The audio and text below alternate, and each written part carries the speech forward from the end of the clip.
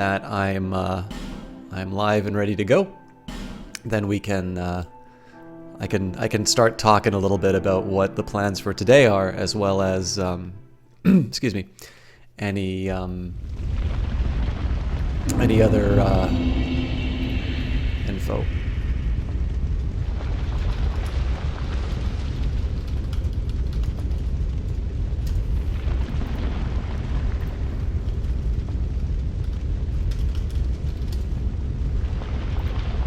Anyways, I'm gonna guess that my previous comment didn't get through, so OCS1 Spectre, I think you're the only one in here right now.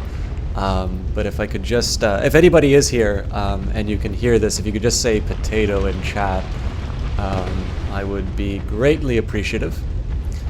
And I can start my commentary proper, because I cheated a little bit on this playthrough. It was mostly, I was quite worried about doing a lot of meandering exploration in this game, so I did a little bit of work on my own account.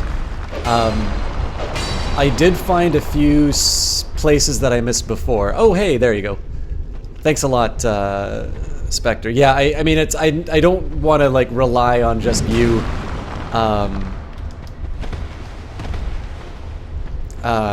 With your internet potato.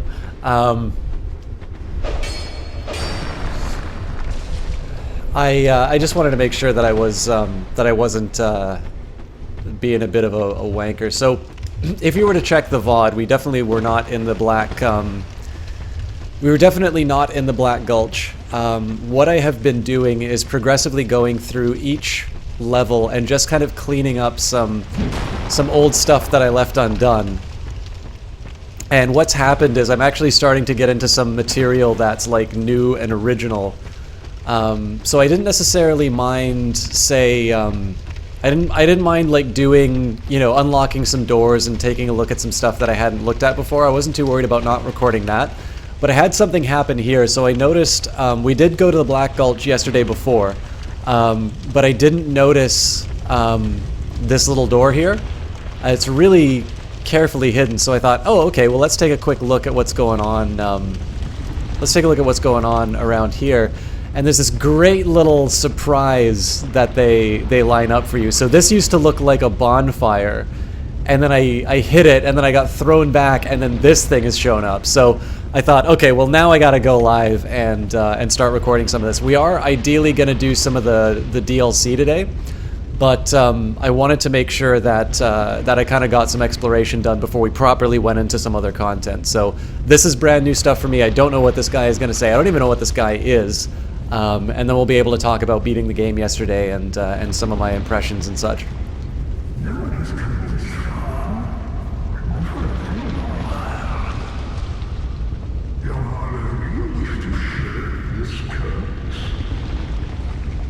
Then accept defeat of your ilk and face the trials that await you.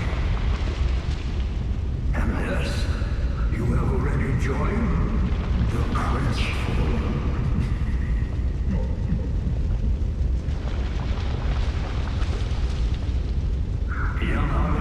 There are but two paths. Inherit the order of this world, or destroy it. Only a true monarch can make such a choice. Very few indeed have come even this far.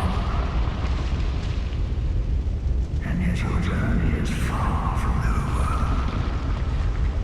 Outgrown Hollow, have you what it takes? Truly.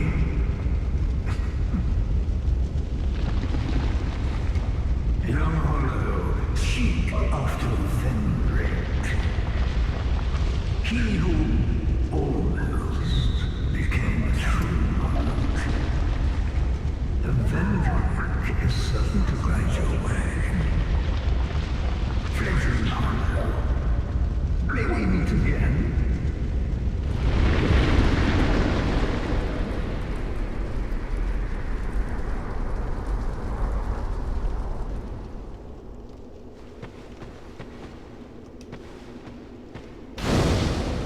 Cringy Cat, thank you very much for that host.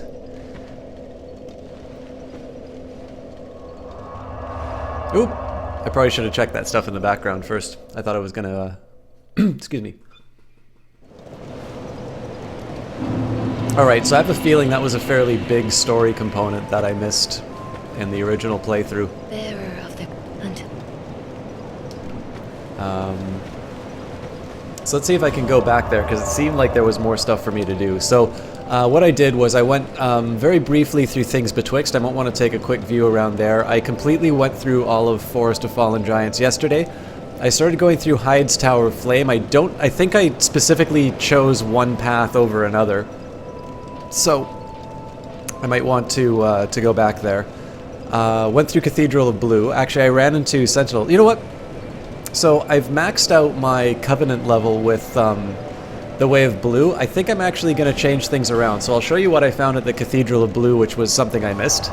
Oh my god, we're getting so many auto hosts right now. Cringy Cat, Flow Fantasy, and Paradox Gaming. Thank you very much for your auto hosts as always. It's a shame I don't think we have you in chat right now, but looking forward to seeing you all again, obviously.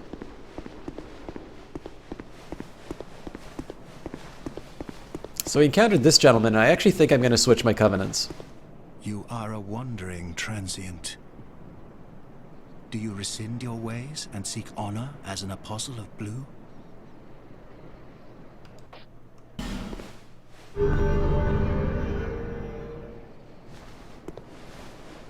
You are no longer a mere vagabond.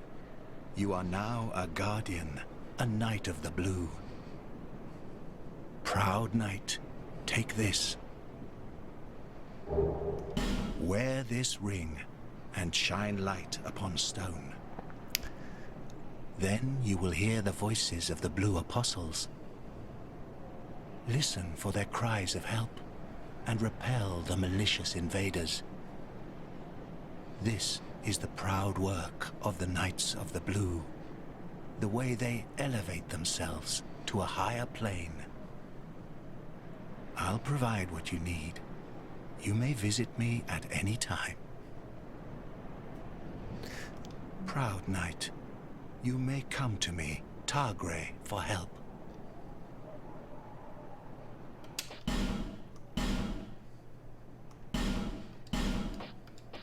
So basically, this is the covenant where you you wind up if somebody's getting invaded, you can help them out. So OCS1 Spectre, the simple answer is no. We did not find Vendrick yet, although I have a little bit more information than last time. Did you actually see us win the game? I can't remember if you were here. We Knights of the Blue must rely upon one another to achieve our greater goal. Present your token of fidelity to test your strength against other knights. Proud Knight, aim high in all things. We Knights must protect the Apostles of Blue. Never forget this fact, and by your honor, never eschew your training. There are others in this forsaken place who have only a lust for blood. They conspire to ambush Blue Apostles on the road. Knight of the Blue, protect our Apostles from these bloodthirsty brigands. Take pride in your duty as a Blue Knight. Work hard and pursue a higher plane. We Knights of the Blue present to test. All right. Do your work, and I will lend you strength. So basically, I'm going to have to give up a ring slot, unfortunately, but I think we can skip out the Covetous Serpent Ring. And now, what's going to happen here is I'm going to wear the Guardian Seal. Now, what this is basically going to do is that I'm going to be transported in for PvP if somebody's getting invaded. So part of this is trying to get a little bit more comfortable with PvP inside of the game. I wasn't using the blue ring, so I thought at the very least I may not necessarily be very helpful for somebody in a situation like this, but I thought at the very least I can you know, I can try and lend a hand. So that's one of the things that I found. I might actually go back to Hyde's Tower of Flame just to check out the rest of it. I think I went through the Lost Bastille and Sinner's Rise. I still need to figure out what's going on here. So I mustn't have done Sinner's Rise very carefully. Haven't done Huntsman's Copse. I was just starting there. Haven't looked through any of Undead Purgatory. I think it was a little bit in Harvest Valley a bit before. But basically, these areas in the end, I didn't check as carefully. But what I'm going to do is I'm very quickly going to check... actually, first thing I'm going to check is Majula to see if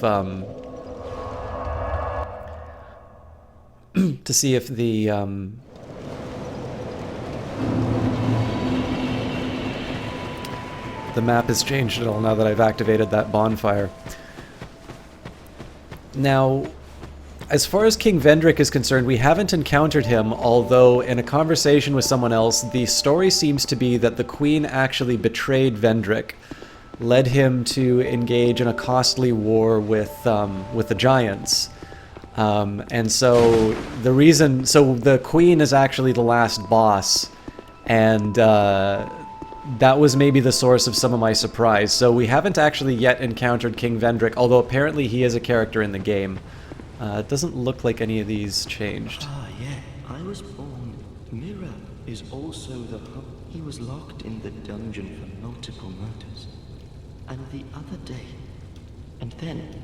Well... No, I believe his name was... They shared... even more... So there's a guy that I kind of unlocked... Who are you again? There's a guy that I unlocked a little bit later on while I was kind of going through the stuff. This is actually why I felt a bit bad about doing some of this privately, because it turns out there was quite a bit that I unlocked just by having sort of all the keys. So the one thing in terms of the Dark Souls experience, Dark Souls 2 experiences, I actually think that this game is a lot better than people give it credit for. But the one thing that I would comment on is that the order in which you get certain items seems to be a little bit weird, because I was definitely encountering some doors that were locked and sort of remained locked by the time I got to the end of that level. And I couldn't really seem to make much headway. Excuse me. I couldn't really make that much headway. Excuse me. In the game, so... yeah, I don't know. I think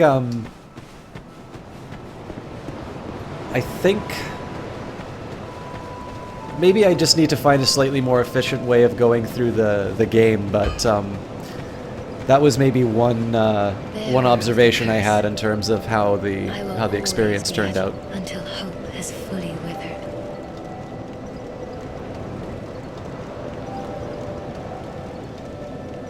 Ah, fair enough, Spectre. Over the hill and path where whatever came. I'm in the wrong spot. Okay, so I'm gonna go back to the Black Gulch just to deal with some of this stuff. I have a feeling from the way that this looks... Oh, I went to the wrong area. I have a feeling I might have found what I was looking for.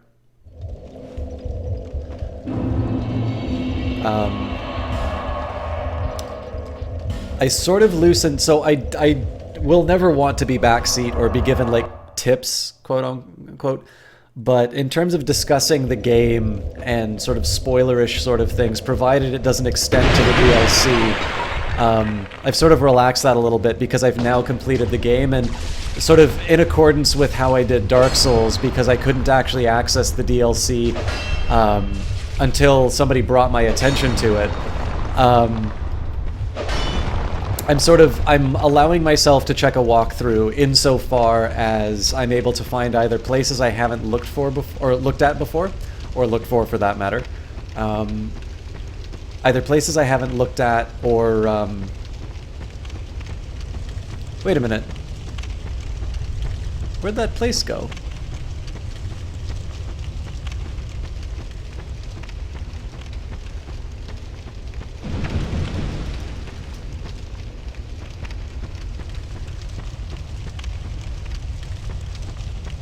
There we go. Yeah, this is really a really tough one to find. But yeah, so I've decided that if it means I have to if it means I have to kind of, how do I put it? Like if I'm searching for DLC and like there's nothing else for me to do, I'm gonna consult a walkthrough for that. But like in terms of beating the bosses or something like that, I'm not gonna go that far. So, forbidden is the path to the ancient king's domain. I think this is what I'm looking for. Trespassers will face adversity befitting a monarch. With water dry and path amiss, woeful temptation is dismissed. The city of the sunken king sleeps, as does the dragon within. I believe this is the first DLC. Something, Crown of the Sunken King or something like this. And if I look at my inventory...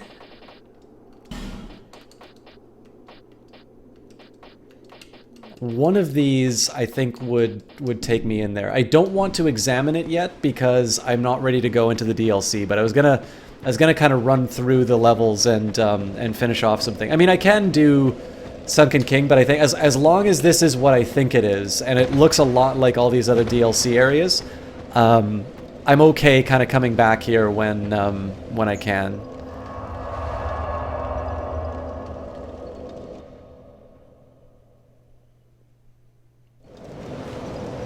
Yeah, absolutely true, OCS1 Spectre. That's a bit of a complaint that I have with the series as well. So what I'm actually going to do here is I'm going to go back to Hyde's Tower of Flame, and that's just so I can be sure that I've kind of explored these other areas that I could potentially take. So apparently there's more than one way to go through this level. These guys still cause me a little trouble, believe it or not.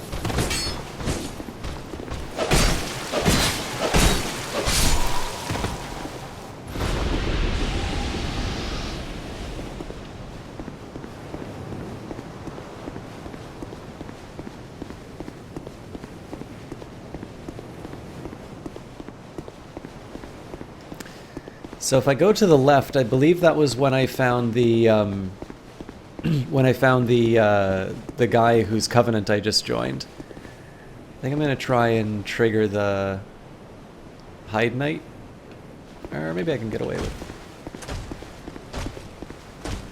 Maybe I can take this guy on without making the Hyde Knight mad.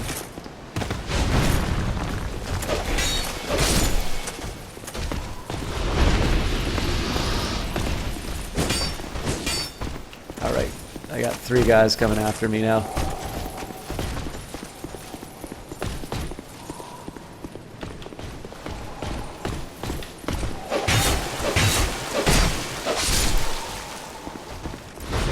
Extra poise damage is helpful. Alright.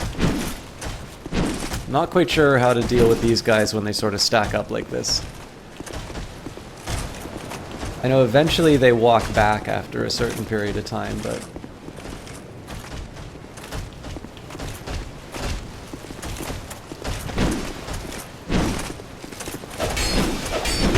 Oops.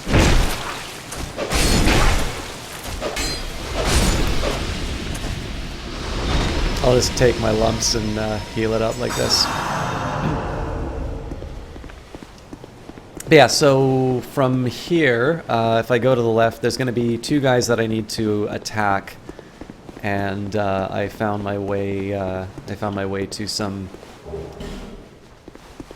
other gentleman. There was also a switch. So this switch here, apparently, I hadn't activated, which is possibly a source of some extra stuff that I can explore. But we'll first deal with our 2 respective antagonists.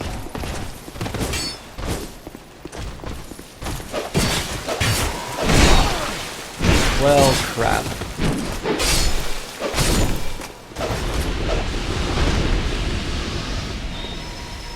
One other thing that I found out too, I think I talked about this a little bit earlier, but or at least in an earlier cast. Apparently, in the game, you don't get to complete all the stories unless you actually have certain characters in the. If you don't have certain characters inside the boss fights with you, which means that there's whole kind of swaths of content that I have not accessed simply because I chose to do everything sort of on my own. It's a little disappointing, but I wasn't aware that the game actually wanted you to bring in allies and keep them alive during a battle. So I think what I'll probably do is I'll do some of that stuff on my own time, and then maybe I'll do like a New Game Plus round or something like that. So anyways, I'm pretty sure we had some variation on Ornstein that we fought in here. Obviously this looks familiar to you. To the left is the bonfire that we went through, so we've, as far as I'm concerned, we've explored everything that we have to see here, and I have not yet fought any battles as a new Blue Sentinel. I have no idea whether or not I'm actually going to be brought in on any of these things, but I figured, seeing as I wasn't really using the Way of Blue Covenant, I thought I might as well, I might as well switch it out. Like I said, I'm not inherently opposed to PvP, and clearly I started engaging in some of the voluntary PvP, so when I see those, those dragon eyes on the ground, or if I see one of the red marks, I've decided that I'll start kind of bringing them in if I don't have anything better to do. And so far I've actually noticed the couple of duels that I've done have been from people of varying quality, let's say. But I mean, that's the way you learn, right? So hopefully I'll be able to make something of that. Now I haven't gone back here, so I'm going to take out this this gentleman, and we're basically going to take it to the end of the end of this area. If I don't have anything, there we go. That's what I was looking for. Turns out that I can do 4 of these things, and they just get stun locked. So.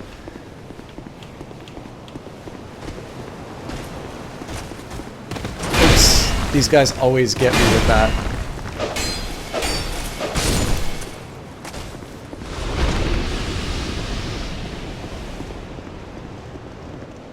So I think this is where we fought the Dragon Rider.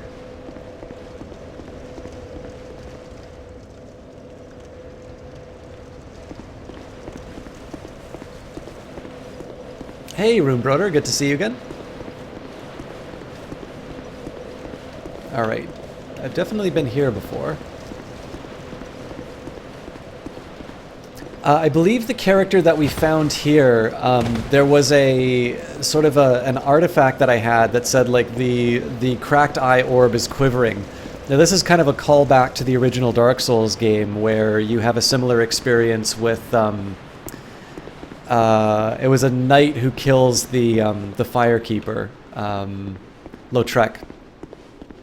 So, in this situation here, I did that, and it wound up being sort of a combat with one of the NPCs. So they will be dead. That's the character who kind of makes you pay to go through different levels or different areas. But unfortunately, I don't get to repeat that. I believe they're permanently gone. So, all right. I thought that there might be some other area that I unlocked, but this doesn't actually seem to be the case, so I think we're just going to move on to the next area, which, if memory serves, might be the Lost Bastille? We'll see.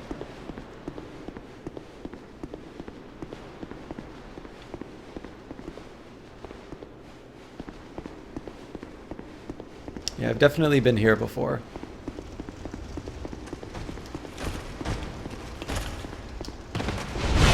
Although I don't think I've been through that. I don't think I've been through that hole before. Oh wait, yes I have, because this will be like a dead end at the end. Yeah, so I have been through that doorway. T. Clark, how you doing? So hopefully we're not going to be spending too much time on this stuff, especially this area, which I think I've gone over pretty comprehensively. But basically the idea here is that, seeing as I found, it wasn't just that I found one of the DLC areas again, but I actually found the DLC area for the first DLC. It's kind of nice that I have that option, so if we get kind of bored with what's going on here, I can just, turn around and, and jump straight into the DLC, but I thought it would be nice to kind of explore some of these other areas and see what's going on before I completely close it all off. Yeah, I keep forgetting that when Super Bowl Sunday is, and I like football, but I just it's not been a big thing for me. So I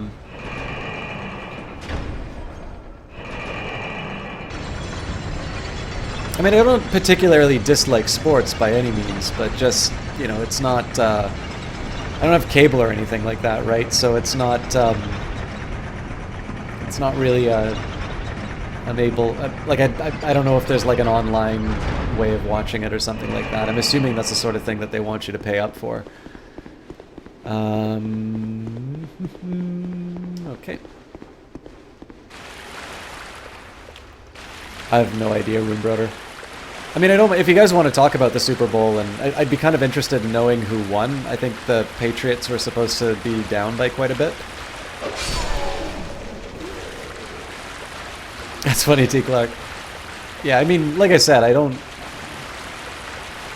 don't dislike it by any stretch of the imagination, but I just the utility is somewhat lost on me for kind of dedicating an afternoon to watching the football. This is a little tempting to me to try. Let's see how many fragrant branches of yore I have. I mean, I got 5 of them, so let's see what's going on here.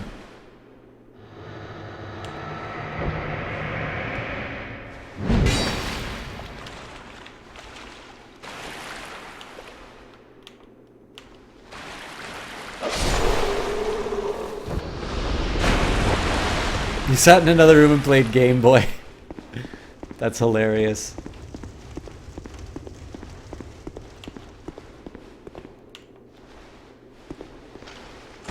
Oh. I thought that was a different enemy. I'm okay taking on the Mastodon, though. Uh-oh. No, I'm not okay taking on the Mastodon.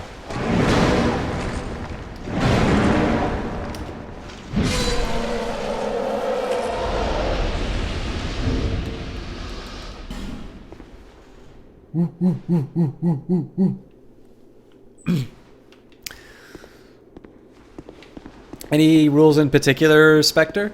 I don't know either game particular. I don't know either of them very comprehensively. Ooh, Estus Flash Chart. That's almost worth the trip back to equip, but that is even more interesting. Secret?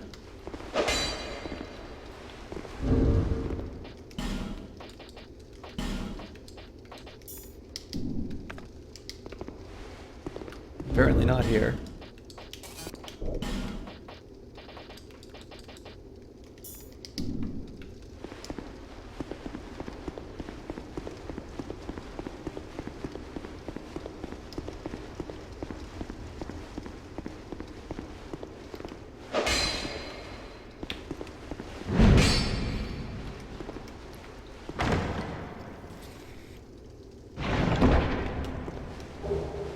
Okay, well, I mean, I'm not gonna really use any of the night. I'm not really gonna use any of the night outfit, but the Estus shard is definitely a welcome addition, so not much of a loss there. One other quick thing that I should do for my shield. Oop, I thought that was a guy coming after me. I'm like, oh, okay, well, so much for my life. I'm just kind of curious if there's a Grass Crest shield, or the Grass Crest, the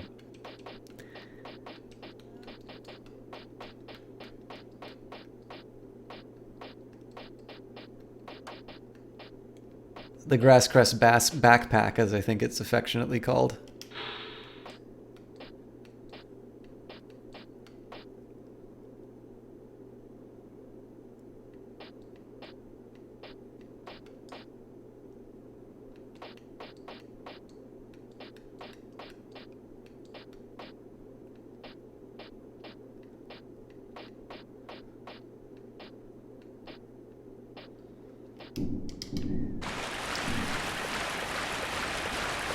Yeah, I'm not quite sure.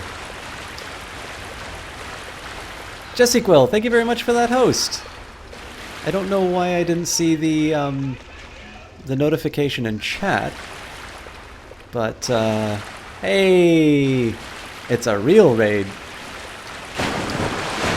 How are you doing, my friend? Guys, oh, there you are. 26 viewers, my god. So I can actually finally say that I've done double digits while playing Dark Souls 2. Welcome, everybody. Jeff DeHef, it's great to see you, too. I'm sorry I have been shirking my my World of Warcraft duties, but we beat Dark Souls 2, and I'm feeling particularly strong, so I thought I'd do a little bit more of this material. Maybe I should move on to the DLC if we're getting some more people in here. Anyways, what was it? So 28-3, and apparently it's going into overtime tied at 28. Okay, really interesting. All right, we got Jesse Quill and Jeff DeHef. The rest of the people were just there for the aesthetics. So, welcome everybody who has decided to stay with Jesse Quill's raid. It's great to have a Jesse Quill host as always, guys. If you do not know Jesse Quill, you very clearly have not been paying attention to my stream. This boat looks a lot different from what it used to. Oh, it's probably because I rode it off to into the sunset. I have a feeling I know how I can bring it back. This place looks a little different from last time because I lit all the torches. Again, just something I was doing while I was running through the game again. But yeah, Jessie Quill is one of my dearest friends on Twitch. I think one of my dearest friends, period. She is a very talented caster. She was playing Dishonored 2, and actually I've always had an eye on the Dishonored series, but it definitely took me watching her play it and see her see her do so well at the game and kind of go through the story to really kind of motivate me to finally experience the game individually. But as I always say, I mean, she really can do anything on Twitch. She's done everything from kind of cooking streams to creative. She has done a ton of different games, but I always think she's at her greatest strength whenever she is playing a more narrative-focused game, simply because if she, with her background in psychology and such, and her great understanding of people and how they work, she is really good at sort of explaining motivations of characters and exploring themes of games, which I think is really, really unique on Twitch and something that I wish we had more of. So. I see light, but it remains dim. I am Peril, and I've no interest in the magic impaired. Alright, so this guy's not going to talk to me. So... What's up?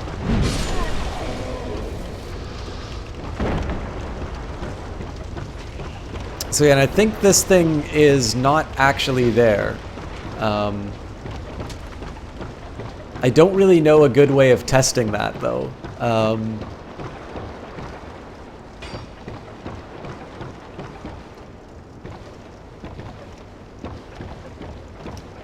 Is there maybe a way of, like, seeing if somebody's gone through?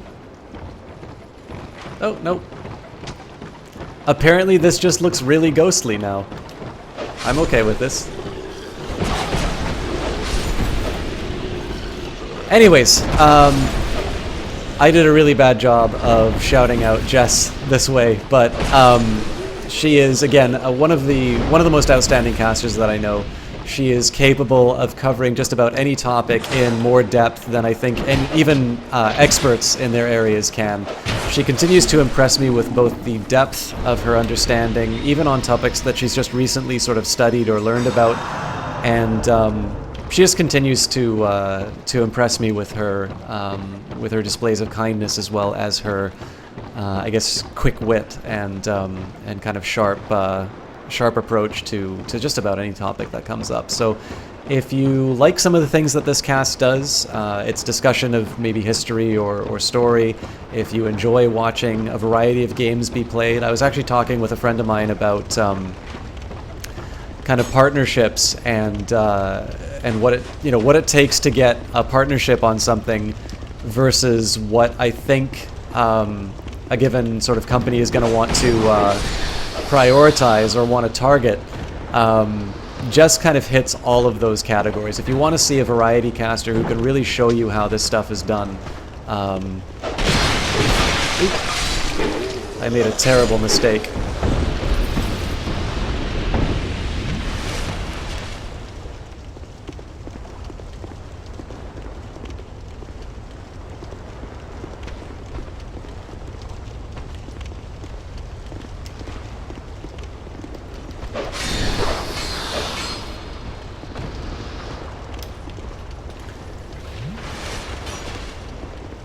Anyways, Jess will pretty much hit every single category that I can think of as far as stream quality is concerned. And I'm always really happy to shout her out. So, and apologies, guys, I'm not doing a good job at responding to chat. Let's just take a quick look. So we've got somebody who's never done WoW. One day we'll quest through the Grizzly Hells and Solazar Basin. Good stuff to look forward to. Yeah, I'll get in touch with you fairly quickly. Don't you kind of gonna visit each other? Hmm?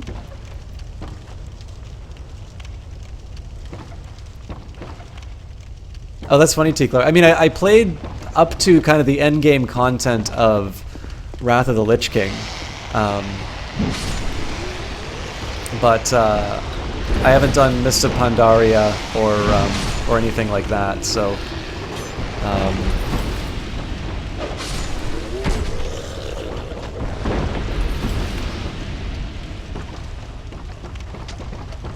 Yeah, it's quite possible that the textures didn't load, Jess, but there's one thing that I can sort of test to see whether or not this is supposed to look this way, because I did definitely ride the ship to somewhere it wasn't supposed... Well, it's somewhere it's supposed to go, but it's kind of leaving the ship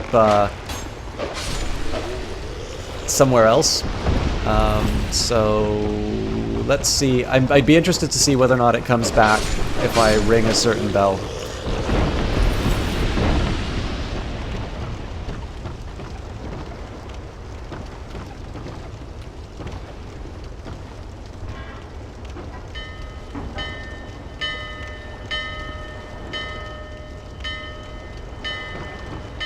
Nope, apparently it's just a ghost ship. Alright. So I guess the question here is, we do have some people, at least in theory from Jess's cast here. Would you guys like me to oh, and we're dropping them fast, it looks like. Would you guys like me to immediately go into some of the DLC, or would you like me to continue? I was originally going to just go through some of these areas which I haven't checked yet, and thought I'd just maybe take a quick look around and see if there's anything else that I missed out on. So some of this would involve, I might double check the Lost Bastille, I might do a little more of Sinner's Rise. I don't know if I'd stop at Huntsman's Copse or Undead Purgatory. Ideally I'd be checking out these areas that have sort of like, that are faded out. So for instance, we've got Majula, Things Betwixt, like all of these clearly, oh, looks like... Oh yeah, actually I remember I would definitely pick up the Lost Bastille because there was a bonfire that I haven't checked. So there's something that I haven't checked out yet in the Lost Bastille. This area, Hyde's Ruin. I have no idea what's supposed... Oh wait, Hyde's Ruin is where I am right now. I have no idea where this thing is. Huntsman's Copse looks like we've more or less gone through, although I know there were some areas that I hadn't checked out yet.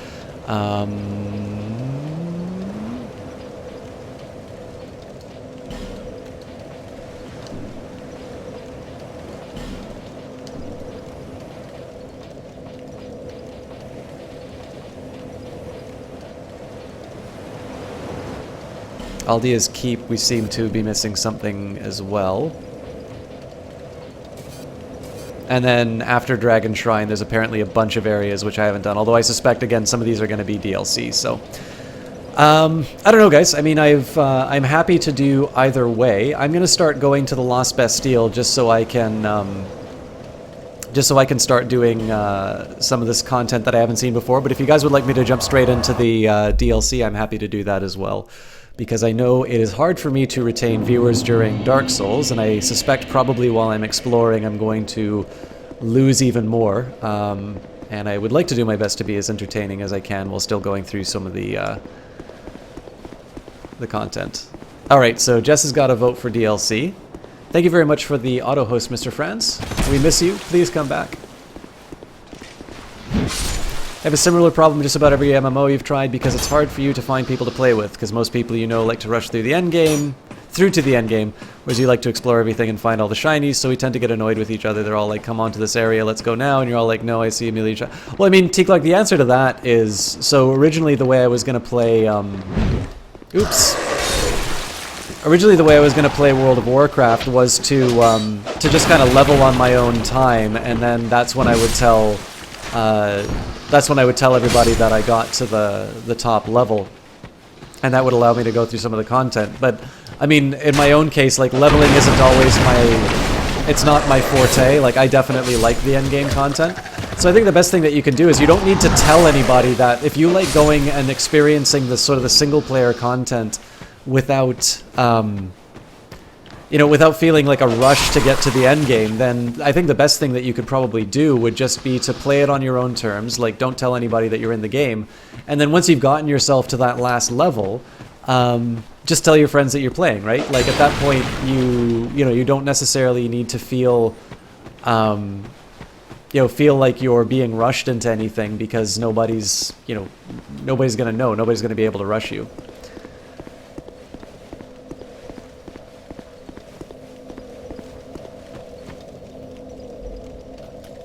Sorry guys, just one second.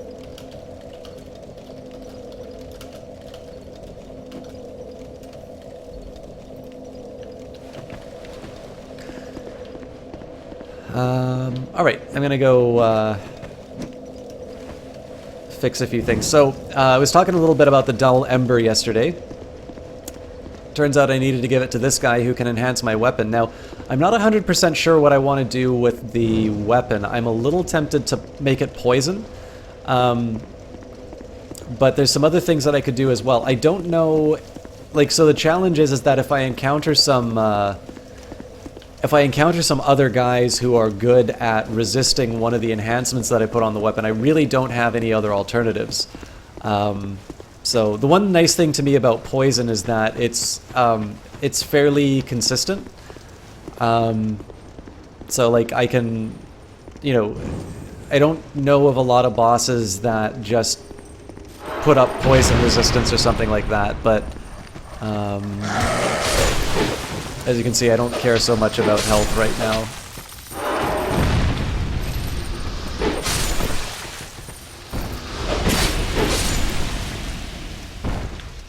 I really love having a torch out when you're fighting. It makes everything look really cool. I definitely haven't been through here yet though, so best way to play and get into MMOs is if you have friends who are endgame already and don't want to level slow with you. Alright.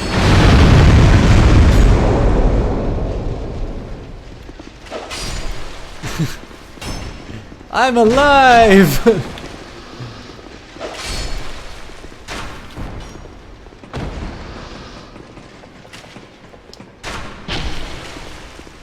For those of you wondering what the hell just happened, I rolled with my torch into the gunpowder.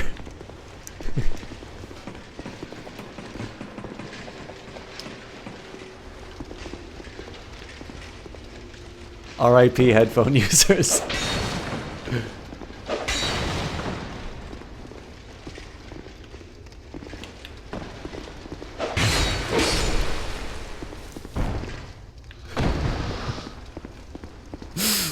I really like this game. Alright, now I've got a bunch of Pharos lockstones which I haven't used yet. I don't think I've been through... Oh no, I have to have been through here.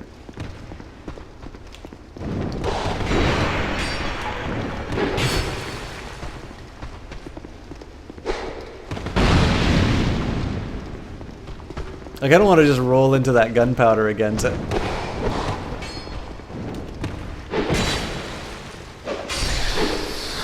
I don't want to roll into that gunpowder again just so I can blow up, but...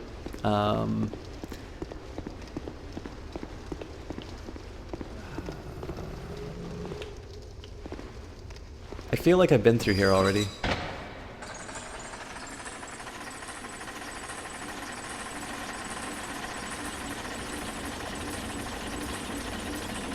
So I don't quite know how to get that item down below, but I have definitely been in this area before. However, I think this takes me to a place I wanted to go anyway. So I need to kind of head back after doing this. Oops.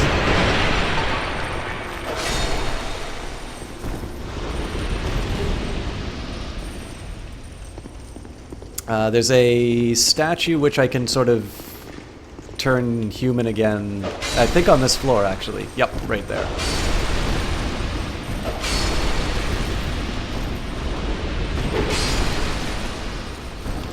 Also, I found out I can be invaded in this part, which came as something of a surprise. I lost that fight.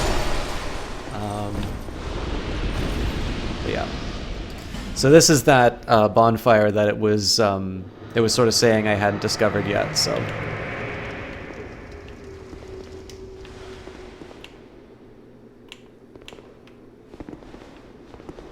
Oh, I can talk to them. Still a bit stiff, I'm afraid. I must thank you, young traveler. I am Strayed, a wandering sorcerer of sorts. I've been a guest for a very long time, but I don't think that anybody will miss me.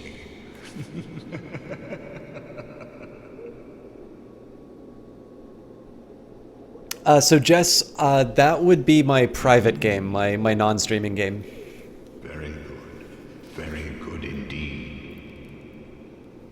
Cursed one, weak you may be, but I, Strayed, will teach you my spells.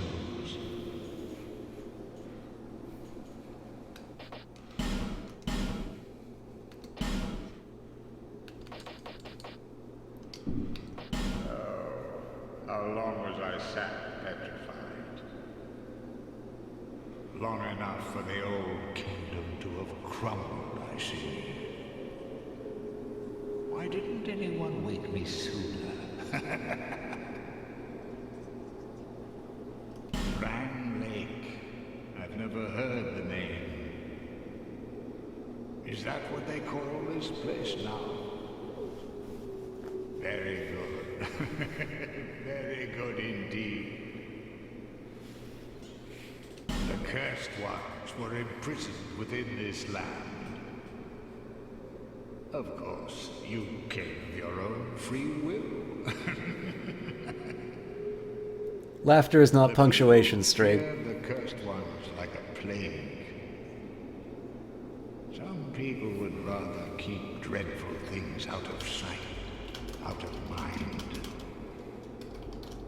In the end, they swept them up and corralled them here. So very typical of meek minds, don't you think?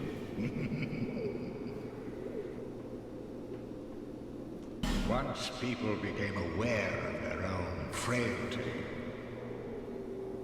they seized anybody they found undesirable, cursed or no, and impounded them here. Whoever posed even the slightest threat was removed, all so that they could sleep better at night. They even turned the great Strayed into a stone. Many kingdoms rose and fell on this tract of earth. Mine was by no means the first.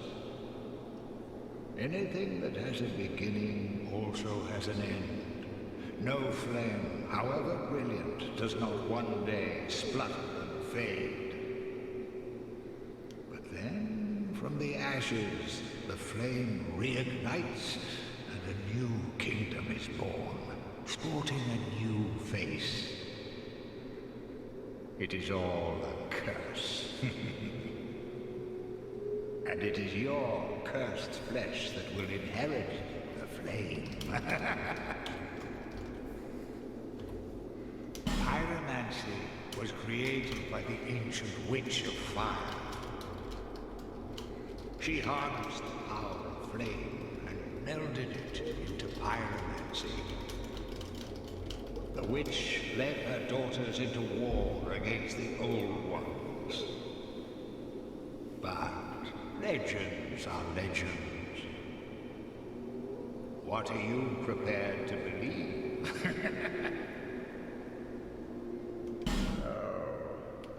Long enough for them. I didn't. All right. Well, I hope that makes the story clear for everybody. Oh, cool. Lots of cool items.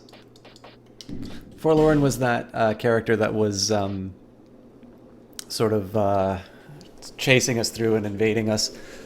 The agape ring. Oh, this is actually a really neat item. So I think this is sort of a PvP oriented item. Absorbs souls in place of the wearer. So I believe the way that PvP works in this game is... Hope the magnificence of my spells does not deter you. Is he just mad because I didn't buy anything? But yeah, so I think I could probably show it here. So if you look in the top right-hand corner there, you'll see that I've got 3,149,696 with sort of this almost yin and yang sort of symbol. Whereas to the left, there's 41,201, which would be, I think that's what it costs for the next level. And then what I have in terms of souls as 26,871, that corresponds to the value in the bottom right-hand corner. So what the soul memory does is the game is going to try and match you to people who have similar soul memories. And so basically the idea here is that it's supposed to be, I suspect, a proxy for experience. If you keep running in and killing stuff in the game, then presumably you're better than somebody who's just playing it for the first time. Now, the drawback here, of course, is that you can use souls for consumables, you can lose them to invasions, you can lose a lot of stuff. And so as a result, you know, my 3 million may not mean the same as somebody who's specifically gearing their character towards a particular end. So what the agape ring does is basically, as you engage in PvP, as you engage in combat, you're not necessarily going to get any better. The ring winds up sucking up those souls instead of you. So in this case, the one drawback, of course, is that you wind up you know, not necessarily getting any better. You're not necessarily able to level up your character, but if PvP is important to you and you want to, like, you think your character's in sort of your perfect state and you want to keep things stable, that is an item that you can buy to sort of keep your character from changing. So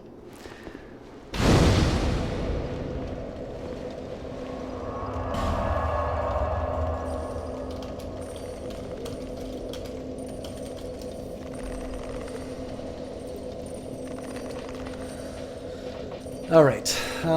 I think there was a bit of a consensus on starting some new DLC, which I'm fine with. Like I said, I was going to be doing this exploration on my own anyway, but I just encountered some new stuff in the game, so I thought I would I'd do some exploration. But I think we're about an hour in, so I figure an hour of boring you is sufficient, and we can move on to what I suspect, at least, is the oops, I hate these things. The first DLC of Dark Souls 2. I think it's called the Crown of the Sunken King. I can never find this this door.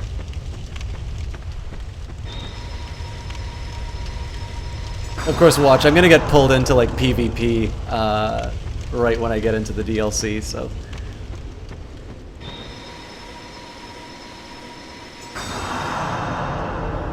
So the original challenge that we faced in this game was we would encounter sort of these areas, and it was pretty clear that these were like PvP-ish kind of area, or not PvP, DLC-ish kind of areas, because they'd have these tablets with very similar looking phrases, but we didn't have any, like, once we went into the areas, nothing would happen.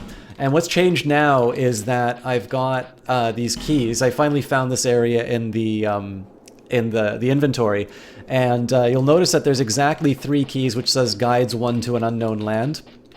And, oh, hello. Oh, Rotunda Lockstone I got from killing the, that NPC.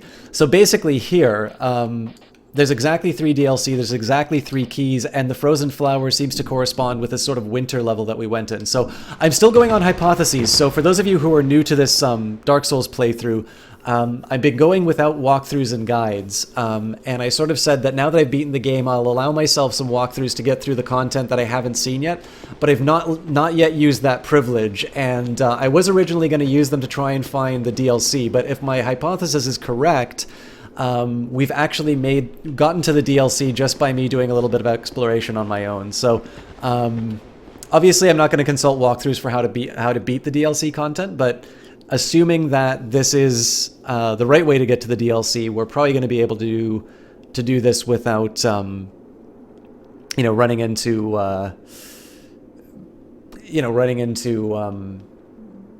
some pauses while I figure out what's going on. Obviously, if I'm wrong on this and I'm not able to find the DLC areas, I'll just go and look them up right now. But I'm pretty sure we've made it, and this does mean that in between the DLC areas, like I'm gonna need to find them, so I don't know where the second one is, for instance. But I figure the more I do this kind of stuff, yeah, this is looking really familiar. Be wary of comfort. Sign written here is being channeled from somewhere far away. Visions of miracles. So the thing I'm not clear on is these, because this is just like the other DLC areas, or what I suspect are the DLC areas. Ooh, I can light my torch. But this one seems to be a little bit more straightforward because, well, it doesn't seem to be saying that I'm using the key, but Jeff to Hef, if you're still here, you know what to get your milady for Valentine's Day. Oh, sorry, that's T. Clark, not Jesse Quill. My apologies. Okay. I'm gonna light the torch just because I can. I've got over 4 hours worth still.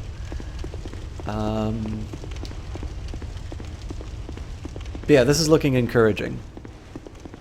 I still don't know how this is gonna relate to some of the other areas, but.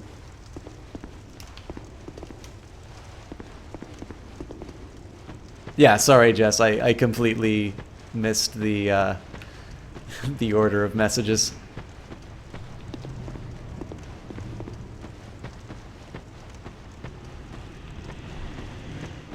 With that in mind, T. Clark, super sorry about all those really lewd PMs that I sent you. If you could send those Jesse Quills away, I really appreciate it. Sorry, no hard feelings. I respect you as a person.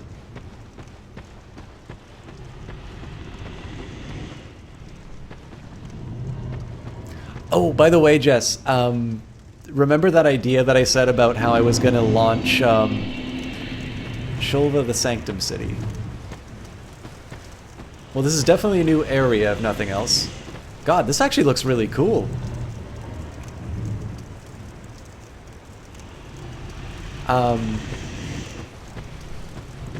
If you remember how I was going to announce Dark Souls 3, I think that moment of me rolling in the explosives. Alright, you know what? Torch goes away.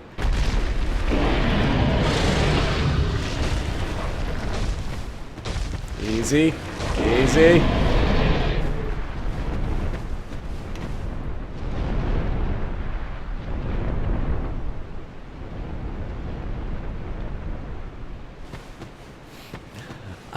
Yeah, I think I was gonna put that moment in it.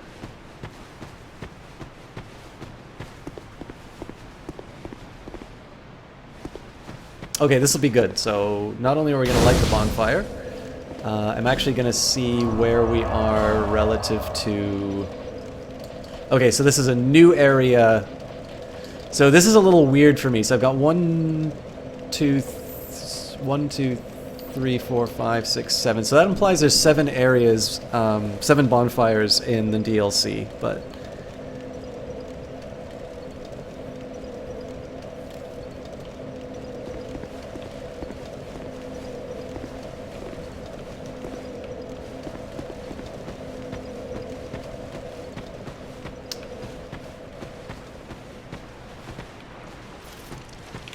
Oh, hello.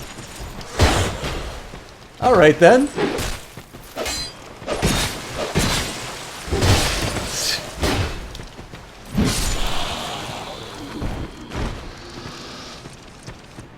Yeah, so I wasn't sure, like, this is one of the things that I hate, pretty much in any game, but especially in Dark Souls. It gives you, like, 2 paths to go down, but it looks like... So I'm pretty sure I'm not going to be able to jump down into that area. By the way, isn't this, like, this game is gorgeous.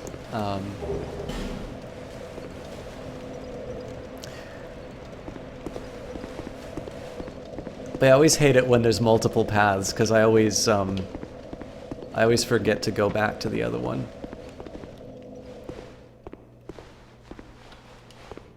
Hole. Thanks. Okay, well, no worries here about hurrah for shortcut. Somehow I don't think that Dark Spirit Maharama, eh? Alright, well, let's get this over with.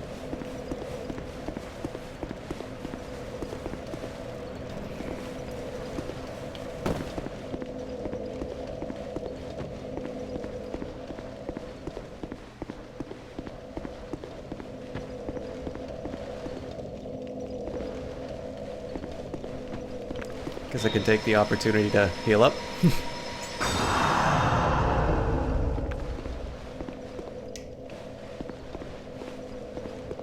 Maybe they'll just get bored?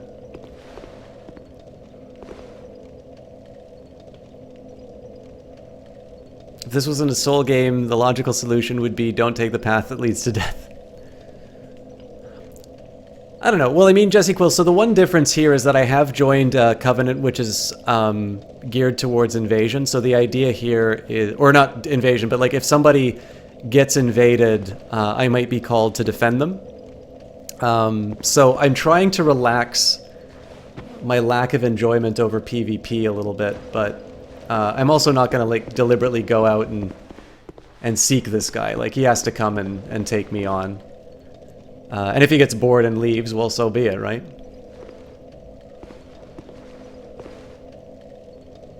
But I mean, so I've done a couple of voluntary PvP matches. One, we both killed each other, and then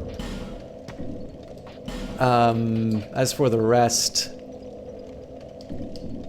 you know, I don't know. So the blue sentinel thing is flashing. I don't know what that's supposed to mean. Anyways, sorry to make the game so boring, guys, but if I'm fighting this guy, I'm fighting him here. Has been vanquished. All right, well.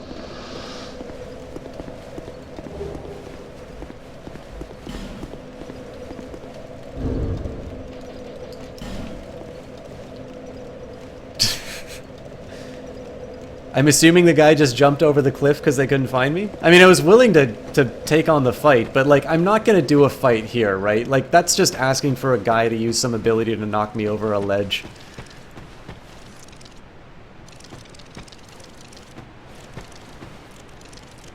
They couldn't get killed by an NPC because I didn't use, the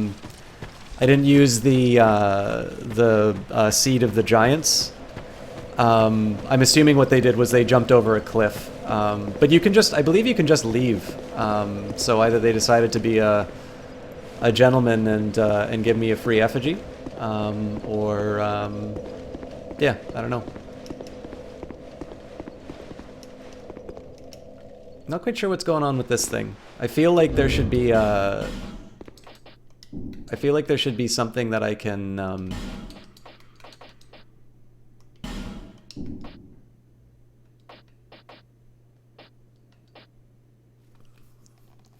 I feel like there should be some kind of like object that I use. I also don't know what dried fingers do, but... Would a blue sentinel show up without you knowing?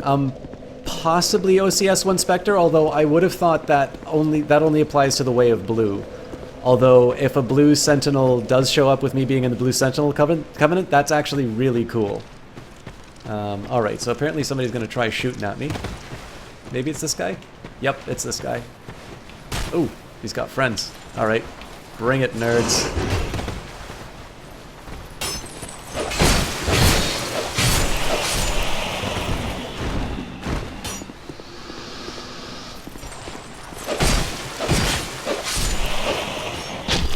Stop that!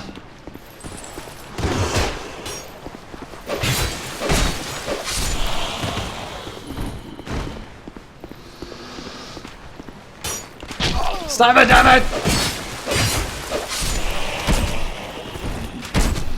This is not fair!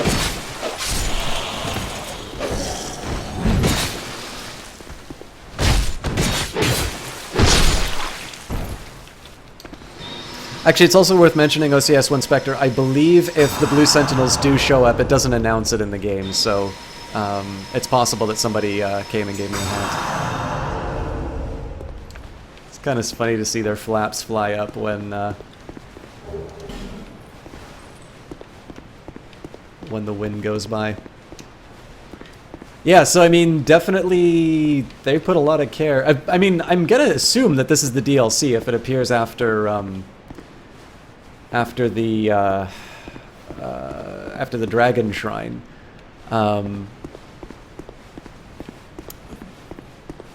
But they definitely put their oh, cool. They definitely put some effort into this.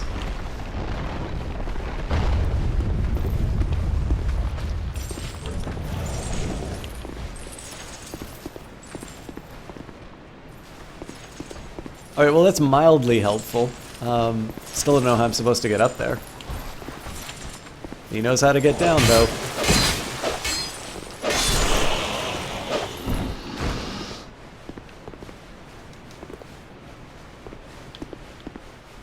Let's see what happens if I do this again.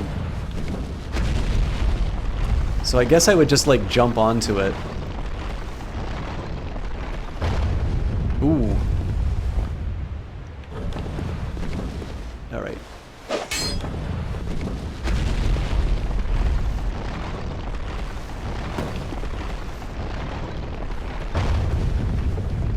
Not at all apparent that this is what I need to do, though. So I'm assuming I just, like, jump onto the thing and write it down, but let's see if we've got any more of these. Oops.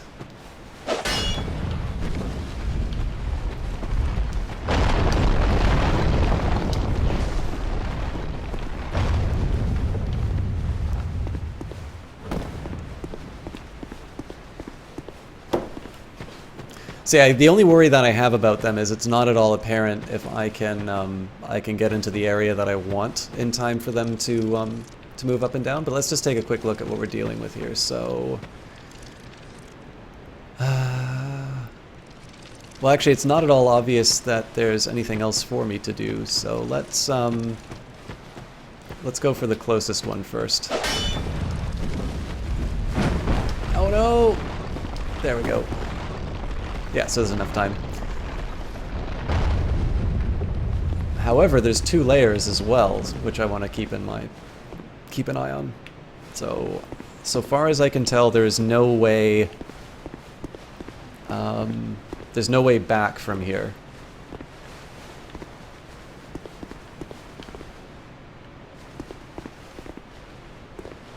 This is really interesting. I've never seen kind of Inca-inspired levels in Dark Souls, but this is a really neat touch.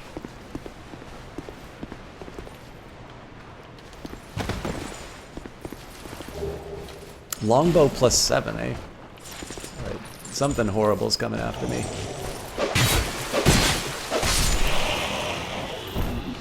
So my first impression is the fact that they give me a longbow from here says that there must be something that I can hit from range. However,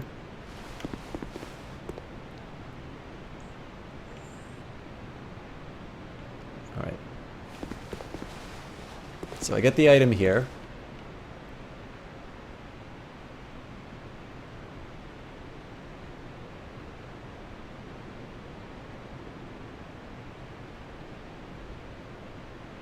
Unless those crystal... Yeah, it's not at all apparent what I'm supposed to do from this.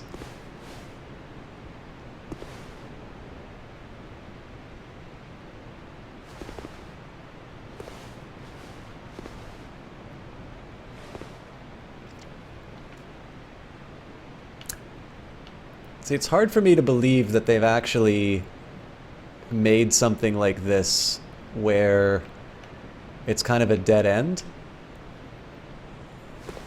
I'm like it makes me think that there's something about this bow that I'm supposed to use to get somewhere, or that there's some lower level that I need to be able to move on to.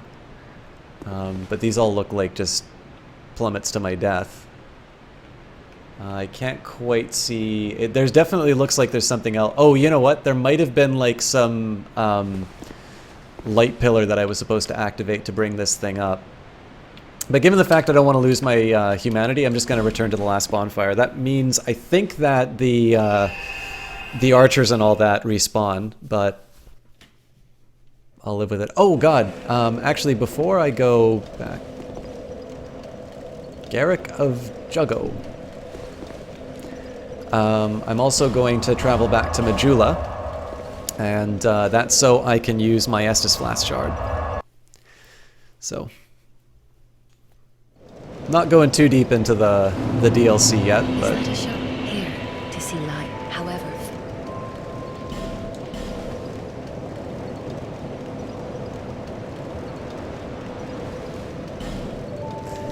So there's two things that you can do. Basically, there is the Estus Shard, which you give to her, and you get basically additional charges for your Estus Flask. And then the next thing that you get is I can't remember what they call it, but basically when you go down to burn, you can burn it, and you will improve your Estus Flask in terms of the amount of healing that it does. So the combination of the two are kind of give you your survivability. Okay.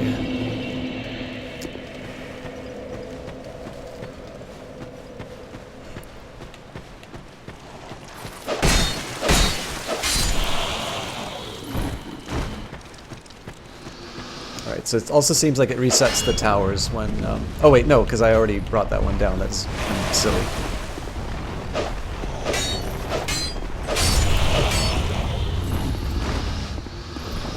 Alright, well that simplifies... Hey!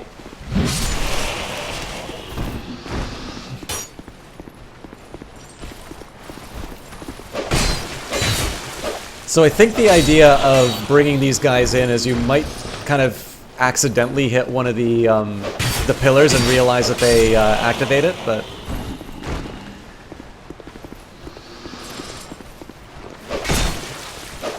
Oh, Jesus, I'm gonna fall over the edge. Maharama's back. Nice. Well, I guess he's getting what he wants.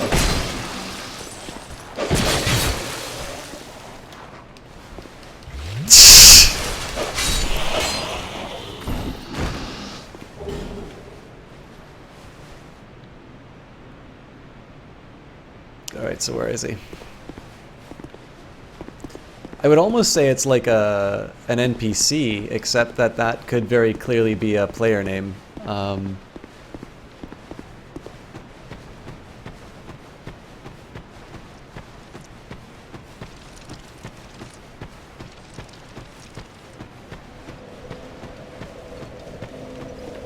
there's nobody I can bring in for assistance.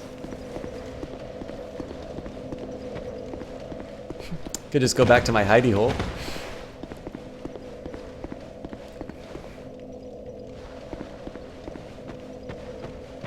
Maybe I'll get like a free, human effigy from this again.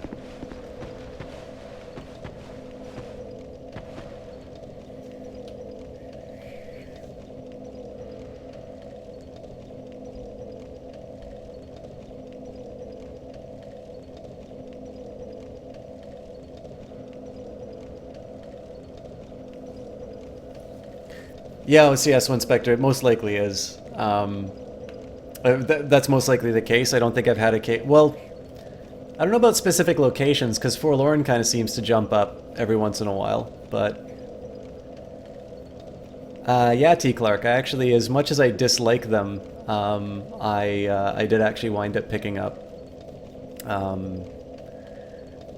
did wind up picking up this month just because I mean, so I'll admit, I've not actually quite gotten into the Total War series, but I really did enjoy Warhammer Fantasy Battles, like the miniature game, and a lot of people tell me that it's a very good one. Yeah, they returned to their world, fair enough.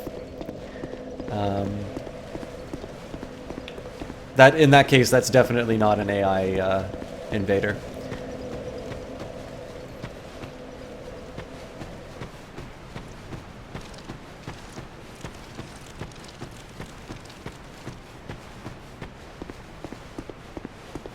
All right. So I think the idea about those zombies, they're there so that you accidentally wind up hitting one of those pillars, and you sort of... all right, so there's one down there. All right, so that was the guy that plunged down on me when I moved down. So the big question is, how do I get there? I think it would be this pillar. And looks like there's something for me to pick up on the upper level there, so I'm not quite sure how I get there. Alright. I'm not going to learn from my mistakes last time. I'm actually going to go on the lower level. Because again, I've always got the feather to bring me back if things get a little too scary. So that was the place I got trapped last time. Help me lift!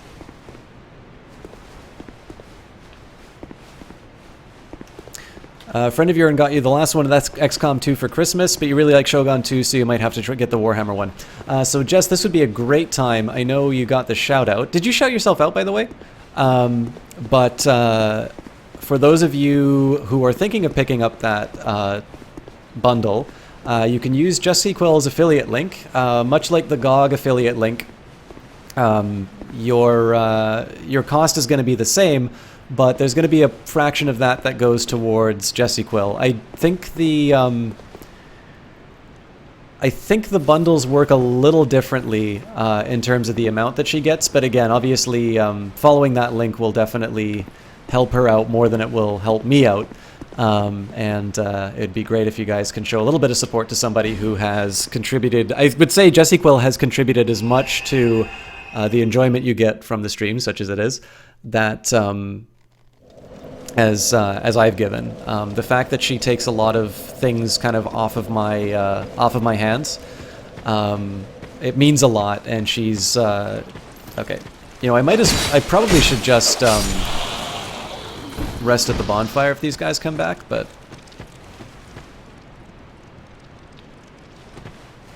let's see what happens if I...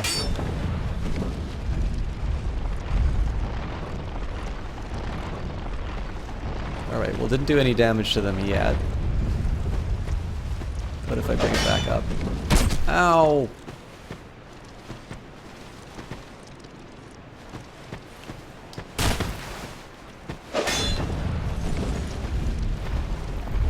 I don't think I'm gonna get as lucky this time. Yeah.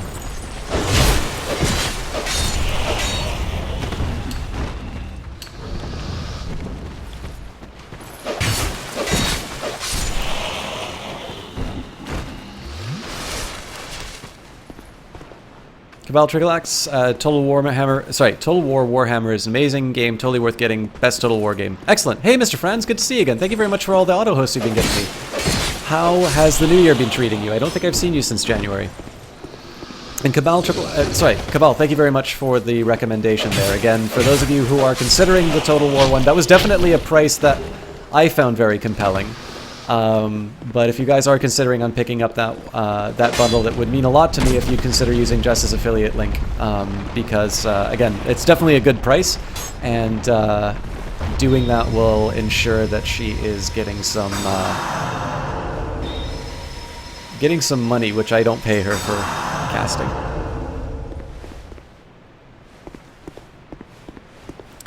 I will also mention, for those of you who got the XCOM bundle, they have got the DLC on sale on the Humble Store. So for those of you who got XCOM 2 or have XCOM 2 but didn't get the DLC version, it is worth mentioning that Jess actually paid for the deluxe edition for me, so I already had all that DLC. But I believe those are currently on sale, so if you are interested in picking those up, now is a good time to get those as well. Okay. So in this case, I'm going to hop onto the upper level.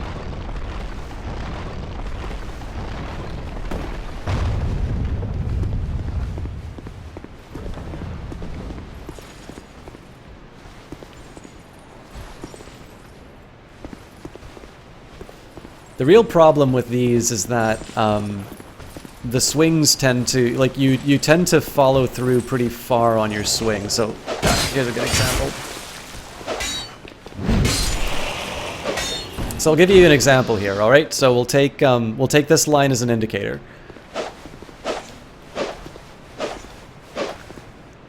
So notice how much distance I got on that. So what if I get in the throes of combat right along the edge here? That's what, if you guys are curious why I keep running to my little hidey hole whenever the invader comes in, it's precisely because fighting somebody, especially a ranged guy on these cliff tops, it's basically just asking to get my ass kicked on, all right, what's moving?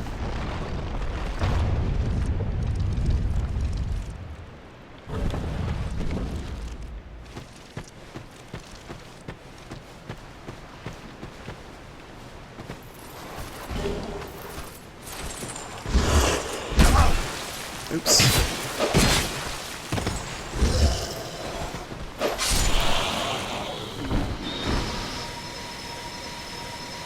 Princess Nami, great to see you again. Hello from the other side. Only downside is that the fast-paced battles can be and the disappointing sieges, but they aren't that bad. Okay. Again, I'm coming from an experience of not really having played a lot of Total War, so I'm kind of going in with a fairly fairly neutral perspective on this kind of stuff.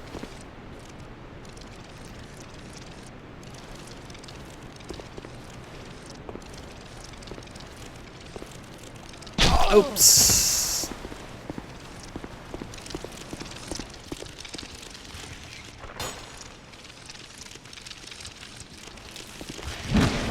Oops.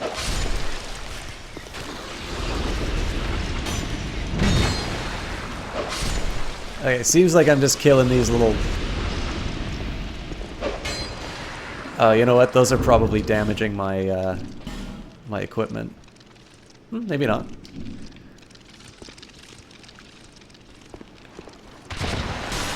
Oh, yep, that was not good. That is actually something... I'm actually really tempted to just go back to town.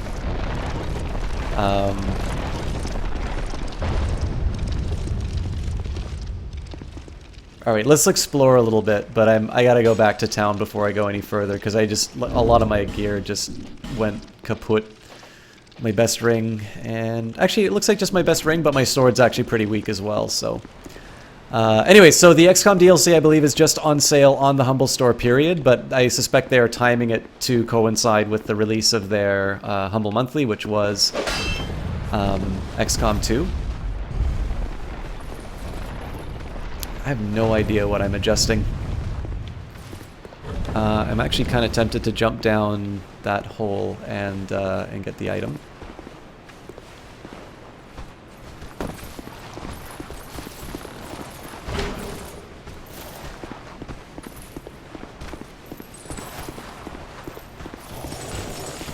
I wanted to jump down on him. Alright, well.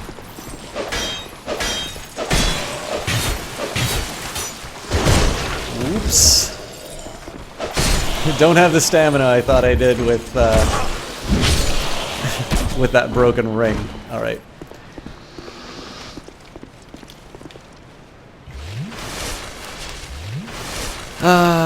So as far as how I'm doing, Princess Nami, I'm doing quite well.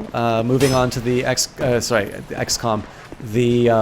I'm moving on to the Dark Souls DLC. Christ almighty. Alright, we are using the feather and getting out of here.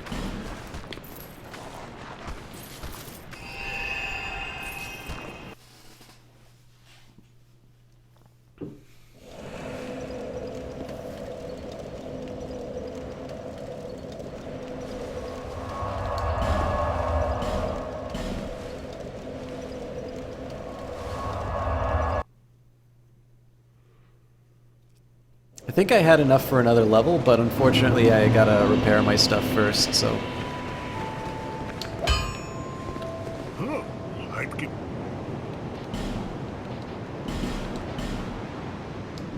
I'll be around if you make it back. Excellent, thank you very much for that, Jesse Quill. So I'm kind of hoping that they do a similar thing for Humble Monthly. I'm not going to buy the DLC Sight Unseen, because I don't know if I'll like... I don't know if I'll like Total War Warhammer, to be honest. I mean, every indication seems to be that I'll enjoy it, but... but sort of from there, I figure maybe I'll... oof, almost jumped over the edge.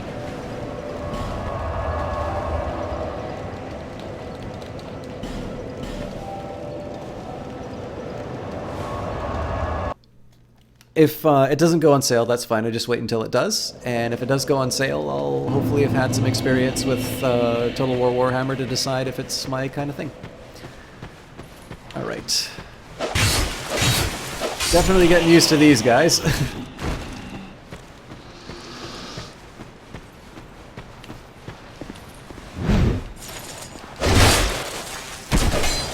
Damn it! Stop! Stop!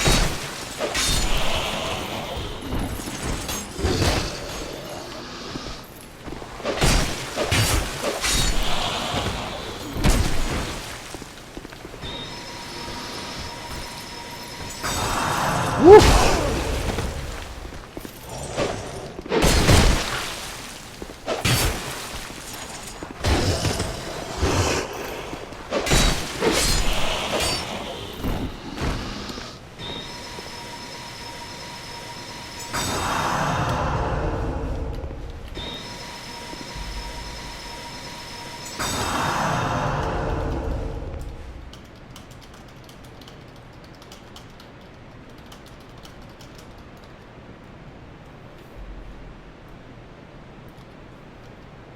Sorry guys, just one quick second.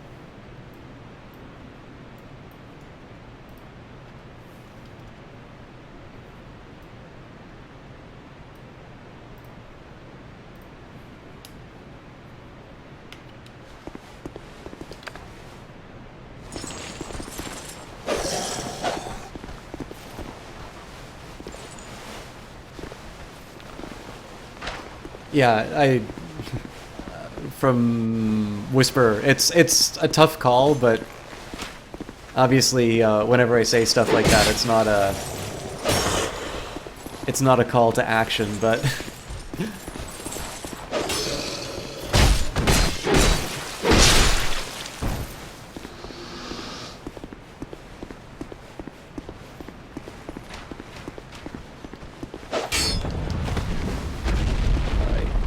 let's see. That was satisfying. Alright. Let's see if I can kill the... Oh god. There's more.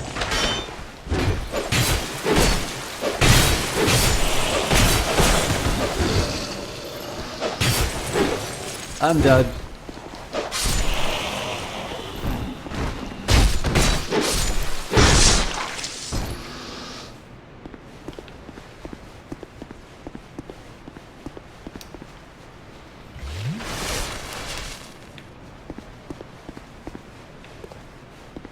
Alright, so I'm most curious about that ledge that I wound up on. Okay, so it looks like that...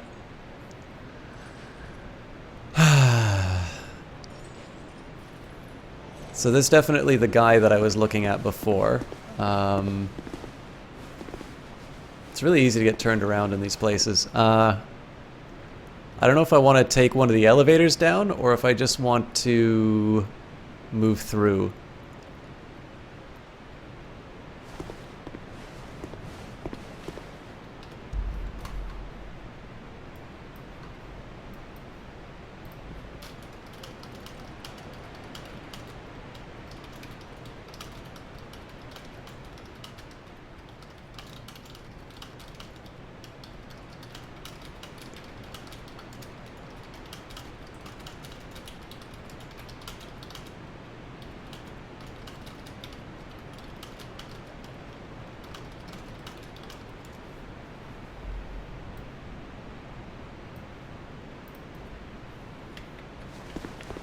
I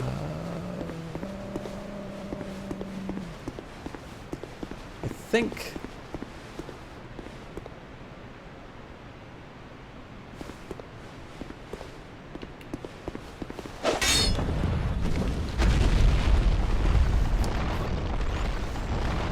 I don't think this is actually the right way to go, but let's see if it leads somewhere interesting. I think is probably the more relevant question now. That's a really crappy spot to get caught.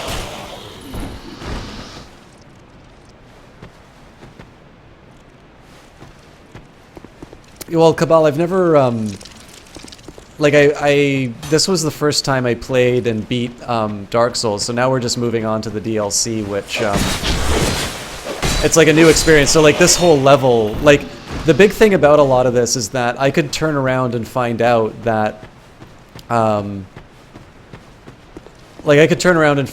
that spot that I just finished, the spot that I left last was actually a spot with like a bonfire or something like that. So alright, I think what I'm going to do here is I'm going to tease out some of these guys and move out of there. Oh, that jackass. Alright.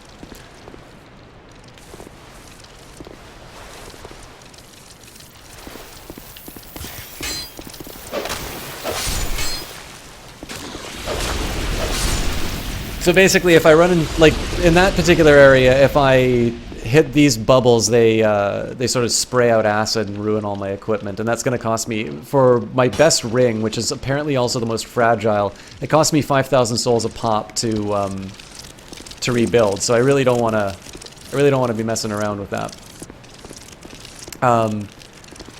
But yeah, so I mean, like, when I take a look down at an item down here, right, it's tempting to just kind of fall off the edge and see what I can pick up, but again, because I haven't found a bonfire yet, and because this is like non-trivial to get to, I'm a little more tempted to sort of see what comes up.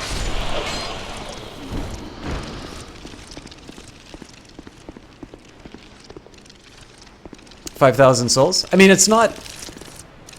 I'm sitting on 18,000 after spending like 40 right now, but the way I always look at this stuff is... I was wondering when he was going to show up.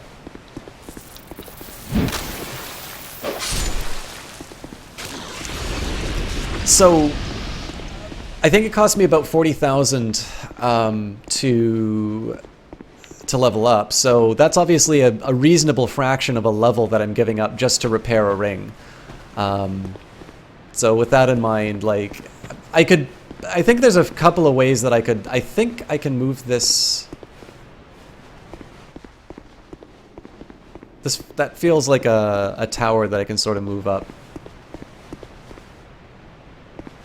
Oh, and this is that item that I was going to pick up, or that I saw on my way in. I kind of know where I am. So I think what this is intended to do is allow me to go back up and sort of navigate through the level again after hitting all the cones.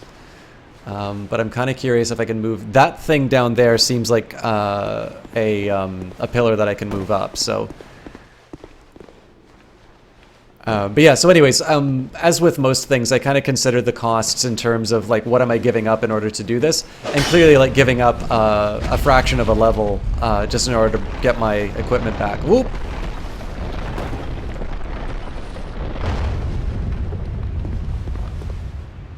I have chosen poorly!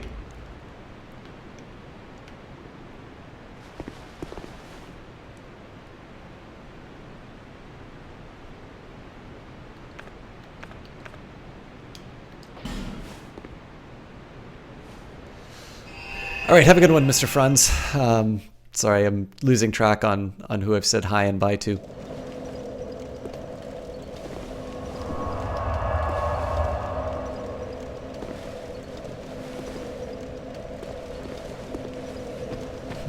Alright, so as cool as I think this level looks, this whole tower puzzle is starting to lose its appeal pretty quickly.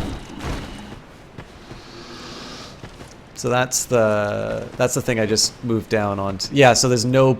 So far as I can discern, there's no reason for me to move that pillar down.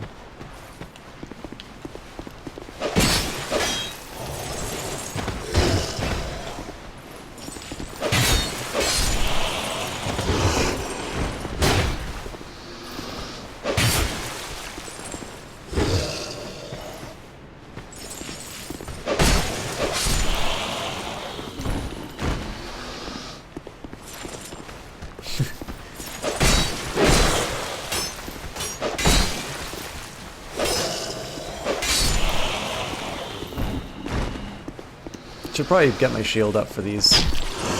Not that it matters. God, those guys really take a lot of stamina out of me.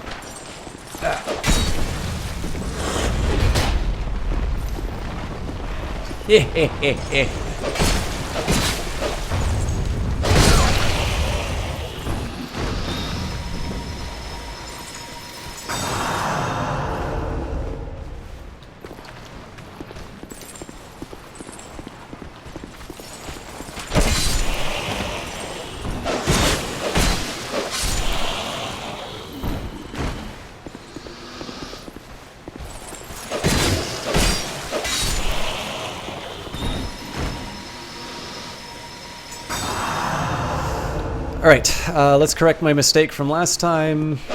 And... that looks painful.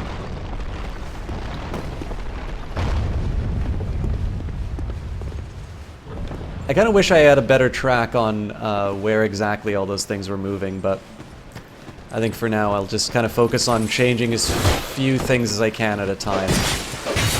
And then I can worry about finessing my way through. Johnny Big Time, how you doing? This DLC is really great looking and absolutely infuriating in terms of trying to get some navigation done. Like, I have no idea how I'm going to access that, that little post, but guys, if you like Dark Souls, and given my track record with Dark Souls, you pretty much have to if you're in this channel. I think all my regulars have kind of given up on enjoying Dark Souls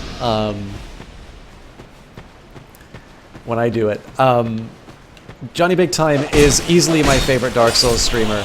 We had Ponce in here a little while ago. Ponce is really good at kind of doing a lot of skill-based runs. He goes through Dark Souls 3, he does a lot of different styles and things like that. But Johnny Big Time has this really wonderful combination. He's very charismatic, which I don't think is a term that gets applied to him nearly as much as I think it Interesting. Okay, so I'm actually going to reinstate that. Give it back! I don't think he gets nearly enough credit for sort of the personality and the kind of the sense of fun that he demonstrates. Damn it! Hopefully that does it. Yes, it does. So yeah, he, first of all, is a ton of fun to be around. Like, he's somebody, he's the sort of guy, like I said, I think it's actually one of the first shoutouts I gave him. He's the kind of guy who I really feel like I want to go and buy a beer if ever I meet him. Like, he seems like somebody who'd be a lot of fun to just straight up hang out with. And what's great is it's not just that this is kind of the character that he plays on stream, or it's not like, you know, he's somebody who I've had the chance to meet in person and know he's really good. Like, all of that comes through in the way that he casts. He's one of those people who really just kind of exudes this, you know, this attitude and this style. He's really easygoing. He's a lot of fun to be around. And then on top of that, again, he's one of the few casters that I love shouting out specifically because of his skill at the games that he plays. I am always shamed when I play a game and then I watch him do it, because like even XCOM, which is kind of like, that's absolutely in my wheelhouse, right? Like I love playing strategy games. I do a lot of them on cast. And like he, you know, just jump into, you know, into XCOM, did normal mode, and is just absolutely killing it. So I really don't, I mean, I have yet to receive evidence that there are things that Johnny can't do. Okay, that interests me. Let's just see what happened there again. I want to know if I actually blocked off that area, or...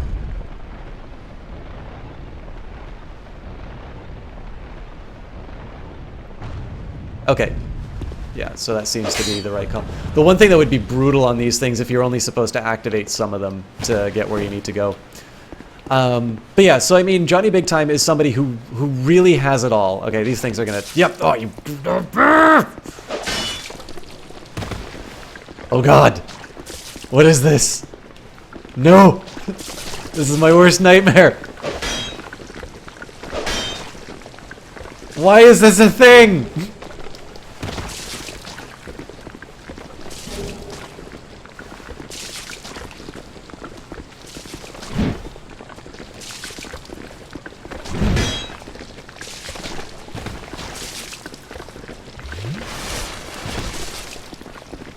Okay, I've now found my least favorite Dark Souls boss.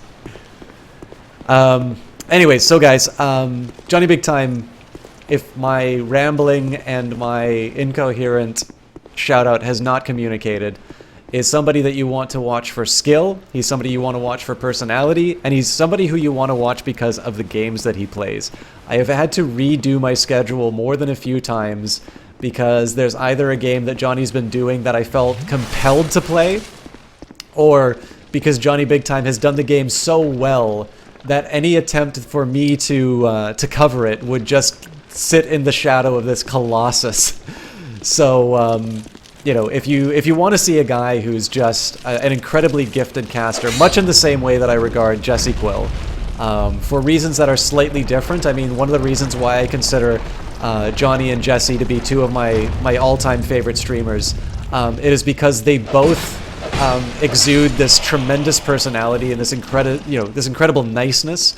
They each have a very clearly defined style, but they seem like they can play any game and do it well. And they're people who can just they've, I guess for lack of a better term, they will always impress me in terms of what they can do to show me what is possible in terms of streaming. They just continue to consistently show up every day and, you know, do their best. Like, for instance, I was messaging Jess during her cast right now, and she just, I mean, was doing her normal thing. She was casting normally, and I was just kind of sending her a message. I'm like, are you doing something special right now? Because, like, it really feels like you're, you know, you're kind of in the zone, I guess, for lack of a better term. And she was just, it's like, no, I'm casting normally. And it's just, you know, these are two born entertainers, and it's why I spend so much time talking about them, because it's really easy to just sort of say, hey guys, check out Johnny, he hosted me, right? But it's more than that. You want to check these people out because they are so good at what they do that you're not experiencing Twitch if you're not watching them. And again, I will avoid some of the nonsense that I was hearing when somebody was shouting me out. I think it was one of my Dynamike's shout-outs, actually. Some guy tries to pull one of these. It's like, oh yeah, I'll follow you when you're next online. I'm like, motherfucker, how are you gonna know that I just went online? So please don't be that guy. Definitely, please follow Jesse Quill and Johnny Big Time. These are people who have contributed everything to the cast. They have donated time, they've donated money, they have donated both direct and indirect modding capacity. These are two people who I cannot say enough to recommend for. I think you guys are missing out if you don't check them out. Hey, TrippyTube. Sorry, I was singing the praises of these good guys. So, well, for what it's worth, guys, Jesse Quill does have a rather impressive set of parabolas on her, but it is decidedly more that I enjoy her casts for. All right, I think I can get down here. Success. I did not murder myself. Yet. Alright. Well, chat, you only YOLO once. Saved. Alright, so I guess the big question here is if there's anything else I want to experience. I think this is kind of a... Oh, nope, there's plenty of stuff to do down here, actually. So, maybe I actually want to go to that other place? Hey! Where'd that come from? You! Sacre bleu!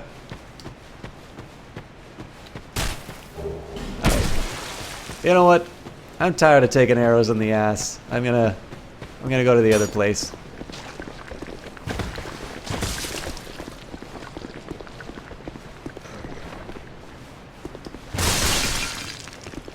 Oops. Wait a minute, didn't I... I'm almost certain I activated that thing.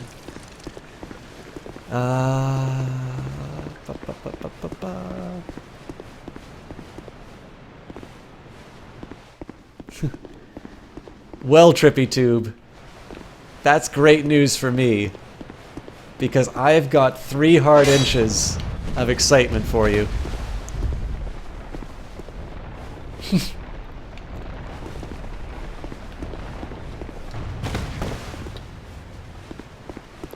Did you not like the? I thought that combined my interest in mathematics and your chest area rather well, Jesse Quill. I'm disappointed that you didn't appreciate the compliment. 2.5, okay. Not that you'd know Jesse Quill. Alright, I hate it when the game gives me choices like this, because I clearly need to do something to get through those, but they'll damage my equipment by heading through them. I got an idea of how I'll handle it, though.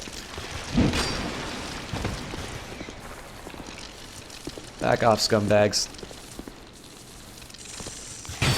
This conversation is the best conversation. Where do your loyalties lie, Johnny Big Time?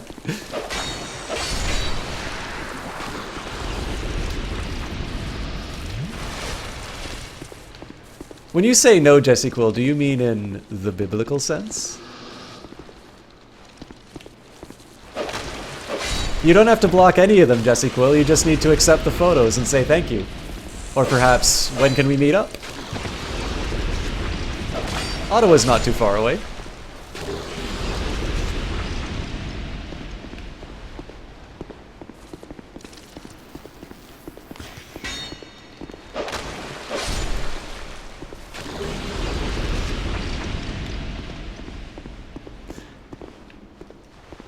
By the way, this is a mature channel. If you are under 18, you can fuck off. But if you expect me to discuss Proust and, I don't know, international political economy, you came to the wrong place. That would be amazing and cruel. To say it's like, yeah, I was totally in the town that you live in, and I very deliberately waited until I was gone to tell you. Wee, wee, wee! Come on, Acid, corrode this loincloth. Show the world what I have to offer. Holy crap, I forgot how... Ow! Oh god! It hurts!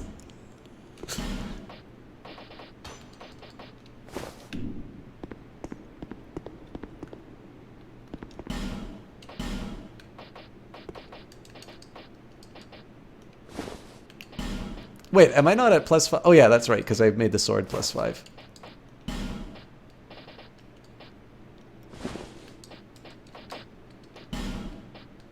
Oh, I didn't watch the Super Bowl, Johnny, so... Is it over yet? Who won? Go Pats? I think they're in the...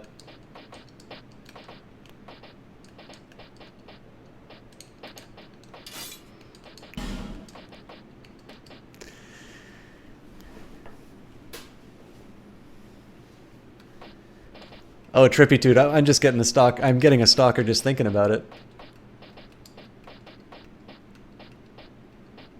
I'm sure that would have been more hilarious if I didn't stumble while I was saying it. Okay, I really like the third dragon ring, so I'm keeping that. I do kind of want to try and help out characters, so I will wear the guardian ring. I like the idea of the poise destruction, so I'm working on that. So the big question now is, do I go for... So what are my favorite rings? Don't think I need the King's Ring. No point yet, I don't think, for the White Ring or the Ring of the Dead. I don't quite think exploding at a damage threshold is quite what I want to do. I don't use arrows. I don't plan on showing my backside to people, so no Grower's Ring of Protection. Don't need the Silver Cat Ring yet. Not hollow, so no binding. Ring of Restoration's a little tempting, but I think we can do better, such as the Ring of the Evil Eye. Covetous Serpent Ring is tempting for me to go for because it gives me some extra souls. No spellcasting rings.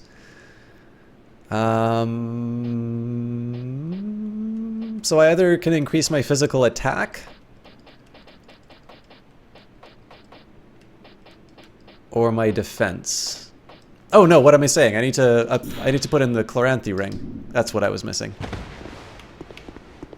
So yeah, I'm already running out of ring space. Okay, so it turns out I didn't need to go there, and that was the area I was already at.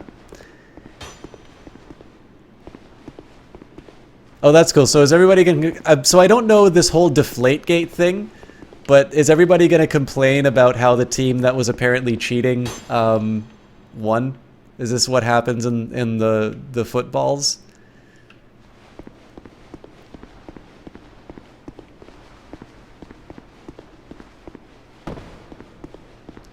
I know Bill Burr really likes football, so I'm probably going to hear all about it on his podcast, but... Which is good, because every time he talks about politics, I want to delete it.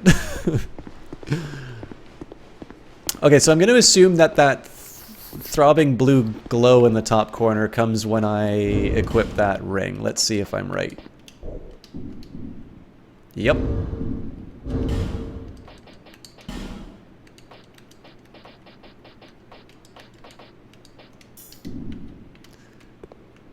All right. YOLO. Nope, I mean football.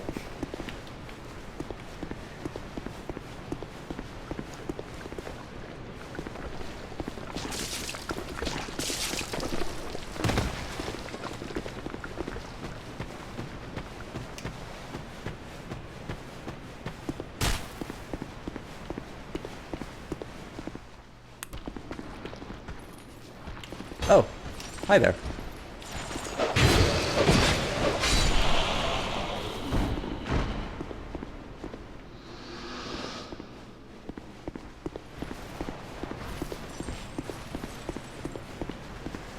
On the plus side, we haven't been invaded for a while. Be wary of circling around. Oh. That's quite an impressive range you've got, sir.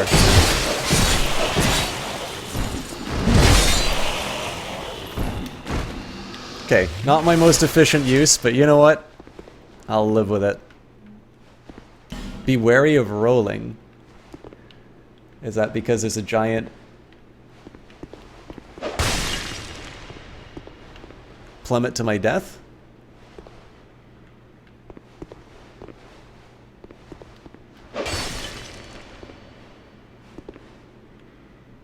Huh.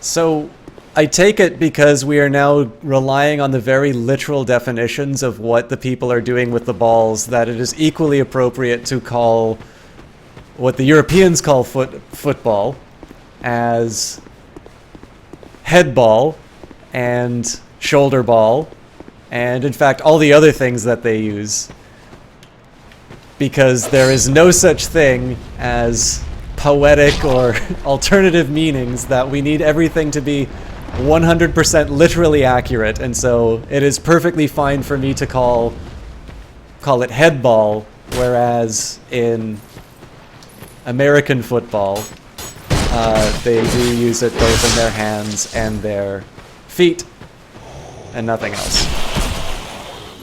Ah, chess ball is another good example.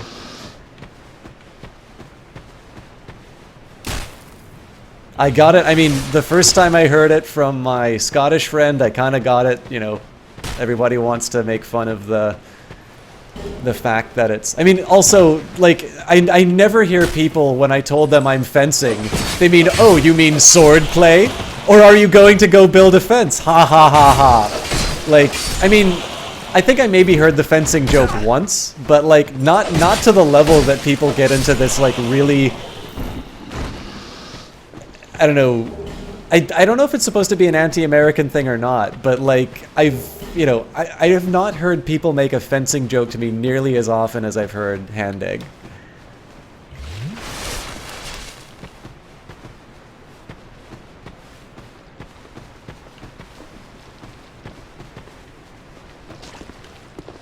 All right, these are now my least favorite enemy.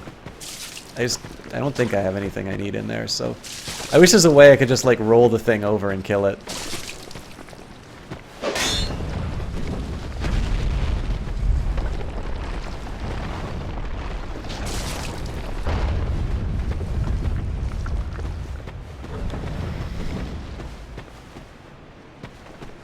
Johnny Big Time wants a sword fight. So did you ever do fencing, Johnny Big Time? Because I've not only have I done fencing, but there was a place in Vancouver called Academy Duello. And I did longsword with them. And then I also did Bartitsu, which involves, it's bare knuckle boxing. So like boxing before they had gloves. Yeah, hence the name bare knuckle. Duh. Sorry, I'm not very smart. But yeah, so there was that, jiu-jitsu, as kind of the name would imply, savat, which is kind of like a kicking, and then the cane.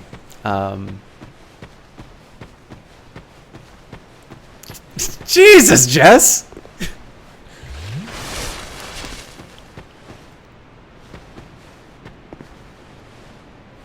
Lado. I don't know what Lado is, but...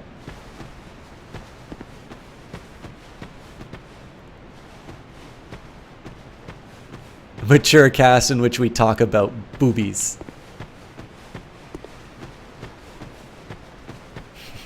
Yeah, like, I used to be a mature cast because I would talk about, like, political economy. Now I'm a mature cast because we're talking about wangs. I have a feeling this is why I was given that bow, by the way. Alright, I'm gonna do something really stupid when I have, humanity. I can't believe I succeeded. I have a feeling there's no going back from this one, though.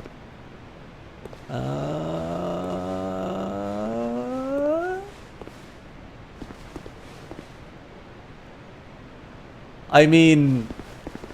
If I'm very optimistic, I have a way. How much you want to bet that I'm going to die doing this?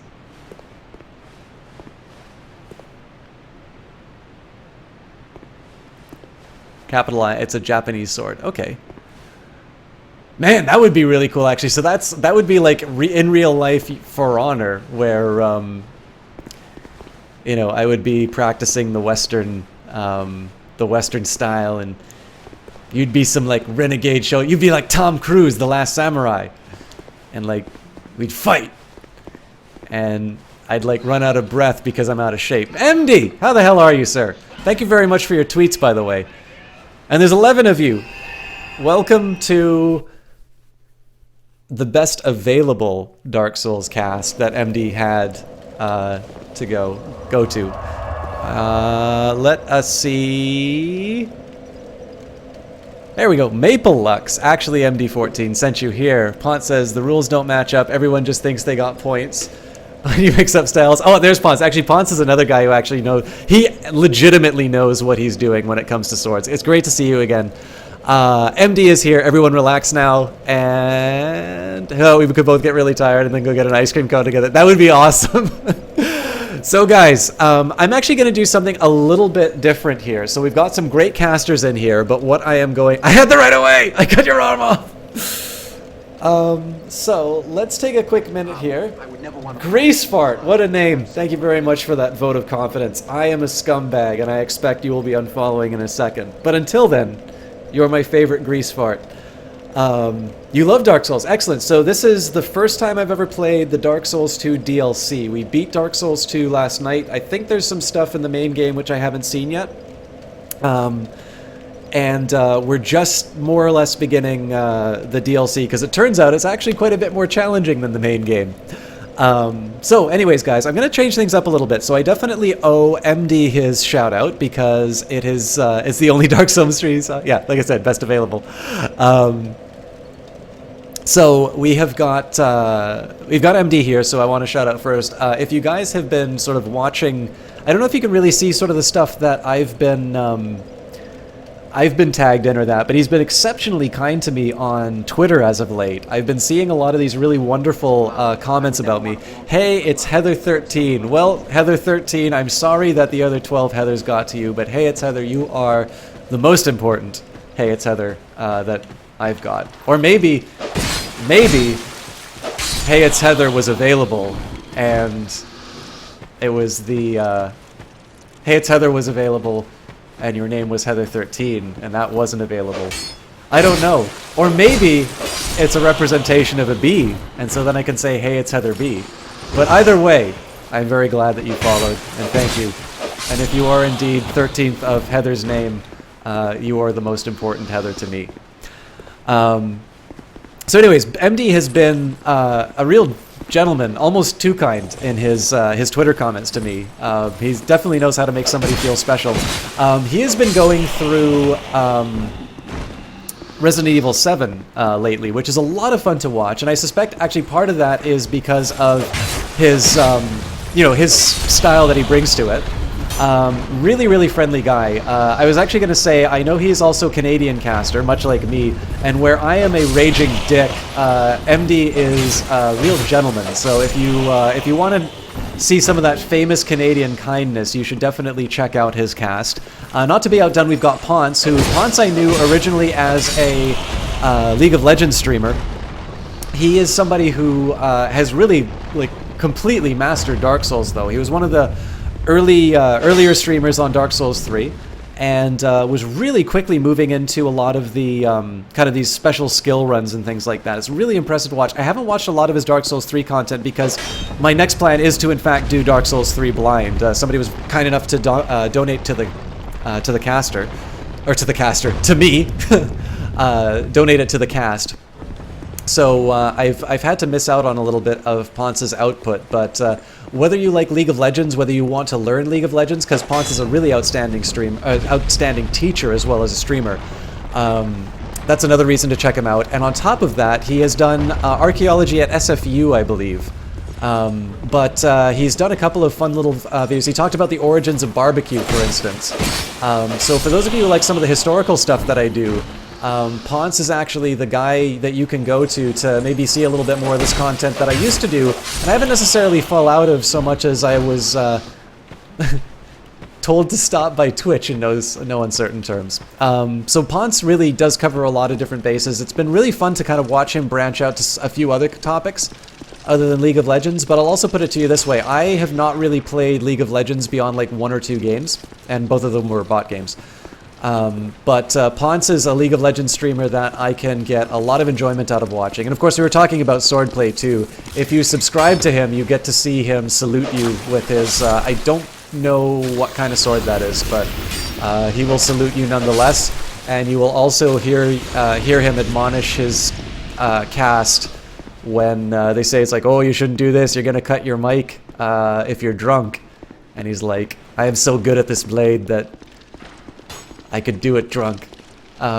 Anyways, Ponce is an outstanding guy. I've been able to drink with him as well as bore him with many anecdotal details, and he has been a real sport about listening to me drone on at great length. You envy my lack of LOL experience. Alright, let me just take a quick second here because I think I'm missing out on a little bit of chat, so I'm going to dispatch this creepy crawly. Let me quickly scroll up, because what I need to do...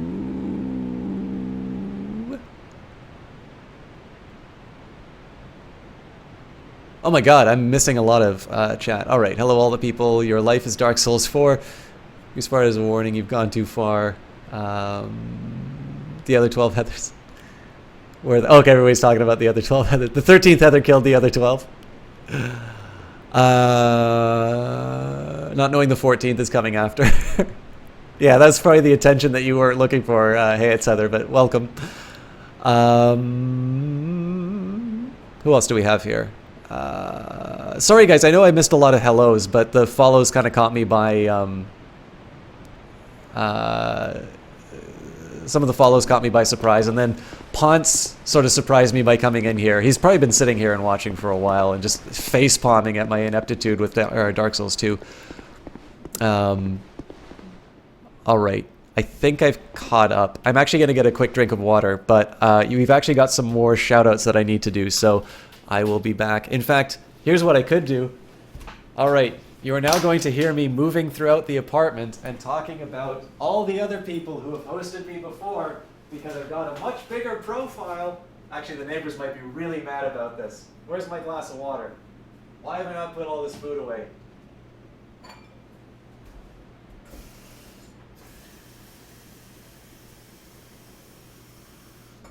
Hear that? That is the sound of a delicious glass of water.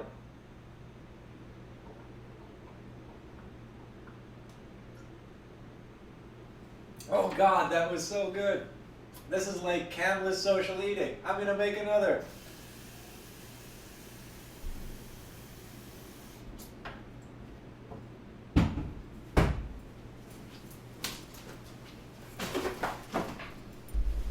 All right.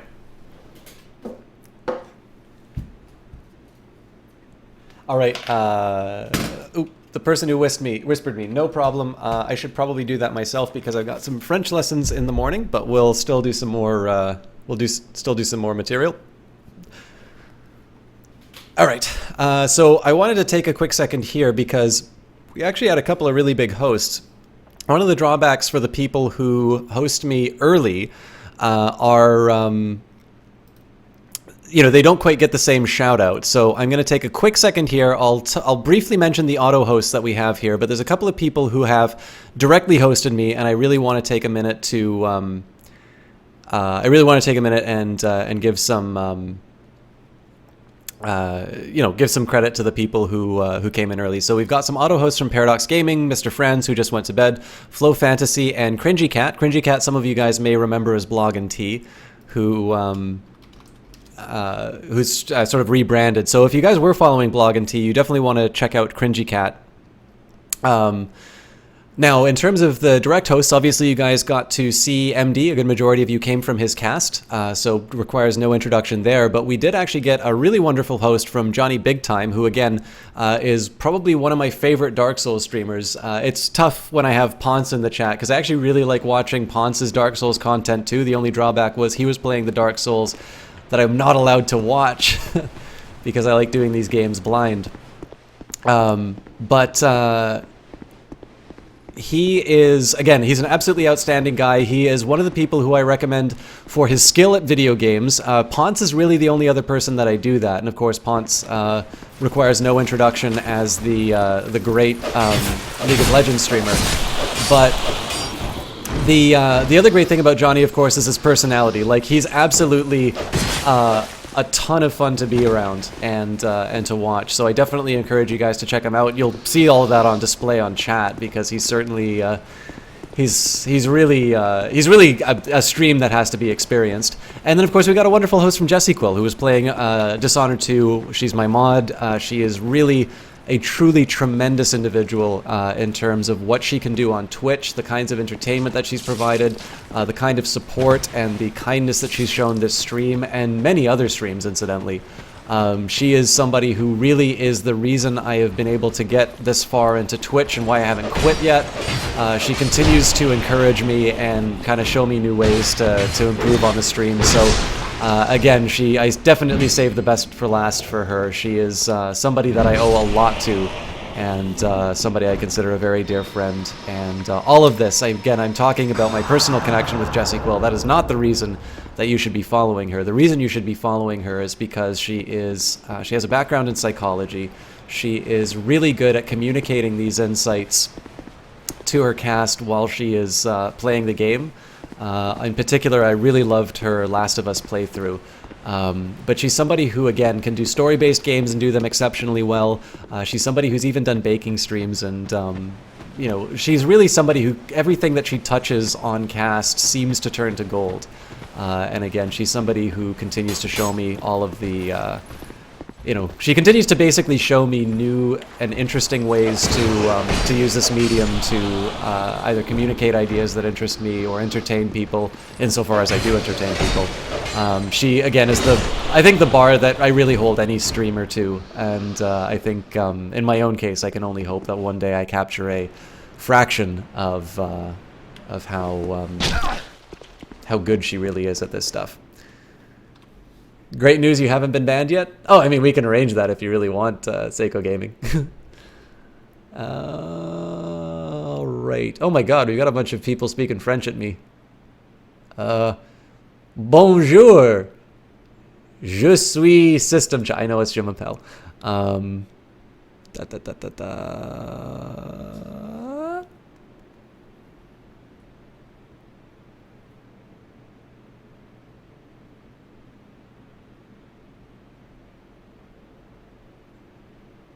There we go. I have caught up with chat. Just because I didn't respond to it doesn't mean I didn't read it. And I'm judging you. So it's a tough call to decide whether I want to go down to that lower level or... or in the way!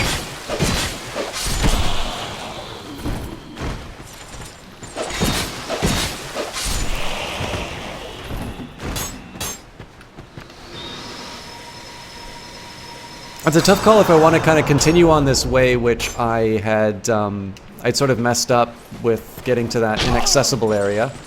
Alright, there's going to be a Lancer behind me in a second, so... Ah, there we go.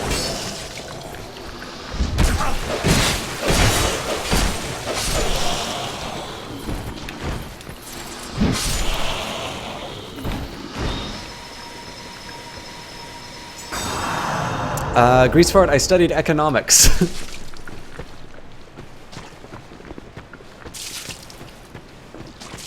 But I studied it very carefully. So much so that it gave me insights into other disciplines. Alright.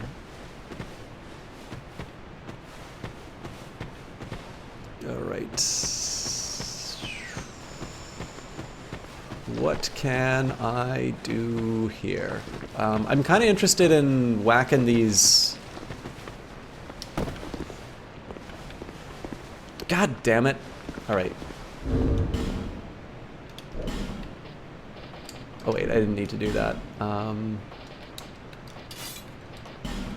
Where is the...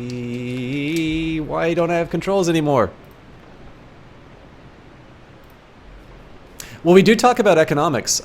So one of the games that I play... Actually, I'll be playing this tomorrow. So on Mondays, I play the Paradox Grand Strategy games.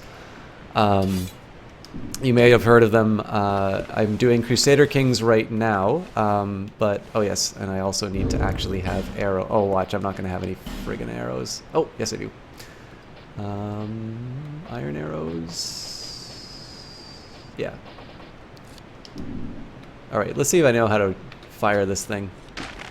I do not. There we go.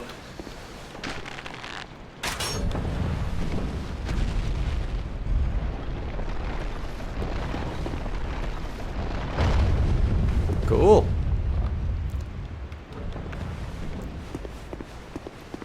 What was I saying?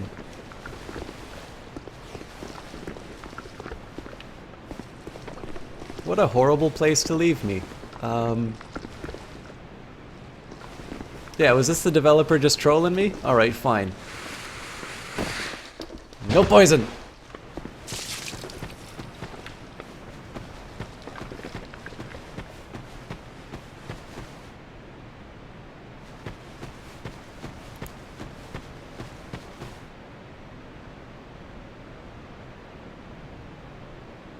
Attempt's not bad because he's bad at it, but because I don't learn well.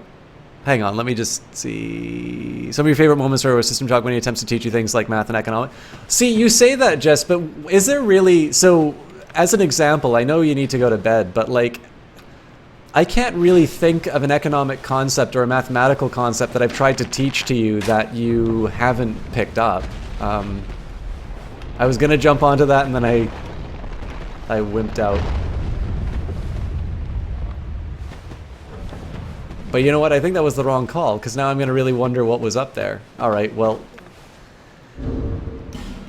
Clearly, I'm going to be a moron, and I'm going to risk the poisoning again. But no, I mean, Jess... I don't know why she feels the need to be so humble about her learning, but one of the things that I like the most about my friendship with her is that she's not only put up with some of my most... insane rants in terms of like just going into some really like truly trivial kind of... Oh god, did I hit this thing already? Like, I've gone into some really, like, small-time math stuff that you only really need to get, like, very specific kind of results. And consistently, she's just, you know, she's absolutely nailed it in terms of an understanding. And, like, she's not really required a lot of,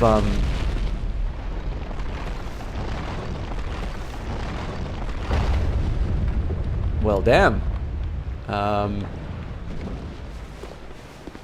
Fortunately, I think I can...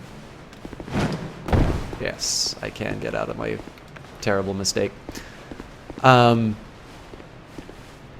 yeah, like, she's, you know, I know... I think that I kind of get why. Like, we're all at sort of a point where we don't want to sort of encounter people who are too...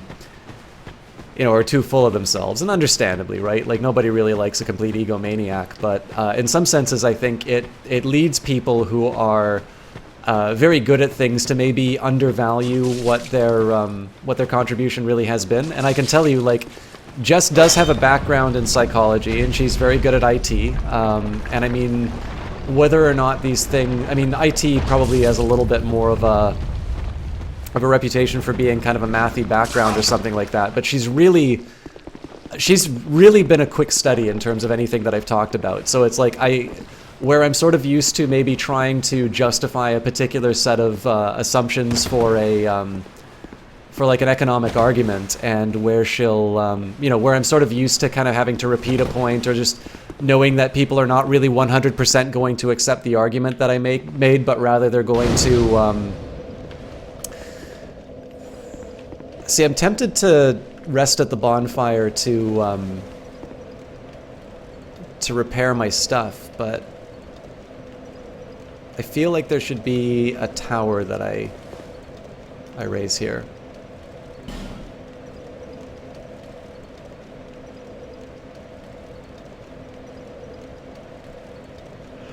But yeah, I mean, again, I'm used to kind of putting some time into teaching people a given subject, just because this stuff is not always easy to understand. But Jess has always been a really quick study. She's always been very insightful in terms of some of the questions that she asks. So again, I mean, she's like I said, there's definitely kind of a style of rhetoric now, where there's definitely a sort of way that people talk, which you know, you don't necessarily want to come off as too full of yourself or something like that. But Jess absolutely is somebody who can take a bow in terms of her mathematical understanding. She's picked up some topics that are not easy to get very quickly. So, anyways, do I have bachelor's? Did I get a master's or PhD? I now have a master's in economics. This is the exact same time you used... That's really funny, Johnny Big Time. Maple Lux, if you are still here, thank you very much for stopping by, and I hope I get a chance to see you again. If not, completely understand it. I know every streamer can't hope to appeal to everyone, but it's been a pleasure to have you in here, and I really appreciate... Actually, for all of you, this is something that's worth saying. I'll let you in on a little secret in terms of streamers and hosts. So, there is a type of viewer who will hang out in a host... just so long, just long enough for a, you know, the streamer that they were watching to sort of see that they were there, basically, to see that, they,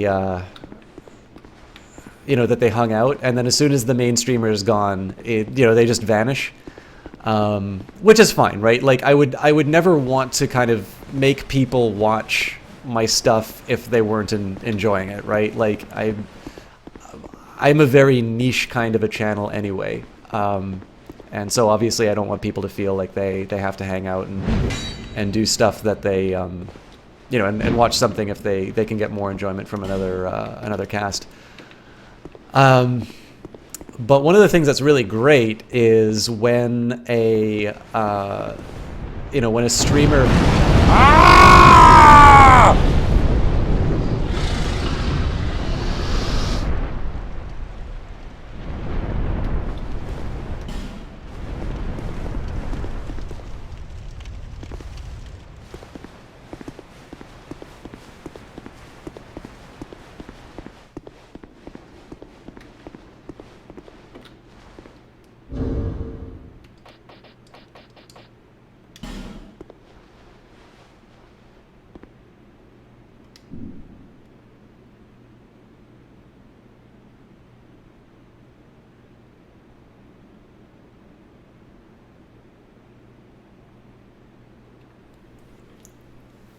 All right. But yeah, so when you actually hang out and you participate in the chat, when a streamer has kind of brought in a group of people, and it's not just that it's bodies in the chat, but it's people who are actively contributing to the enjoyment of the stream, which to me, I mean, again, it's always going to be having people to interact with. I'm a camless caster, right? So if I don't have stuff to respond to in the game or stuff to respond to in the chat, I'm lost. So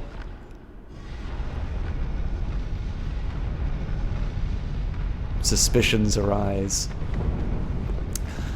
So again, like when it's one thing to have a host from people, and I'm always really grateful for viewers. I'm always really grateful for people hosting, even if somebody hosts with like one viewer or no viewers, but it's an opportunity for people to maybe come by and check out my stuff. That's always great. But when you have a community that comes in and interacts and is, just really is a lot of fun to be around and, contributes stuff, gives me things to talk about, obviously feeds my ego, is also another great way to make stuff make stuff work out. All of this stuff means a lot, and it not just reflects well on you as individuals, and obviously I want to keep streaming longer, and I hopefully will entertain, but it actually reflects really well on MD. And so it's actually a way, if you want to support a caster, coming along on raids and helping, kind of waving the flag and showing. All right.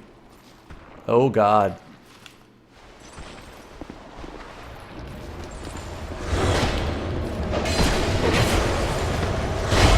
Why?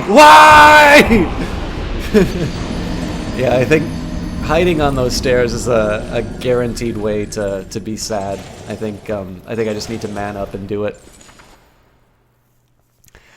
But yeah, like I said,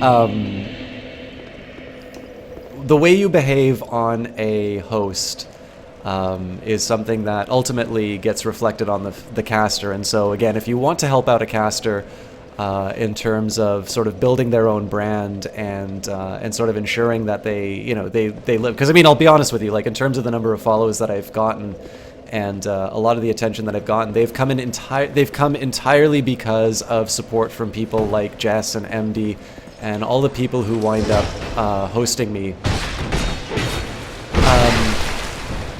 Like this is why I've gotten the attention that I've had. I've had no other kind of advertisement or anything like that for my stream, and so with that in mind, like if you want to kind of help out a streamer, if you come along on their raids and you behave much the way that you guys have been, it reflects very well on those streamers. And as a result, I was gonna host MD anyway, right? Like I like hanging out in his channel, I like his stuff, but it's definitely, it's I think an underappreciated part of being an audience, which is, you can donate, or you can, I don't know, like there's a lot of different things that people kind of see as being, as being directly related to sort of the well-being of a favorite cast. But even like just acting in such a way that, people say it's like, hey, that raid from MD, like, weren't they a bunch of nice guys and girls? These are the kinds of things that also help out streamers quite a bit. And so, like I said, it's a little bit of a, I guess, for lack of a better term, a little bit of a secret that that I can let you in terms of how, how you can help streamers. I mean, again, if the streamer hosts a scumbag, like I had a guy who was going on about apparently like secret Jewish conspiracies, like just pure anti-Semitic stuff. Like I immediately unhosted him once he was doing that. I can't be responsible for every cast that I bring in. Sometimes I make mistakes, and sometimes I host people who are not worthy of that host. But obviously those are exceptional, right? Those you don't really require any judgment on. You're perfectly capable of knowing when you're in a where you're in an environment where maybe you wanna stop participating. You know, by and large, like when you're you know, when you're in a cast like this, I hope I haven't said anything overtly racist. You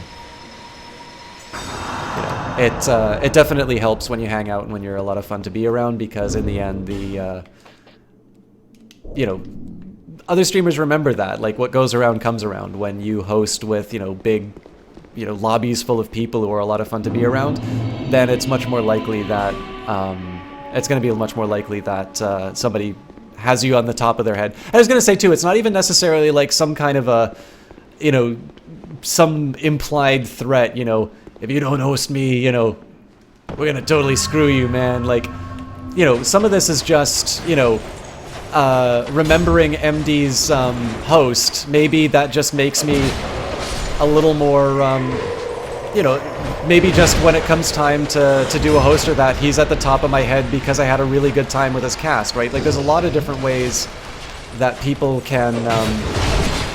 Alright, you know what? Poison is the least of my worries right now. Screw you all with a spiked bat. Gotta work on the range there, Skippy.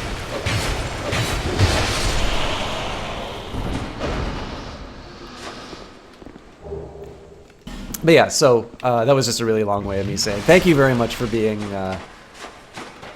such a swell group of people, and I definitely wanted to point out ways in which that is actually beneficial to your gracious host, MD.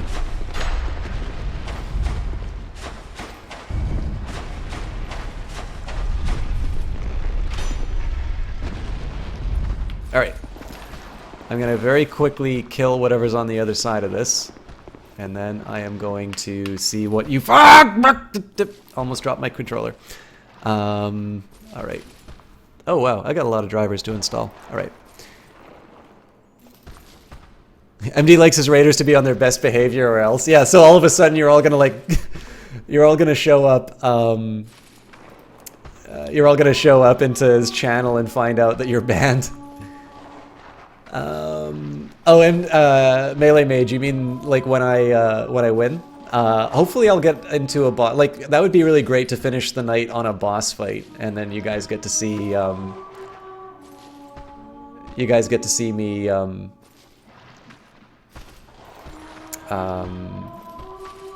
do a victory scream. By the way, guys, Melee Mage is another really supportive member of this community. He gets shouted out a lot less than he really deserves, because I know him as a really friendly guy at a bar I used to go to called EXP. Really outstanding guy. Again, friendly is a trait that I assign to a lot of streamers that I like, and that's just simply because I think, you know, again, streams are always going to be a reflection of the personality behind them, right? So when it comes time to, let's see if I can do this right. Whee!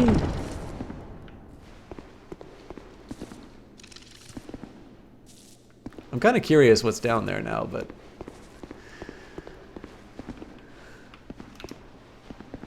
Try ranged battle. Oh... Okay, you know what? I don't care how much this thing weighs. I'm equipping the bow forever.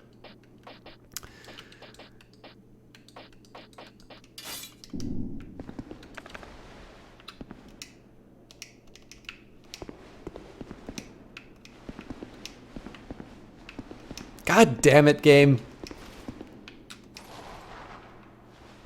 Thank you. Anyway, so I think the best thing that I could say you'd want to watch Melee Mage for is his role-playing games.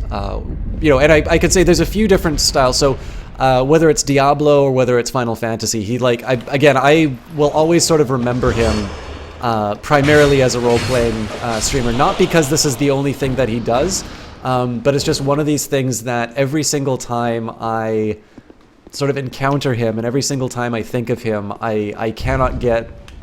Oh, shit! That was very deliberately placed there. I think they know that it takes a little while to get the screen away, so I knew I was supposed to jump back once I saw those holes, but I couldn't do it in time, man. Alright, time to use some miracles.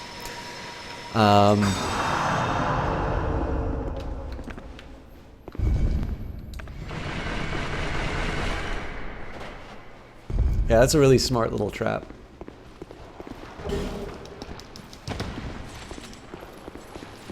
Have fun, comrade.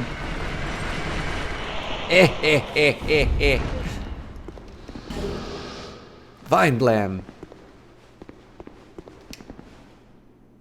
Alright, sorry.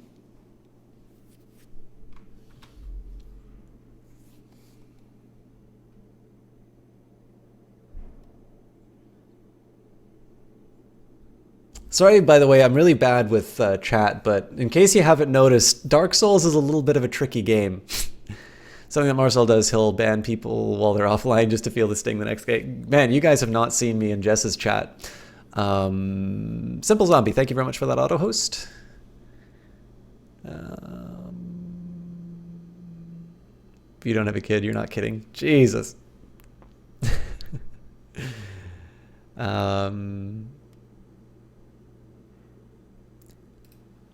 So actually, MD, I don't know. I think you finished. I think you finished Resident Evil when I was there. What are you on to right now? You must have been playing something something different tonight. For those of you who don't know why I'm attacking these chests, mimicry. Oh man, I really love the impressions that your feet leave on the sand. That's really cool.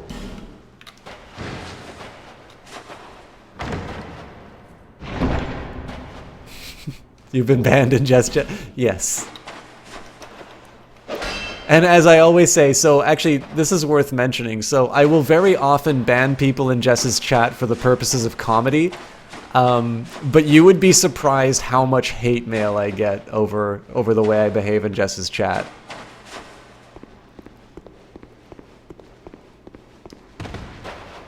Did finish it. You're playing Walking Dead Season 1 and Watch Dogs 2. Two very good games. I have not played either of the Watch Dogs. And I actually haven't played any of the Walking Dead. I haven't played any of the Walking Dead either, but switch but up.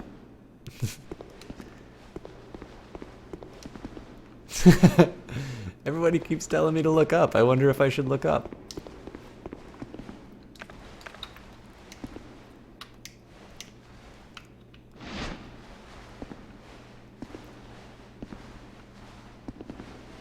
I don't see the switch. Oh, there we go.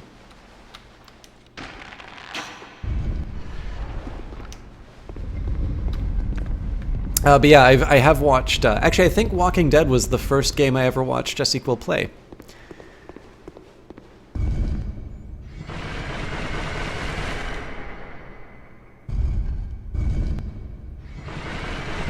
Ah! Why did I do that?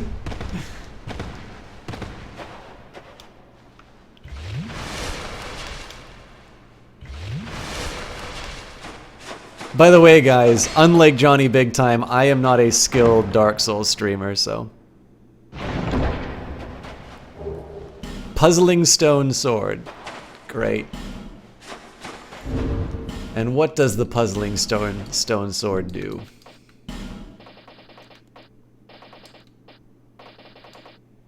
I love that I knew what the Puzzling Stone Sword was as soon as I looked at it. A sword with segmented blade. When swung, its segments separate and the sword strikes with a whipping slash, crafted with a rare magnetic stone. Okay, I really want to see what this thing looks like. That sounds very cool.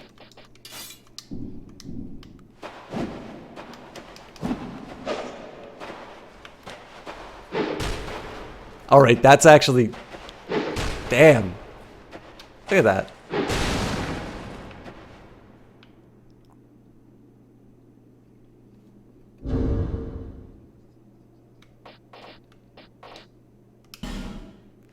I guess that looks like a shrug.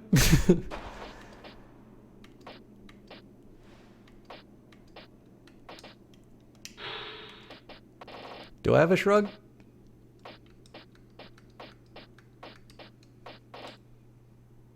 Yeah, Mock will do.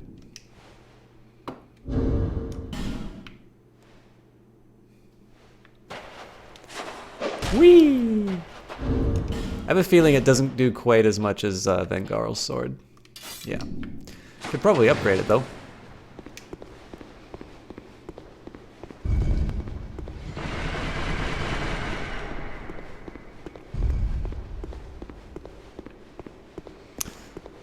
Alright, let's see what awaits me down this pit. Not much of a pit, actually. But... Sup? I kind of want to go down there just to pick up the item, but let's see if there's a more direct way for me to get in there. Well, isn't this just...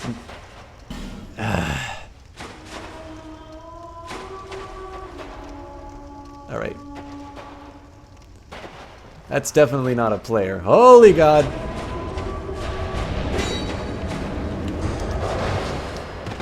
Go cast your fancy magic somewhere else. Oh, Jesus. Alright. So... the hell am I supposed to do with this? Alright, you know what? Oh, God! Mistakes were made! Holy mother mercy.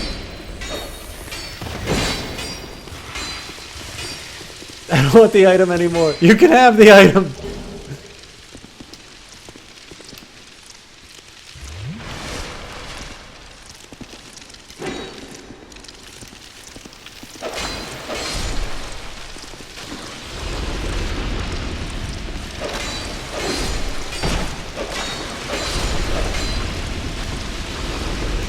Start using some life gems. I got a surplus of those.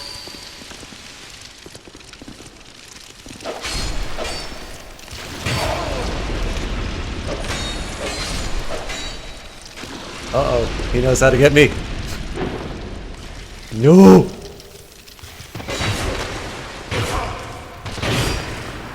Alright, this sucks. Oh, I can't believe I died to that. This is gonna be really hard to get my stuff back.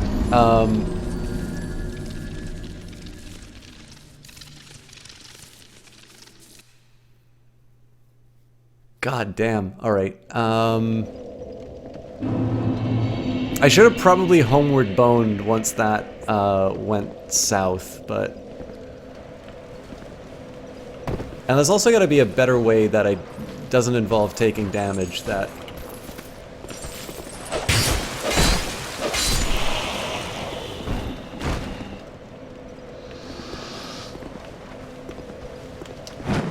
Oh, I'm gonna fall over the edge. Fuck!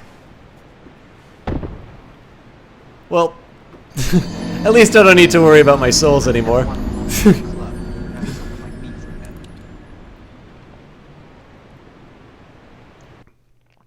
I should have just dropped.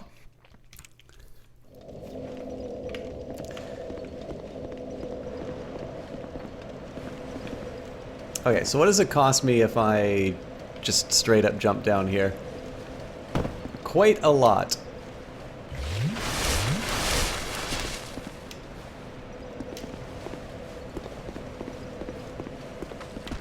I gotta find a more efficient way of getting down to this level, but I also don't like fighting these guys, so...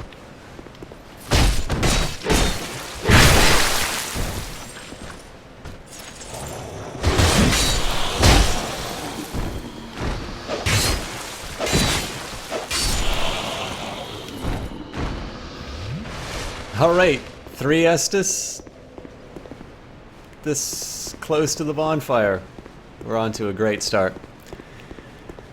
Now, because I'm a complete moron, I am going to go exactly back to that area with the ghostly fellow and see if I can maybe pwn that noob.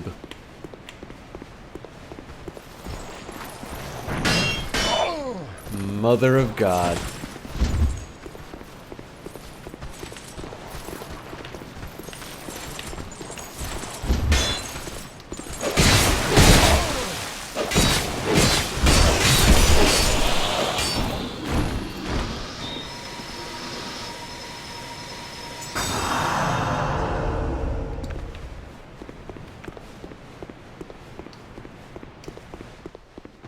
When did this playthrough start becoming so difficult?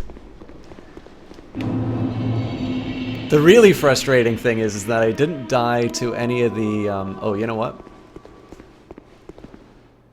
I wonder if... Alright, so I'm gonna have to deal with one of these shadowy guys here anyway. There's more than one. Okay, I'm actually gonna go back to that other area with him. So... there's some way that I can deal with this phantom. Oh boy. Well, you know what? They already spotted me. You know what? Screw you, lady. I don't need your attitude.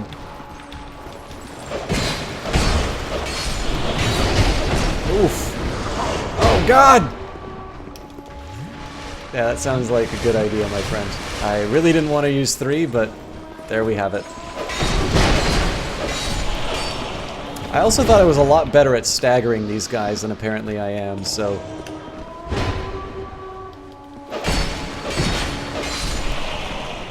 Anyway.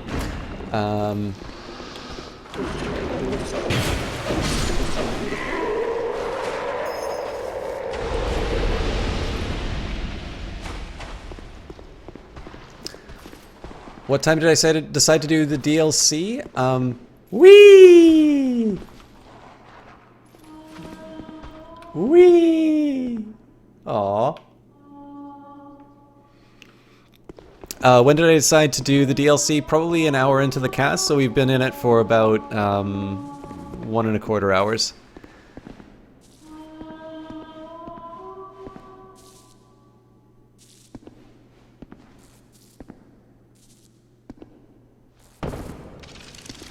All right.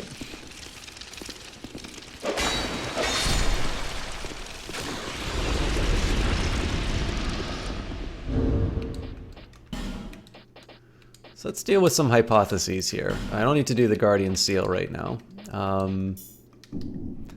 I don't really think... I think this is just an appearance thing. So... try ranged battle.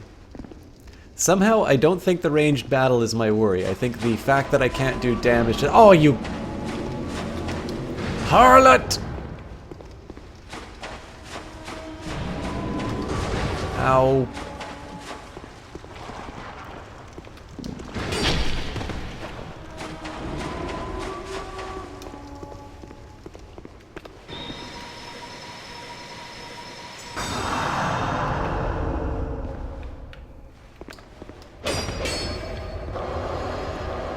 So I really want to know what the deal with this guy is.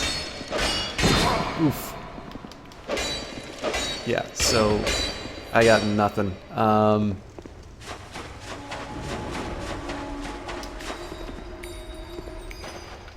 god, there's more than one.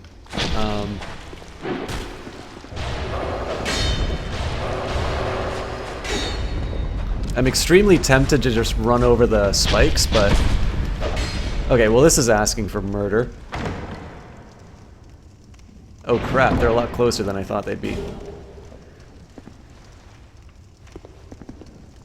I think I can get away with Estus. Yeah. Why would you put a note there, you monster?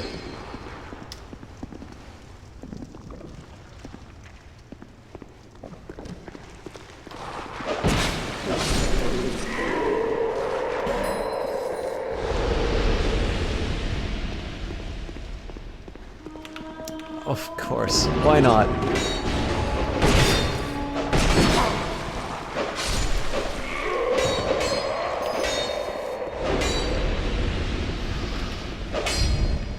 The nice thing is that there's persistence in terms of these things being kind of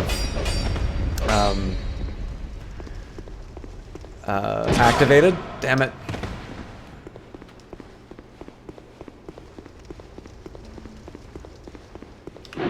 Oof.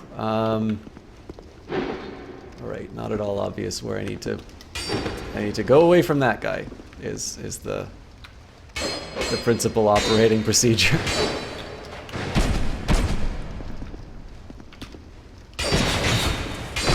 Alright, well this is not a good place to be. Let's just run the hell off of the... Oh, you know what? That doesn't seem to do so much damage to me. Alright, good to know.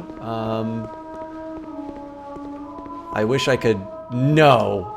Oh, god damn it!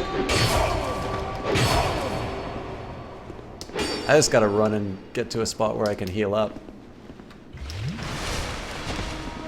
This narrow passageway seems like an excellent place to run from the guys with scary swords.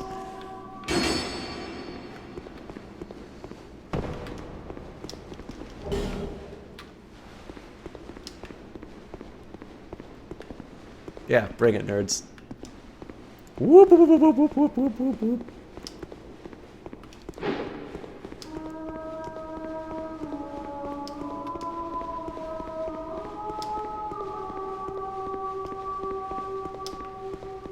Nothing to see here, loser.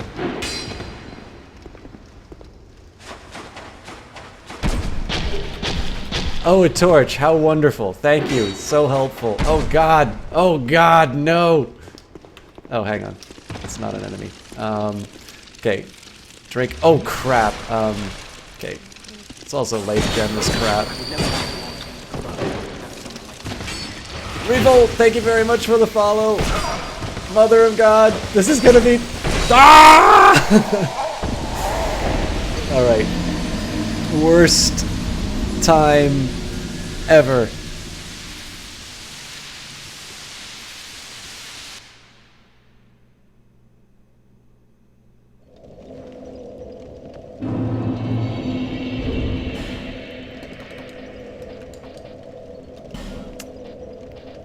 All right.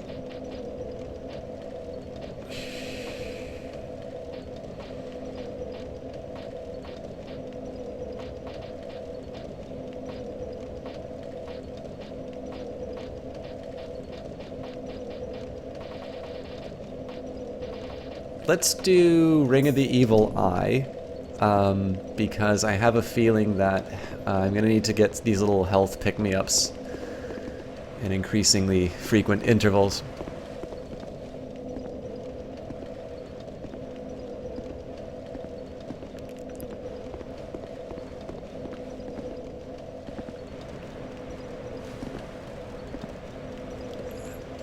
I think this is the best route. It is not.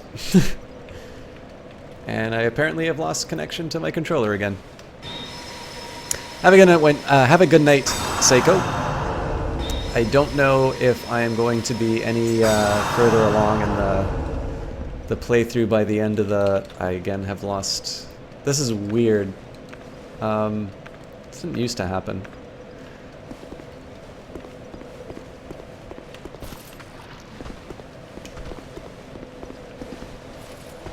I probably should have backstabbed.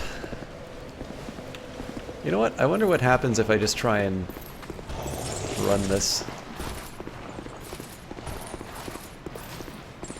Take it to slightly friendlier territory. Come on, nerds.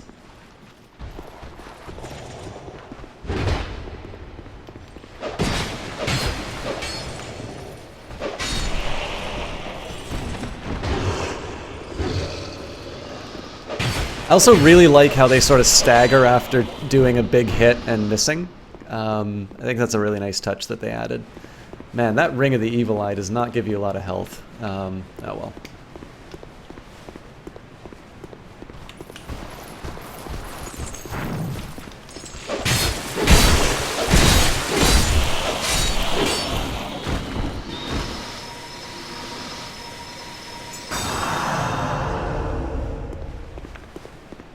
I'm kind of tempted to try this special sword, but it's not obvious to me. So I'm trying to think of the items that I've picked up along the way.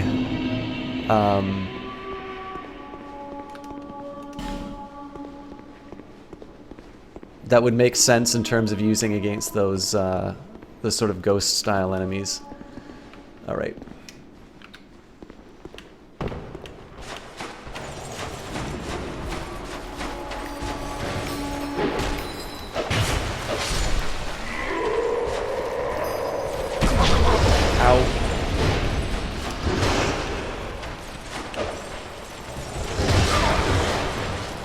gonna suck.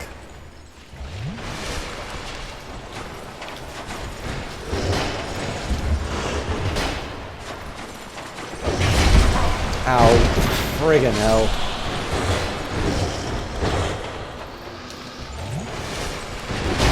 Ow. Oh, this is gonna suck! I gotta get out of here. At least I'm sort of okay on Estus.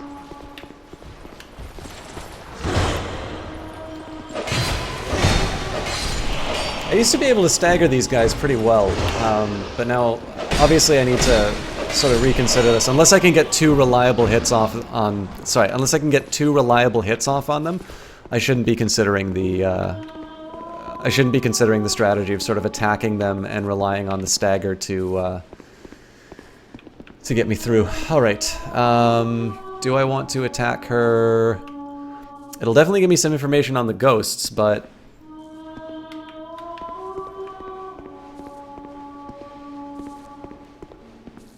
I think I'm going to go back to my old stomping grounds. What I'm going to do, actually, is I'm going to drop down.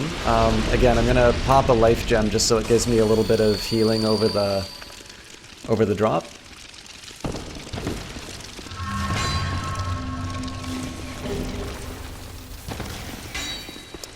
Where is the stairs? Okay, taking a lot of damage, but we're still able to make some progress. I'm going to clear out this lower level here and sort of see where it leads, and then again, the best situation for me would be to encounter. I am taking a lot of equipment damage. Jesus Christ. The best scenario for me would actually be to find one of the ghosts in isolation so I can just iterate over a few different strategies. Because right now I'm utterly confused as to how to take those guys on, and it could be that the weapon that I picked up is the answer. But dung pie, it's the most expensive dung pie I've ever gotten, and by the way, they taste horrible.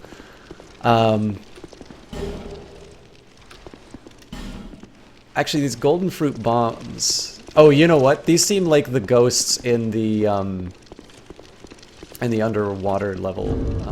So I have a feeling if I read the descriptions.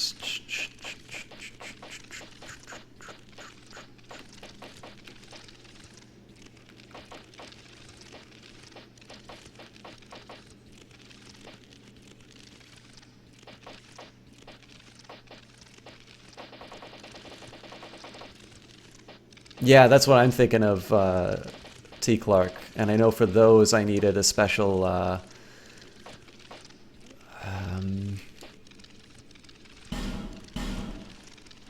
seems like an appropriate time. Temporarily increase faith, dexterity, strength, not what I need. Bleeding effects. So, I mean, I can obviously try and do things like apply magic, but I only have one of those, so...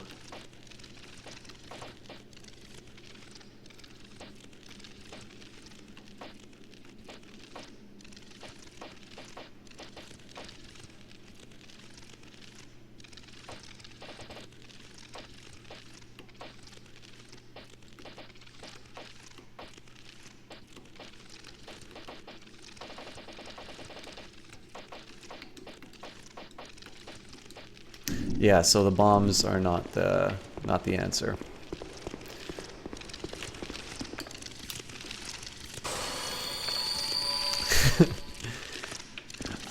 Johnny, there's a guy, a Canadian comedian who I got to see at, so like the government of Canada does sort of this comedy benefit once a year, and the headliner was this guy called K. Trevor Wilson, and he actually had this really great little bit about how there are no situations in life that can't really be handled with a bag of shit.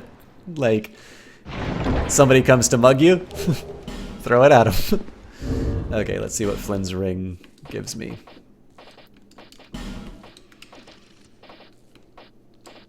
Lower equipment Yeah, lowering equip load increases physical attack. That's a really neat little combination. So like it supports these really mobile builds.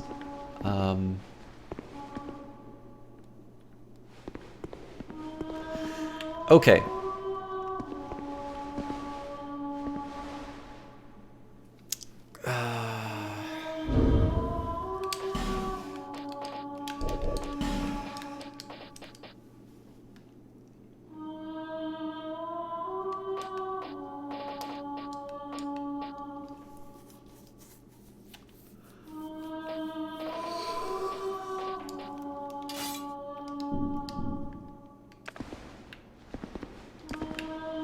I'm gonna deal with the lady the old-fashioned way.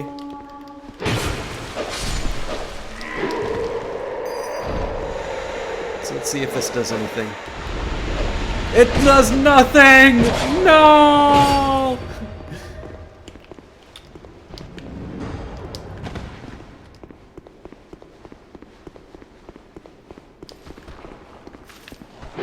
Well, here's a clever way to get rid of these guys. So long, sucker! Of course, I'm trapped here. It gives me some time to think.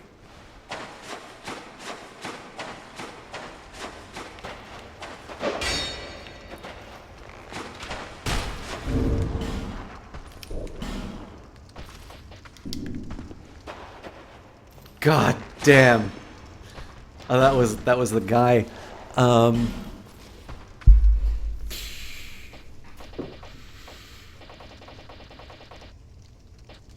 Yeah, so this is the challenge of the build that I've gotten, which is like I don't do any kind of magic damage or something like this.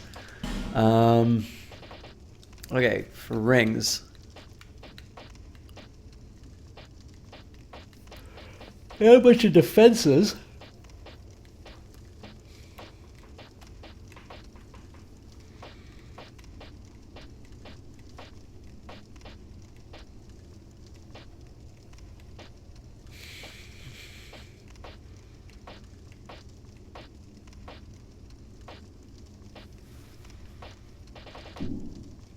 Yeah, so none of the rings that I have actually make any sense in the context of what I want to use them for.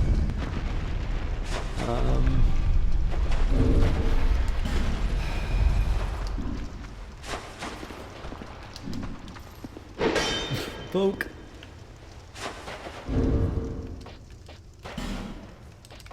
Let's think a little bit about the weapons that I can get. So these are pretty standard weapons. I could try and equip like some of my special weapons, so like the poison or fire swords. Not really an obvious reason why this would work though. The other one I'm thinking of would be, well, what is a black steel katana? Not really. What the hell does this do? Dark Scythe.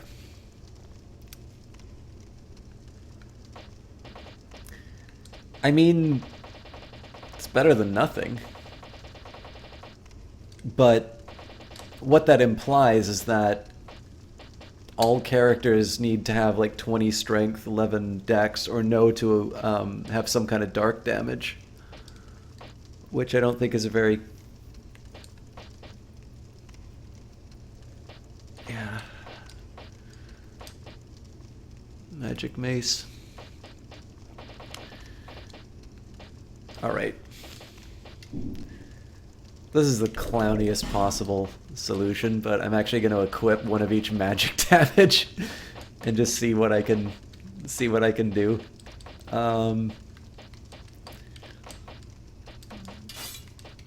Dark Scythe, say Fire Longsword, and Magic Mace. If it turns out to be like poison or something like that, I'm just gonna declare like chapter 22. All right. This seems like a very inconvenient moveset.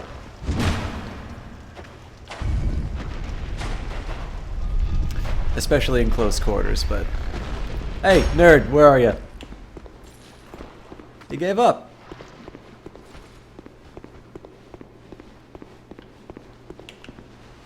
What's up, buddy? That do any damage? Oh, it did a little.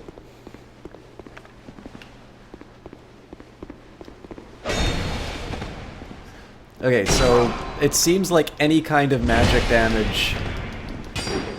So it seems like they're susceptible to any kind of magic damage, but I just don't do nearly enough to make it worthwhile. So there's clearly a better approach to these guys, but I'm at least going to try and inconvenience them, let's say.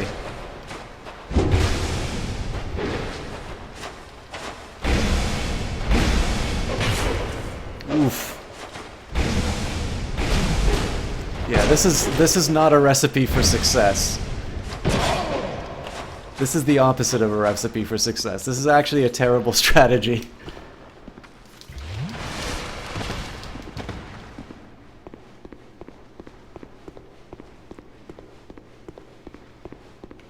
Of course there's another one of these witches here. Why wouldn't there be?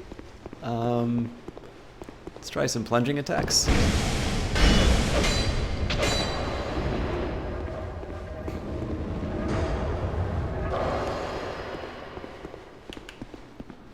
So, assuming that not everybody in this game plays magicians.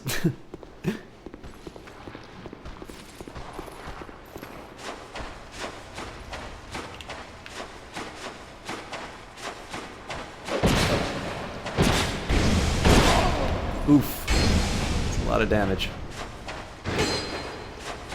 Also, I can't backstab these guys, which is a bunch of nonsense. Ow. Ow. Back off.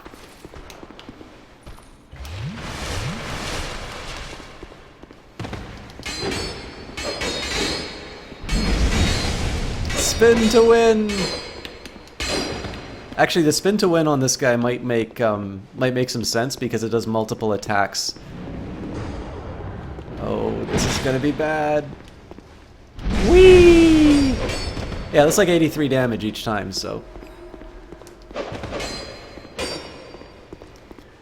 So let's kind of wait around the corner for him. Spin to it. Oh no.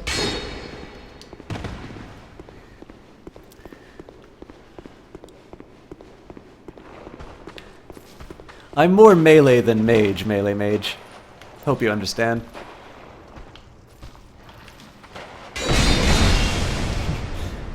So I'm thinking I lose the war on the war of attrition. Spin to win.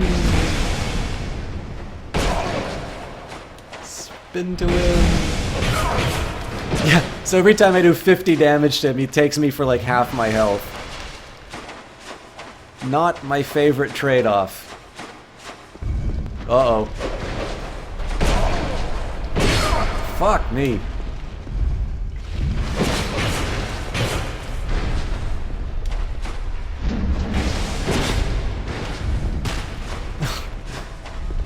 Game hates me. Alright, I think I'm fucked.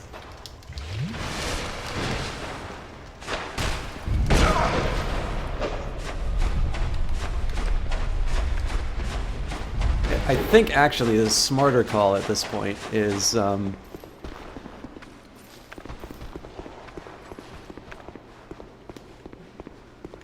give him the slip. All right.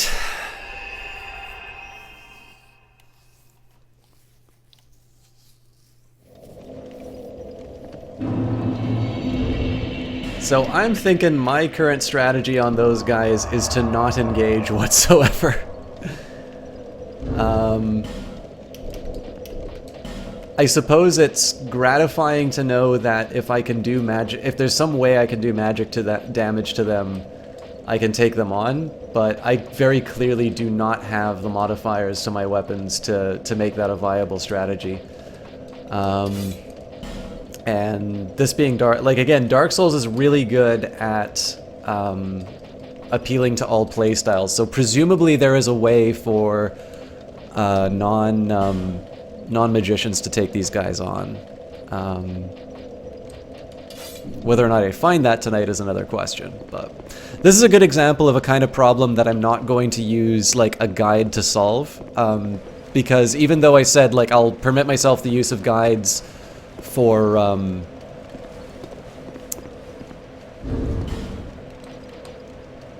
even though I said I'd kind of permit myself the use of guides when it came to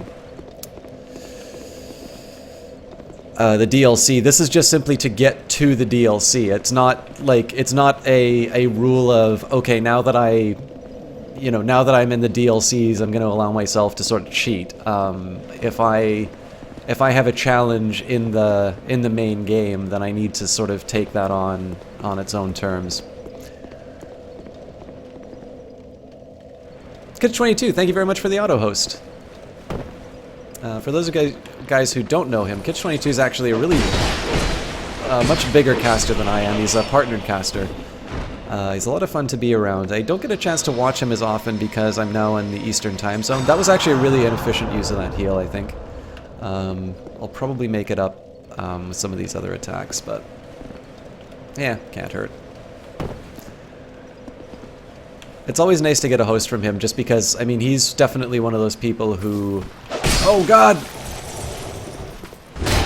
He definitely has a much higher profile than me, and he's one of those people who definitely, when it comes time to like considering hosts, sort of the lifeblood of his stream and indeed his livelihood kind of is determined by who gets the host. So it's always very nice to see it from him, because in the end I simply can't repay him in terms of the kinds of numbers that he always brings in. So Johnny Big Time, also thank you very much for your auto host. I'm also really, so a funny thing, Johnny Big Time, I got to play Demon Souls at a gamer bar in Ottawa called the Blurry Pixel. So there's one funny thing. Now, your experience may be different, but I noticed that there is a tendency for people to talk about Demon Souls in a way that's like, oh god, it's the most hard Souls game, right? You know, anybody who hasn't played Demon Souls is a bitch. This sort of stuff. I think that's a bunch of nonsense. When I played it, there are definitely some things that are very difficult in Demon Souls, but I have a feeling that the apparent or the claimed difficulty of the game is directly proportional to its availability. So I think because Demon Souls is one of the least accessible of the games, because it's, you know, only available on PS3, right? I have a feeling that's where all these stories about its difficulty come from. I actually found it more or less par for the course. So, like, it's not an easy game by any stretch of the imagination, and I would never claim to the contrary. Let's see what happens when I do this. Oops. Well, it did a little damage, I suppose. I have a feeling I got a real fight on my hands, though. Yeah, Johnny Big Time, not only is it a gamer bar, it is the second gamer bar that I have, like, been a semi-regular at. Like, there was one in Vancouver that I had as well. Apparently I'm just really good at finding those places. I'm fucked. Yeah. Well, at least that'll be an easy one to pick up my souls for. I think probably I should burn an effigy just so I have a little more health, but... I don't know if we're going to be able to make it to a boss, guys, because I actually need to be up early for work, and normally whenever I do a stream this late, I have difficulty getting up for work.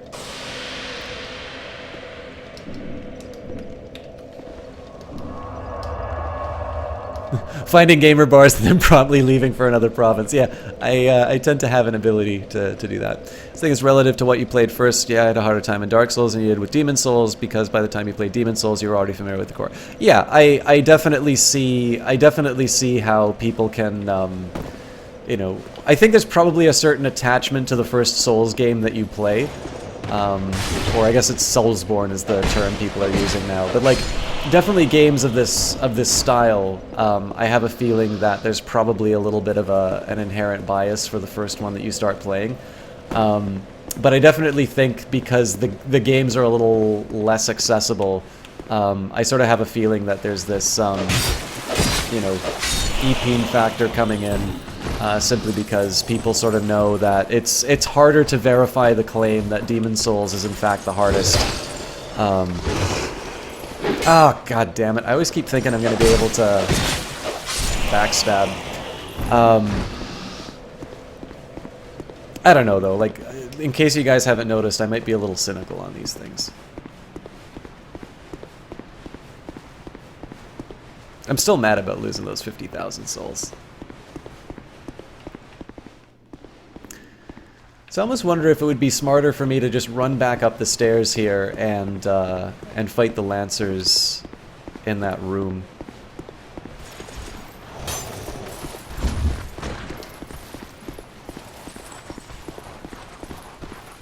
I have a feeling they're still going to be tough, but at least, you know, I don't have to deal with their shield nonsense.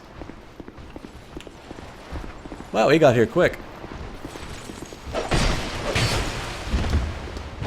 Like that dodge? Oh, fuck off.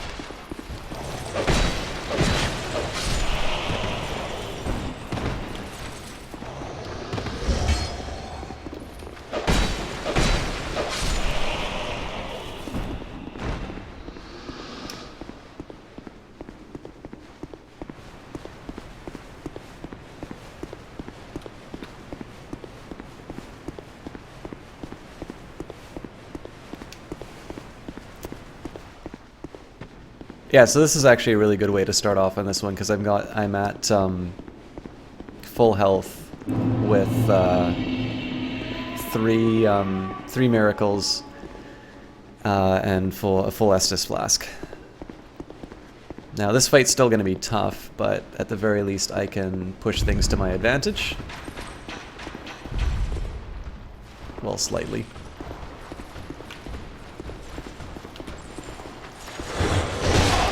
Oof. I sort of misjudged their reach. Oh, forgot to...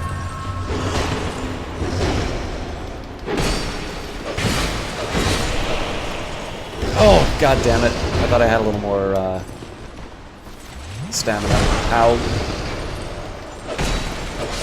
Okay, that's another piece off the board.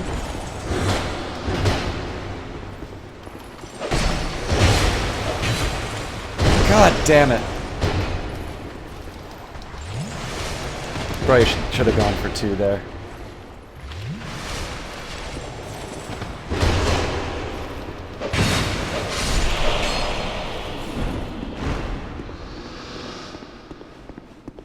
Not the cleanest way to do that. Have a great one, MD. I'll probably be joining the slumbering crowd pretty quickly myself.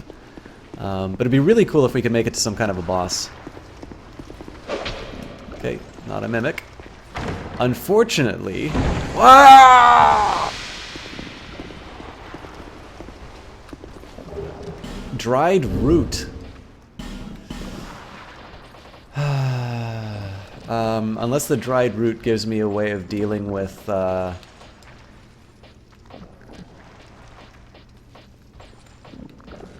ghosts. I wish there was a search feature. Restores HP, so nothing. Just for your own peace of mind, you're going to look up how to kill the ghosties because you're curious. You can't imagine they'd make enemies that can only be affected. Yeah, I agree. This would be a not bad way of testing because in the end there's some chests inside here.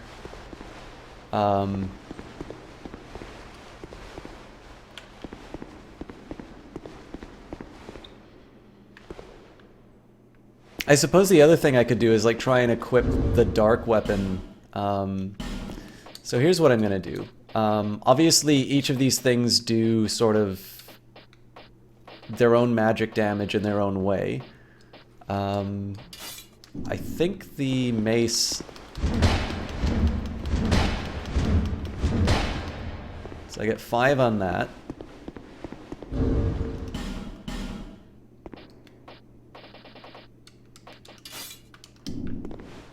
I definitely like the move set for the longsword. Okay, so I'm probably not going to stagger this guy, but this... Whoa! He caught wise. Alright, that's fine though, because there's only... Ah, crap. No, I think there's only one. So in this case, I'm just going to be able to man up and take this guy on one-on-one.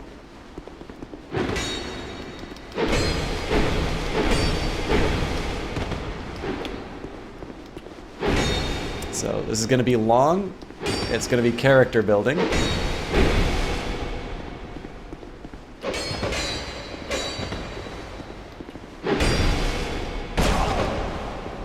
Ow.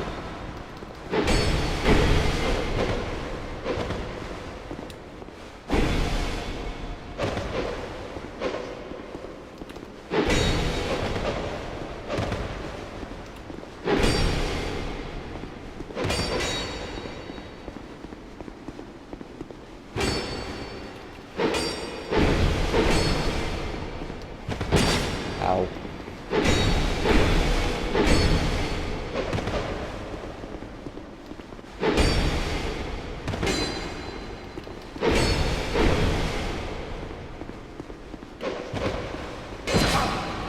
I always get caught on that last one.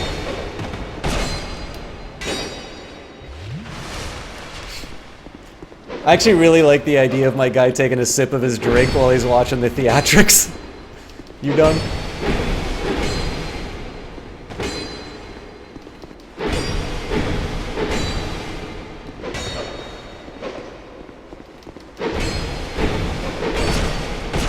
Oof.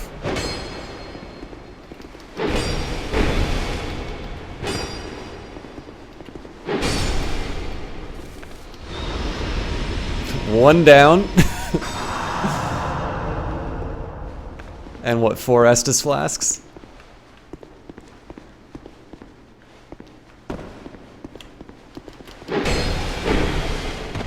Oof.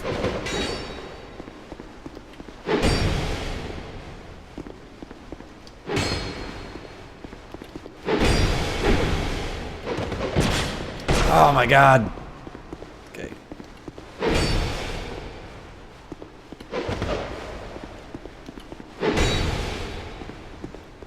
This is definitely a very costly way to fight them, but I know I've got the Estus for at least this room. But if this room doesn't give me like an obvious way to kill them, I don't know how I'm gonna get through the rest of it. Because there's a lot of those guys in those spiked areas.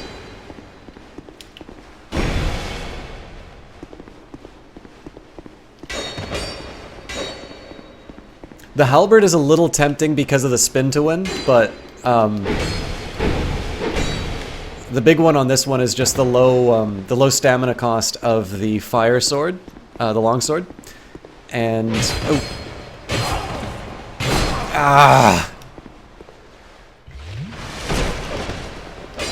it either means I can do a lot of attacks or I have some leftover stamina for dodges, which is kind of important when they do stuff like that. I probably should have done 2 in that case. Oh, crap. I hate it when they do that.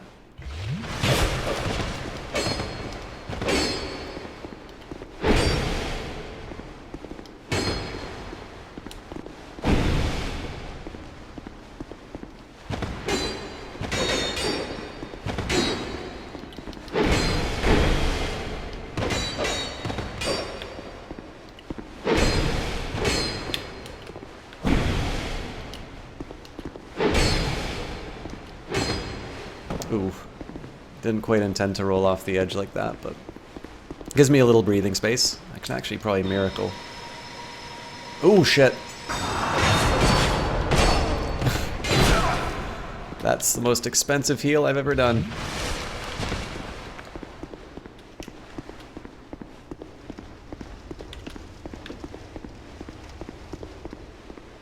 I wonder if these are like their bodies, because like their armor looks really similar, so I'm kind of curious if this is sort of their bodies that they're presiding over, and if affecting the bodies is somehow the way that you get rid of these things. Oof. Again, most expensive Estus of my life.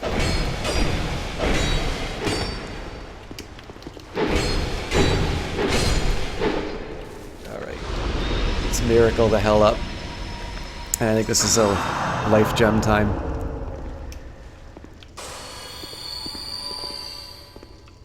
Okay, so presumably there's nothing I can do there. Aha! You know what? I bet if I did this, those guys would have died instantly.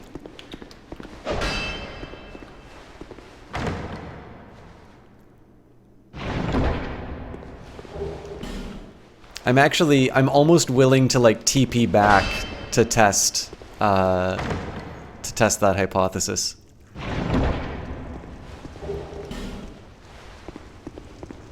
Katarina helm. I think that's the Onion Knight helm.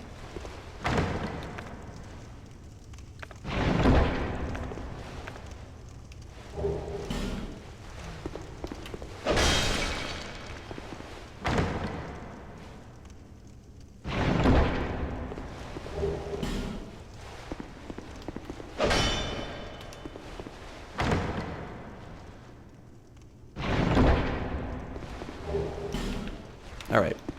So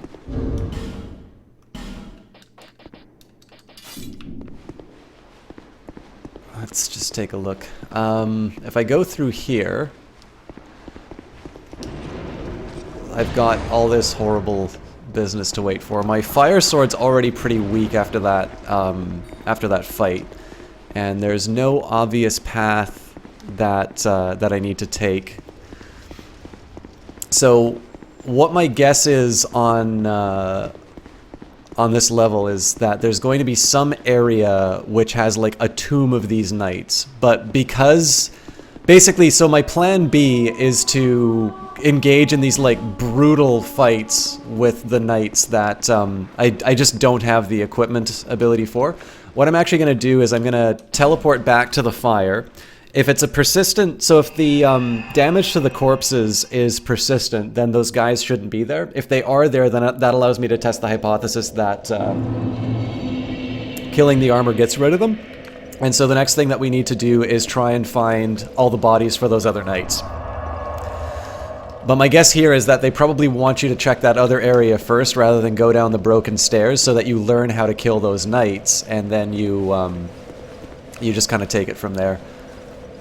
But as always, this is the most reliable way for me to check that idea, so I'm going to do that first, and then we'll see where that takes us. Let's see if I can backstab this guy. Nope! Oh, I'm fucked.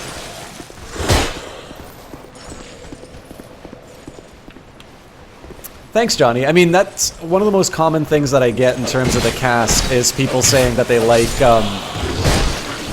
seeing me solve stuff in games. Obviously, sometimes I do stupid things like that. So in this case, it would have been just as easy for me to jump down to that main area. But I'll live with it. I think what I'm going to do here, I don't think I actually need the Ring of the Evil Eye so much as I need some physical protection seems the best option here. So let's bring up the steel protection.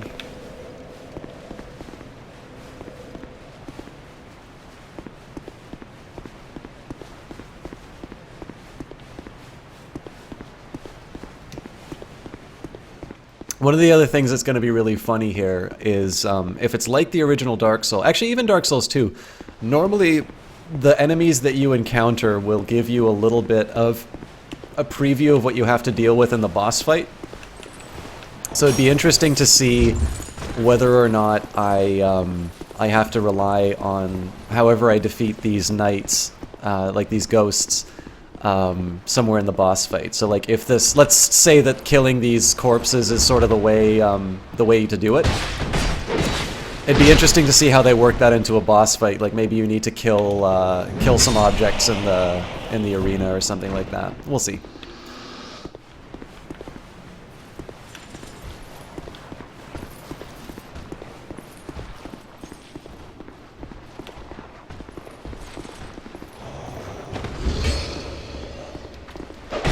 I wanted to go for the backstab, but I know if I get 2 sword hits in, then they stagger, so just as worthwhile for me to...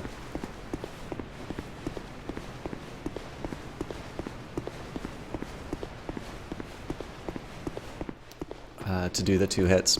Although the backstab's slightly more desirable because it's less damage to my sword, but generally, I usually haven't had to worry about the sword damage. Alright, well, what do you know? These guys turn... So the really interesting thing here is, it's a little different from what we were expecting. The ghosts don't vanish, but they do become corporeal. So, I'm not gonna take them on right now. I'm actually going to do the old reliable arrow strategy. And then I'm gonna fight them on the beaches. I don't know why I dodged like that. That actually would have been a really good opportunity to take that guy down. So, actually guys, so Johnny, you probably knew how to solve that right away, right? Oof. Alright. Now I'm gonna back off so I don't get poisoned. I'm gonna guess you were probably watching that whole thing knowing how to solve it, right?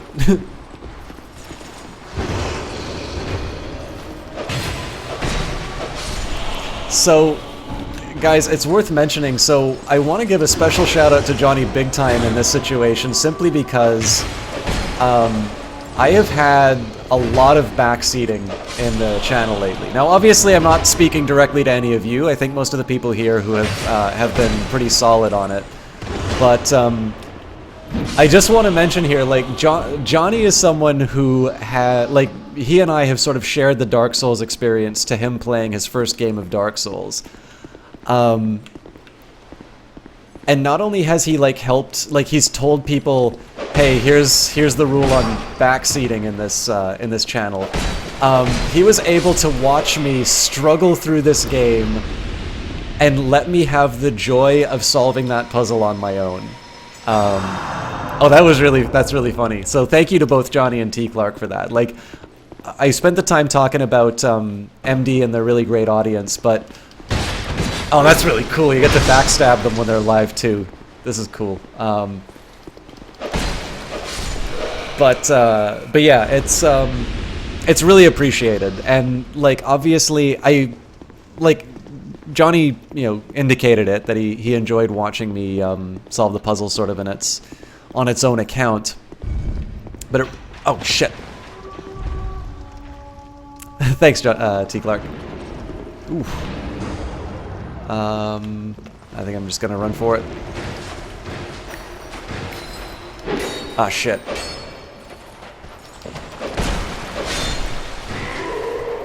But yeah, so I hope you guys kind of see why I have the policy on backseating that I do. That it would be so easy for anybody who's played this game to turn around and say it's like, you just look for the corpses, as if it was obvious. But we would have missed out on that opportunity to see a thought process behind, you know, it's not like, so Dark Souls obviously has an earned reputation for being difficult and for not letting you, not holding your hand. But when you actually get to see somebody confront Dark Souls and go through the problems on their own, it's where you get to appreciate how well done this game is and how it sort of places things in certain orders for you to experience. So again, thanks guys for letting me do that. Now the big question here is, where are those other bodies for me to take out? I'm gonna go through all of the areas that I know are kind of easy. Mostly because, oh shit! I really can't afford a lot more of those hits. Oh, I'm out of miracles. I don't think I want to use an Estus on this yet. So I think there's just a chest there. This was empty, and there was a... Alright, so there's nothing for me in that room except extra damage. He was telling Johnny in whispers you had to look for your own peace of mind because this is literally the kind of thing that would keep you awake at night. That's cool. But we did it, so... So the next question is, where do we find the bodies of these other guys? I can't go back to that other, to that sorceress. I think I even want to... I think I just want to go straight down to this horrible pit. So I'm gonna do 2 life gems. I'm gonna use one now to heal up, and then the next one I'm gonna use is going to be to help me out. Actually, I'll just do the second one now, and then YOLO!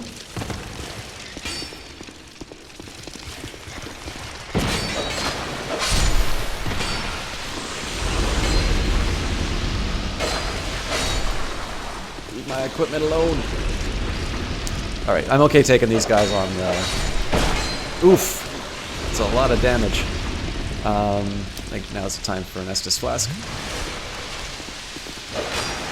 I hate it when they spray like that. I think I'm gonna back off just so I can... a little bit of breathing room.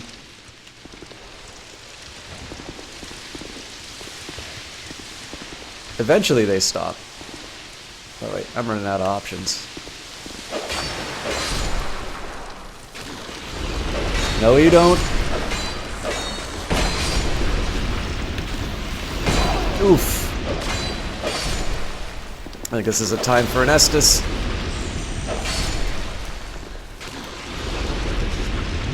But yeah, so you really get to, you kind of get to appreciate the design behind the game and sort of how they thought players should experience this particular level. So obviously if you don't go to that chamber on the right, then you don't get the information you need for these later areas in terms of how to take on these ghost guys.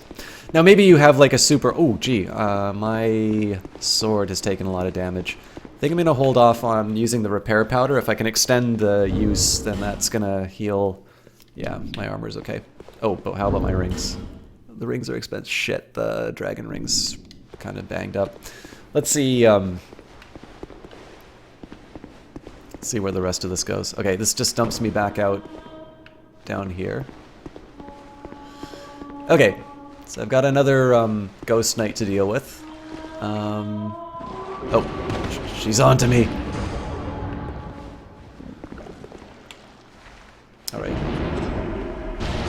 Oof. Poorly timed.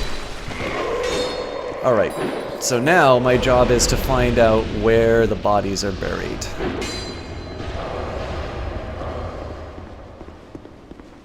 Ho ho! Bad luck for me. At least I found some bodies, though.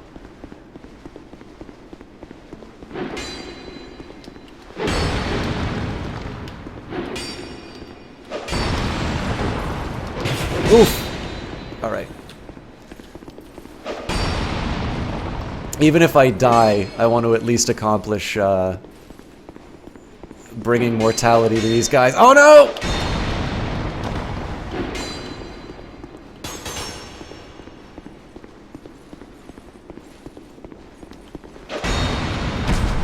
Oh, you're kidding me. Alright, one more. Oof! Crossbows? You motherfucker. Oh, two more bodies. Okay. I also kind of want to take them on in the path because, oh.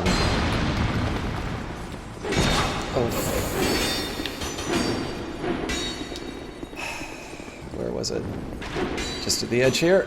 There we go. Alright, so even if I die, I might even just fly out or run.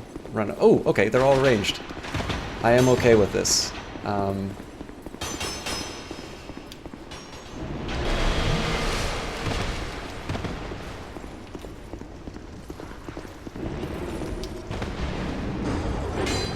What's up?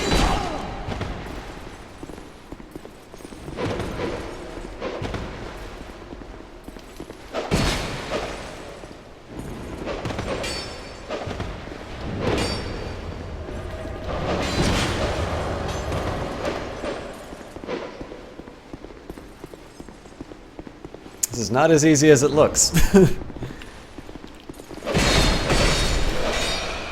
Alright. Life gem time.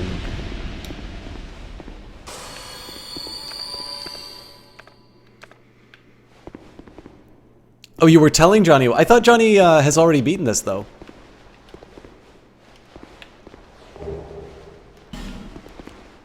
They are definitely that. I think for safety. I mean, these guys are still going to be chasing me, but for safety, let's do the repair powder because I got a bunch of these guys after me. Although it feels like things have calmed down a little bit. Ooh. Rogue water. This actually seems like a good thing to do right now. I got some HP. I've also got two more miracle uses, which I'm okay with. So, all right, bring it, nerd. Whoa, that's not allowed. It's dark.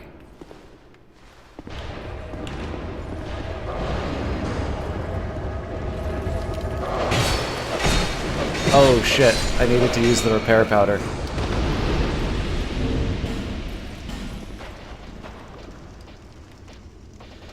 Alright, I have a feeling that that witch is going to be the next thing I take on, but where the hell is the repair powder? It looks like a little... There we go.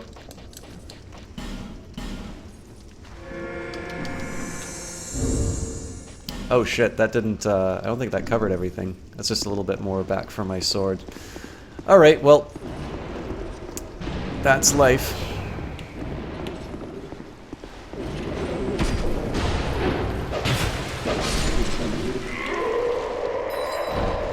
So I think the good news... Oh, for God's sake. So I think the good news is that, yeah, these guys are going to take a bunch of damage on their spikes, so I think this is going to be a problem that solves itself. If this is a mimic, I'm going to be really upset.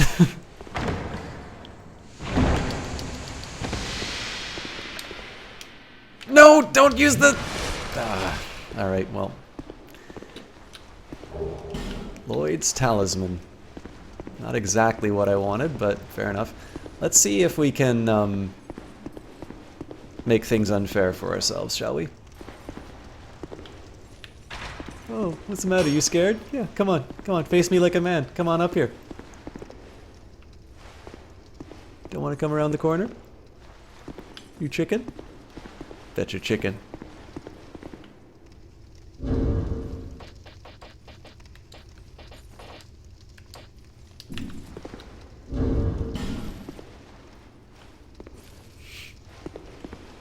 Alright.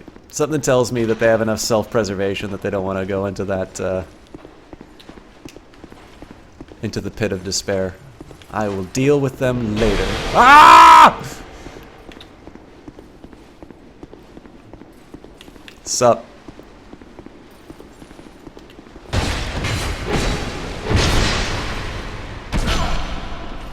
Alright, that would have been so cool if I didn't get hit with arrows after it.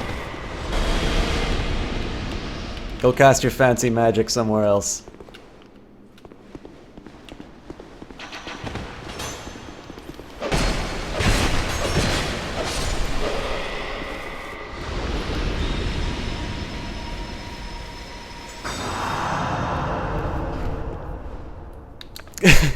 Yeah, T. Clark. I mean, I think they decided that, I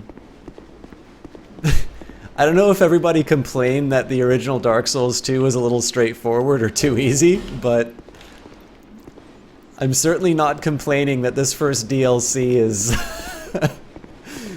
is too easy. I mean, if you think about it, this is really like just the first, like we haven't done a boss yet of the first DLC. And we have definitely gone through the ringer. Like, the funny thing is going to be, like, when we do encounter the boss, it's probably going to be like the Capra Demon, where I don't have anything left, and, like, this thing just dominates me. At least it's not poison. Bloodbite Ring, alright. I think that reduces bleeding. Is it good to check that now? I don't understand the order in which they do these things. Increasing bleeding resistance. All right. So I can fall down. You.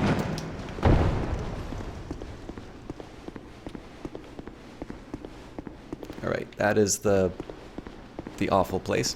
How long is the DLC? I am told Trippy. So I don't know if people are exaggerating a little bit just to kind of make a point, but I am told that the DLC is as long as the first Dark Souls game. And that's really cool if it is, because I like I like Dark Souls. It just means that we'll be you know, we'll take a little while to get into Dark Souls 3. Incidentally, guys, after beating Dark Souls 2, I did install Dark Souls 3 onto the onto my computer. So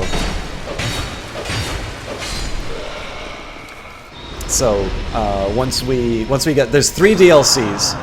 I'm certainly enjoying myself in this, and I have no intention of rushing through them. Like, I want to try and get through as much of the content of the game as I can, and again, always with the requirement for myself.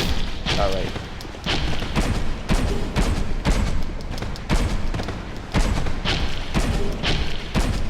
I wonder how they no-hit runners get these items, or if they just don't care about them.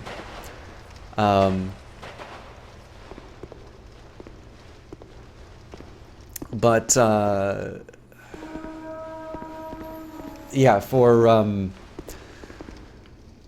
don't know. It's the same rule as I always do. Like, I was originally going to give myself the rule of, like, you know, not consulting walkthroughs except to find where the DLC locations were. But I found the first DLC, and I've encountered the 2 places where the other DLC should begin. I just don't remember them off the top of my head, if that makes sense. So I'm pretty confident that that I'll not need to consult any guides, and if I do, then it will just be kind of for more mundane things like, oh hey, where do I go for the, you know, I think we're on Crown of the Sunken King, and then the other one is I don't even remember. You say how much you enjoy them until you get to the snow place. Switch behind. Oh. I'm never sure if I should be reading these signs or not, but I'll be honest with you, I probably would have walked by that like 100 times. This is really, so a lot of level designers, did I not? A lot of level designers,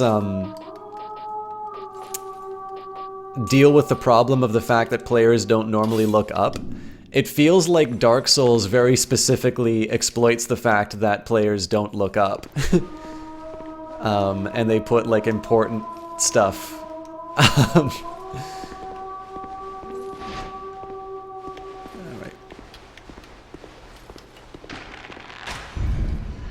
By the way, I think it'd be really cool to play an archer in Dark Souls. That might be a neat little challenge for me to do.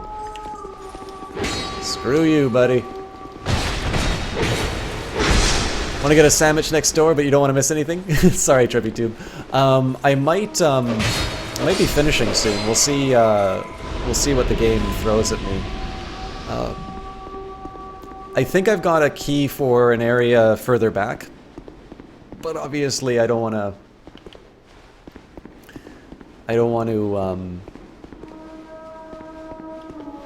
You know, if I don't want to have to fight these guys again unnecessarily, so I'm going to try and make as much progress as I can.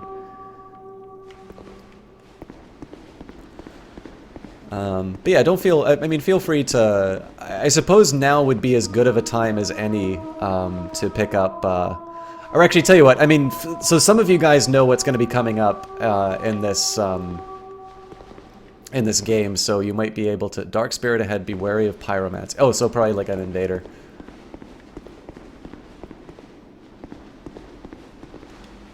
Visions of Dark Spirit, therefore be wary of fire. There are pyromancy, Dark Spirit ahead. Jester Thomas. I wonder if he has pyromancies.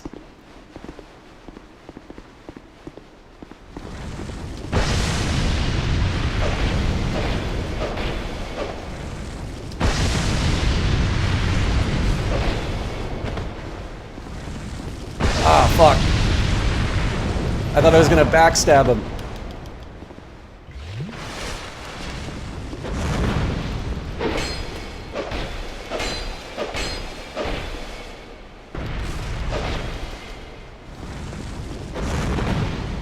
Okay, I'm gonna take a minute to stamina up. Oh, fuck you.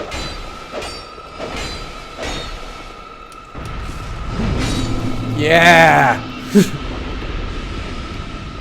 I'm gonna enjoy that warm healing light now. Oh yes, and for those of you looking for the victory cry.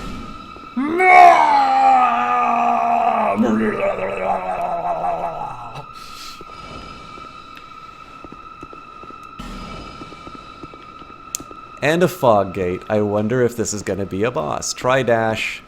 Composure ahead. Boss not here. Okay, so we're in good shape. I've got a lot of souls, by the way. And I actually think it's time for another repair powder. I'm going to run out of this.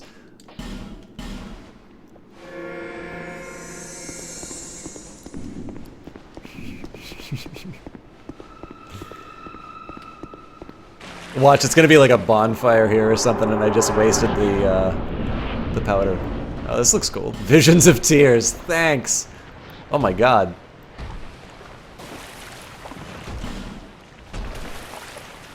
Try stealth or fleeing. Oh my god.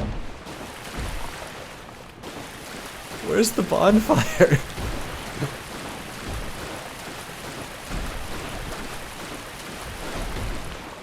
I don't want anything to do with these guys.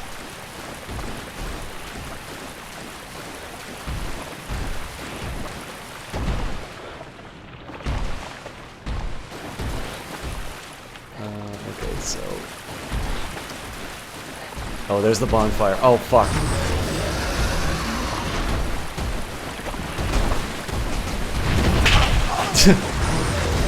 We're gonna make it, guys!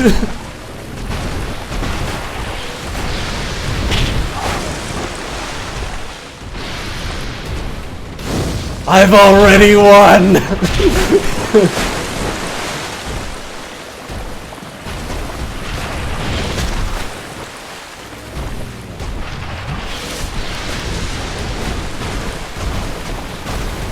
Do what you must! Victory is mine!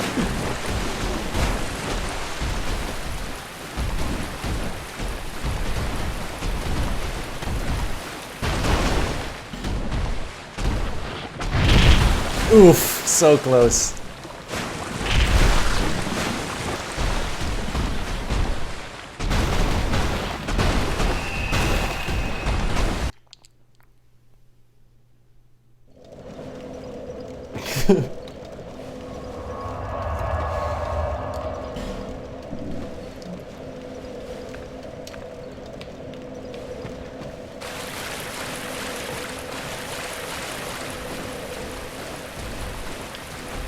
Hey, you.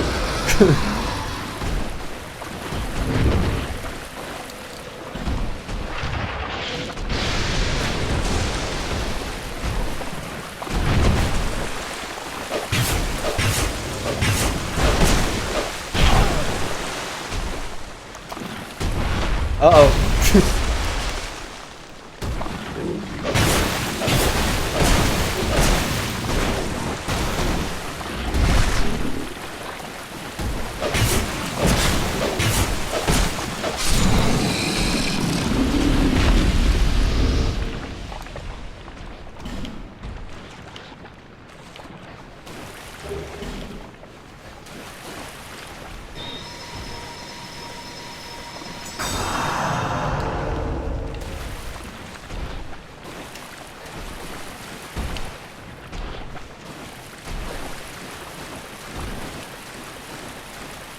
I'm really glad that you guys decided to go with me late into the night for this. This is actually really fun.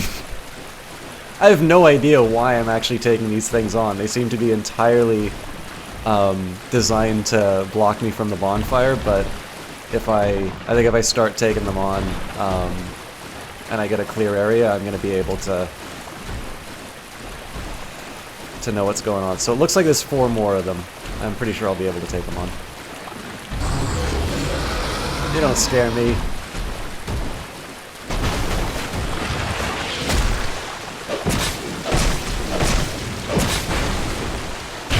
Oh man. I just keep misjudging my stamina for that. Okay, I gotta get out of the way because this guy's gonna bring a friend. Ouch. Okay, I gotta Estus up.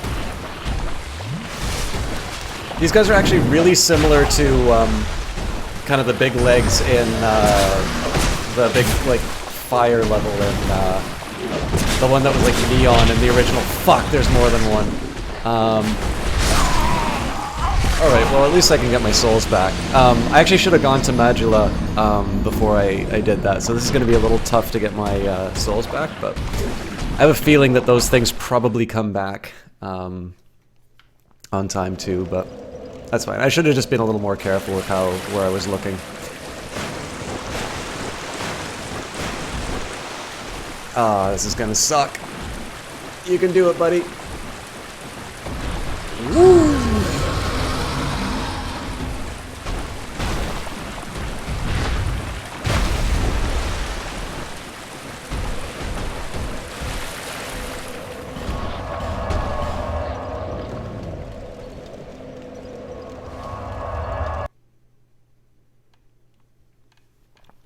But yeah, I'm really happy that you guys decided to join me for these parts, because it's getting pretty fun. Like, it's getting, like, new and hard and interesting, so, I think more endurance? Yeah.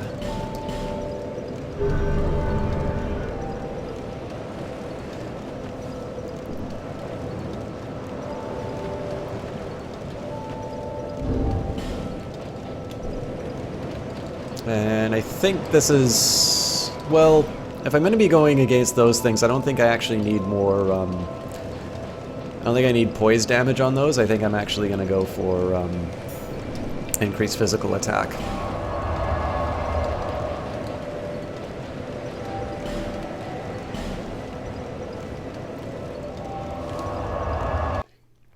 So no promises that I'm going to get to a boss tonight, guys, but let's do our best. You know, a bow would probably be a really good idea for getting these things' attention, but I'm confident in my ability to piss things off. You're coming around the corner, my friend.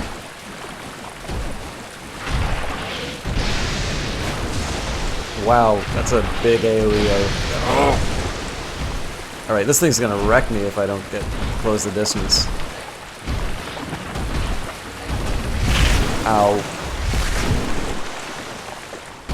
Not a great start.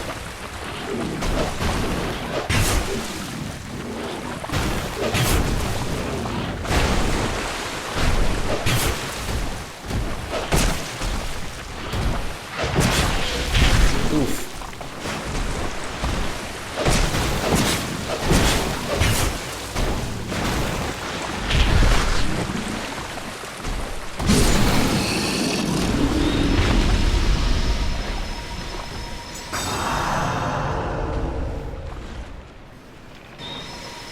I'm glad you like that, T. Clark.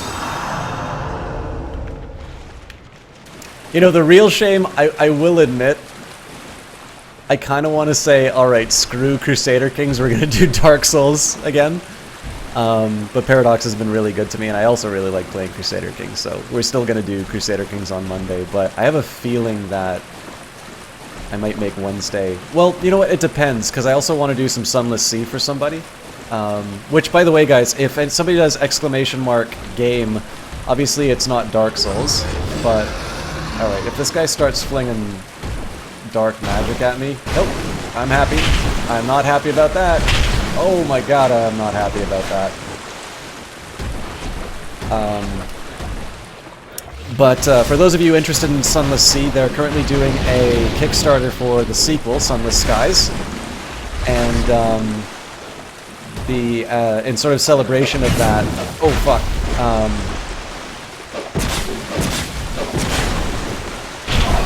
Jesus.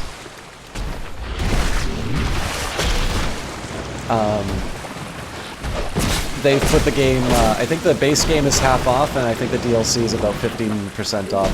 The reason why the DLC is fairly costly relative to the base game, okay, apparently I just don't care about health.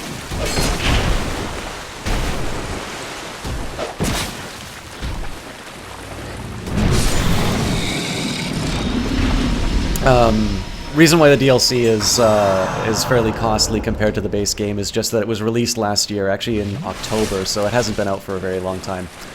Really interesting game, nothing quite like Dark Souls. It's more of a roguelike, almost a bit like FTL, bit story-oriented.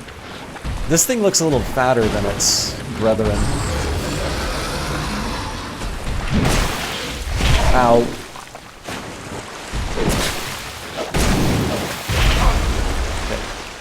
I think I'm just going to accept that I take a lot of damage from these things.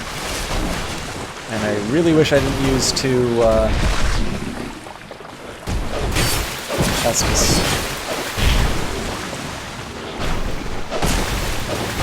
Ow.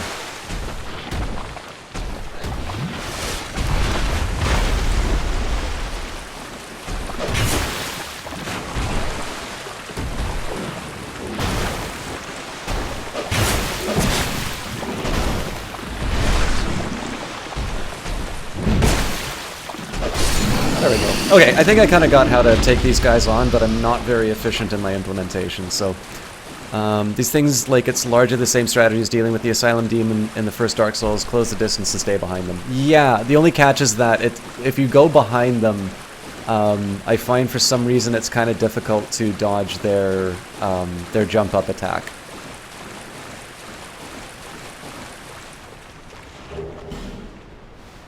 Dried root. I got a lot of those, actually, I think.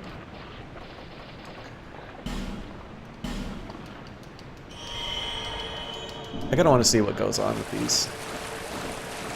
Restores HP over long period. Man, they are not kidding when they say long period. I'm actually gonna go for the restore spell uses one.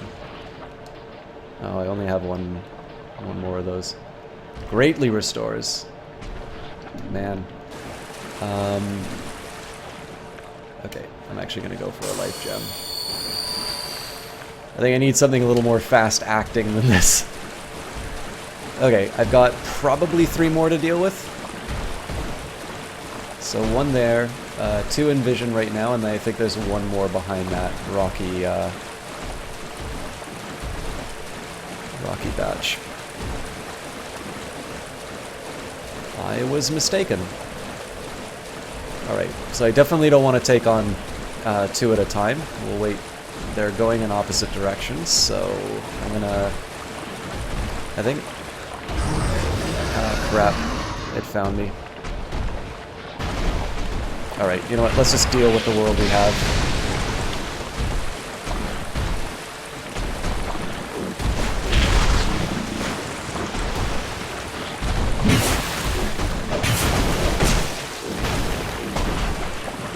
I hope his friend isn't alerted. Oh man, that would have been a perfect run if that didn't happen. But I'm pretty sure we've won.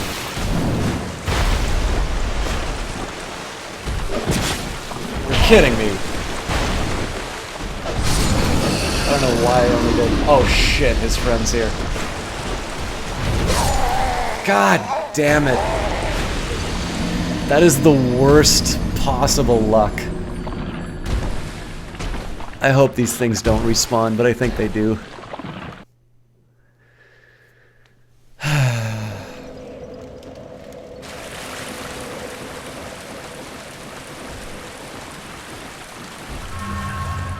Yup.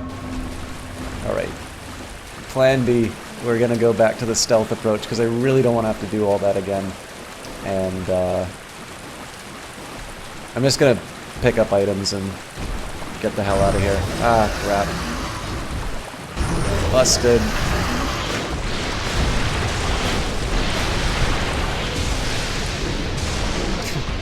I just want to get back to the bonfire.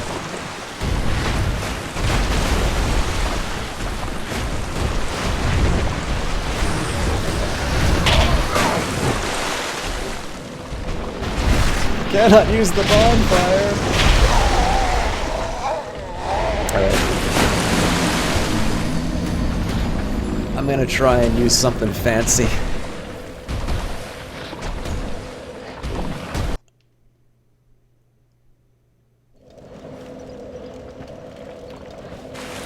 Fine.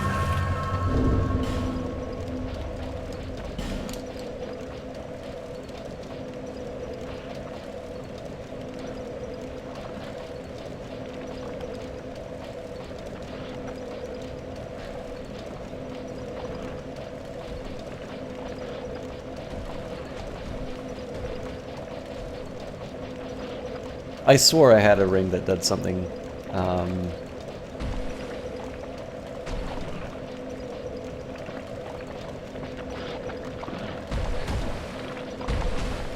There's something about, like, blending into the atmosphere.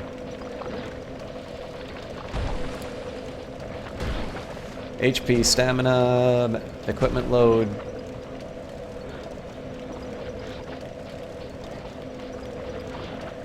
Defenses.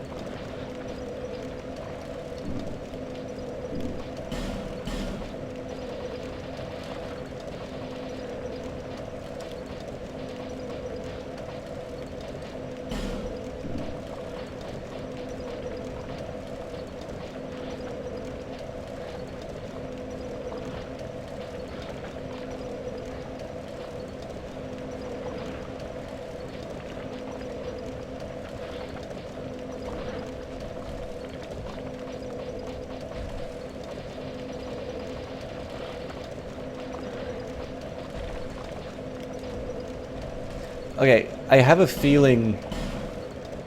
Let's see what this does.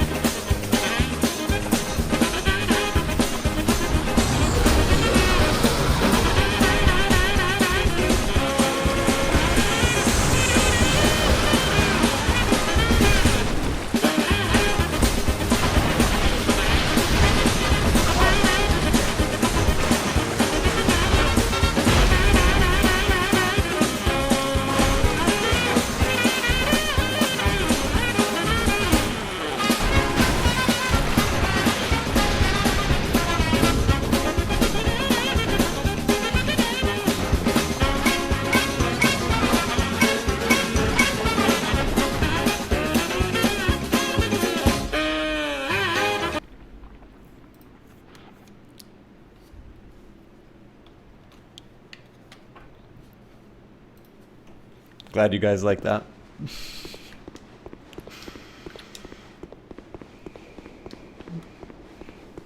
I think I'll examine that area later when either I can navigate water or I'm willing to take on those guys. The only thing is, it's not a ton of fun for me to, like, kind of take on big enemies like that. Oh god, I forgot. I've brought these guys back now. I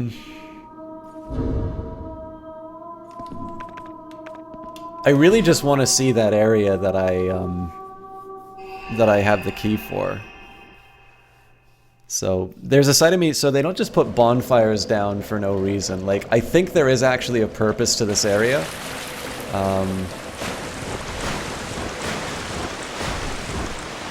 Because it's gonna spot me.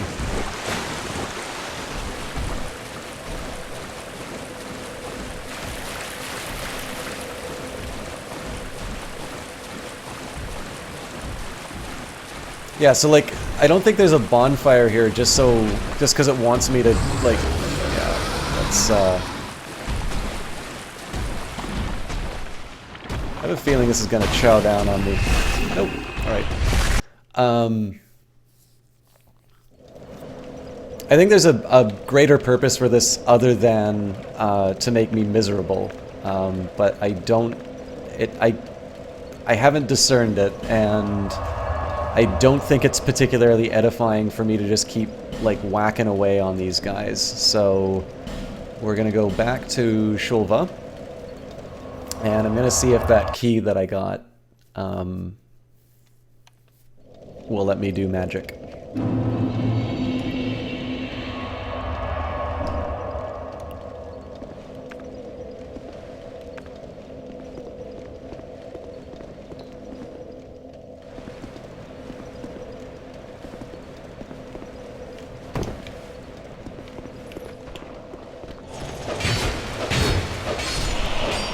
So again, the strategy is, as long as I get the drop on the guys, if 2 attacks are going to hurt their poise, I'm actually going to bring that slightly to my favor by doing more poise damage.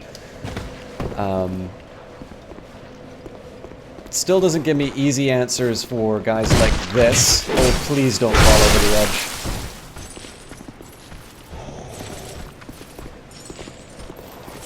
But yeah, basically if I can get 2 hits off before they actually attack. No, you don't.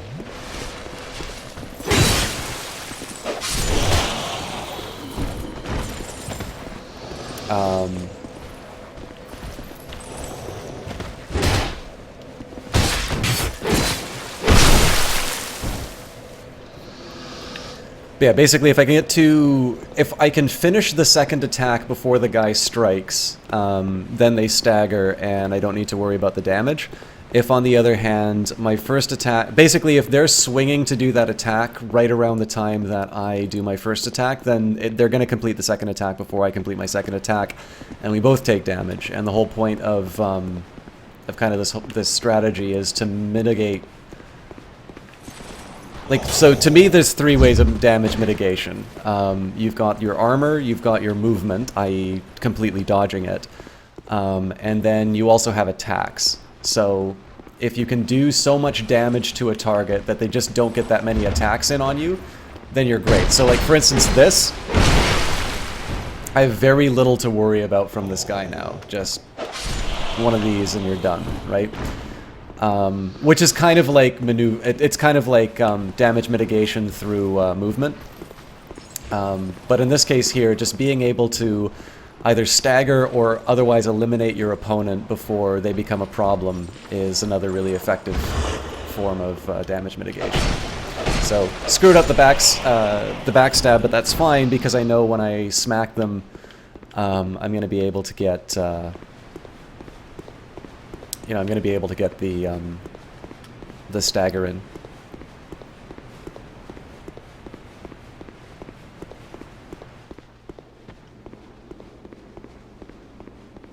I don't remember if I've got... I don't think I have any guys I need to deal with right away with these. Yeah. Alright. Progress. Oh, for God's sake.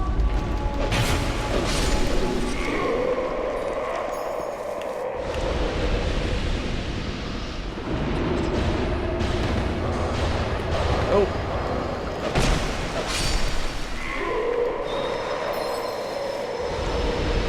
Alright, now, unfortunately, this does not do a whole lot for me as far as my progress through the game is concerned, so... We'll see if I get... Maybe like a ring that lets me move through water, that would be really helpful. Okay, draw more dried roots.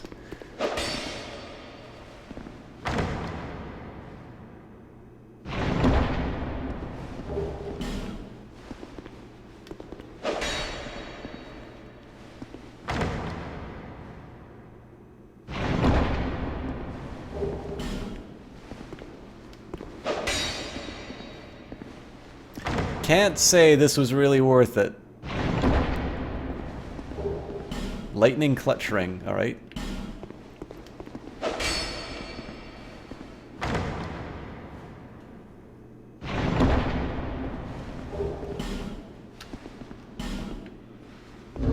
Oh, hang on, but there's a ladder here, so...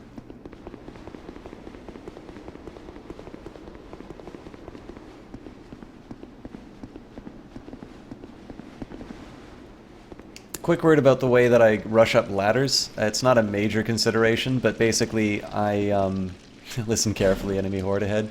Listen, don't backseat me, game. So when I do stuff like this, I always make sure for the last little bit of the ladder, I have some stamina left over. This is basically because if something comes and smacks you, or like comes to smack you at the start, you always have a little stamina left over at the,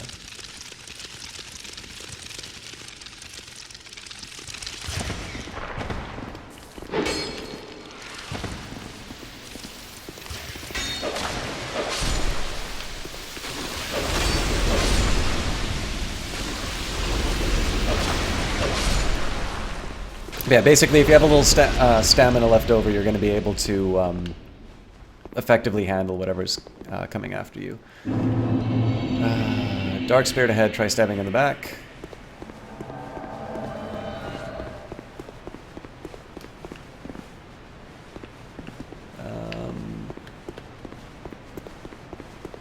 It's a bunch of really narrow passages for me to fight this guy in.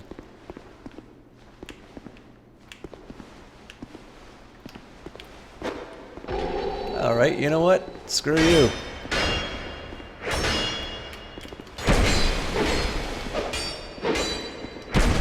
Ow. Alright, this guy is tough. No two ways about it. Oh, but if I two-hand, I do insane poise damage to him. I thought I was going to be able to backstab. Damn it.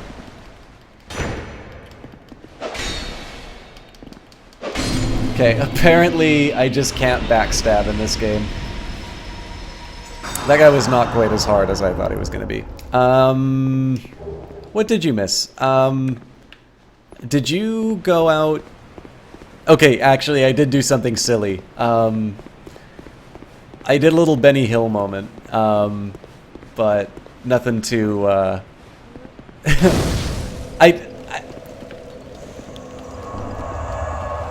Yeah, trippy too. I mean, it was silly. I don't think it was. I don't know if it was like. I don't think you should have like not gone and gotten some food for it. It was something kind of funny. And then I fought a phantom, and I just decided to go behind the locked door. So. I think TrippyTube, if you click on the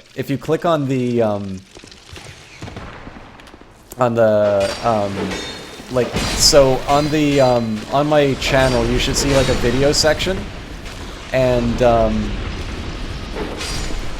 I believe this stream should actually be on it. So I believe if you click on that, you will actually be able to see what happened. Or T. Clark might have highlighted it. Or clipped it, or whatever the proper term is.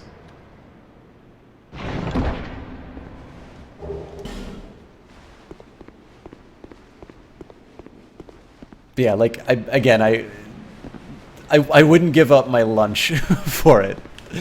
Or more breakfast, or whatever it was. I think I'm actually going to head back to the bonfire to... Oh, you know what? I don't need to head back to the bonfire. I've been saving these things for the whole game.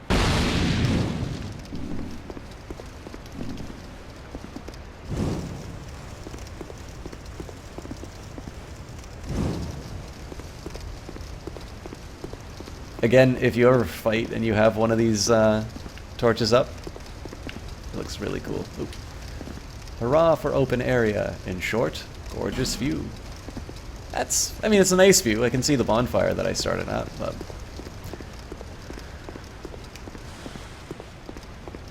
Yeah, I'm not entirely sure that was really worth using that jar for, but looked cool, so...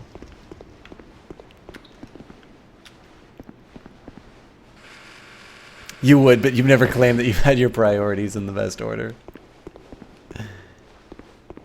I mean, you're here, aren't you? I think that's QED.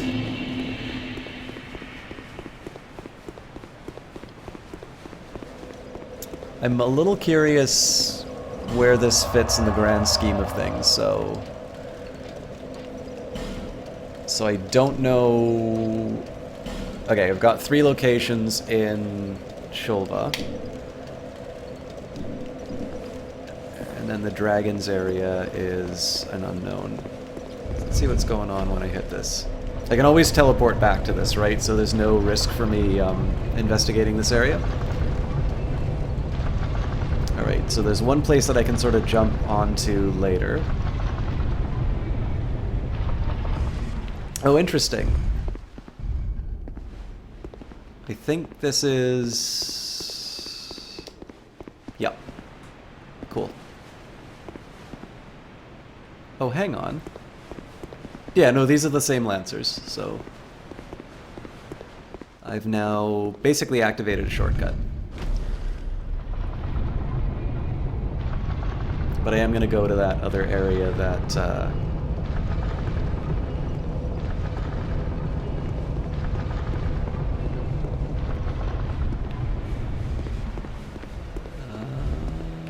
not quite ready to go down steps.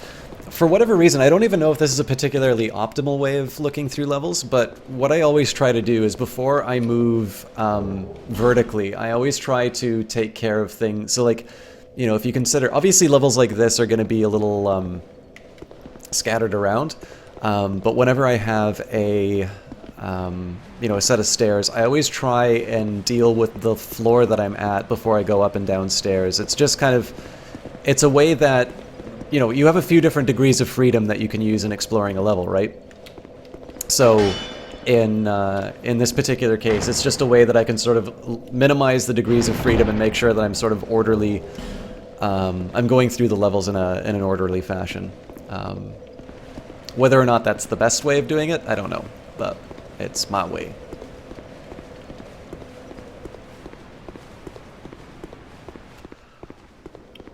What is less obvious, excuse me, I guess I need to plummet to my death here.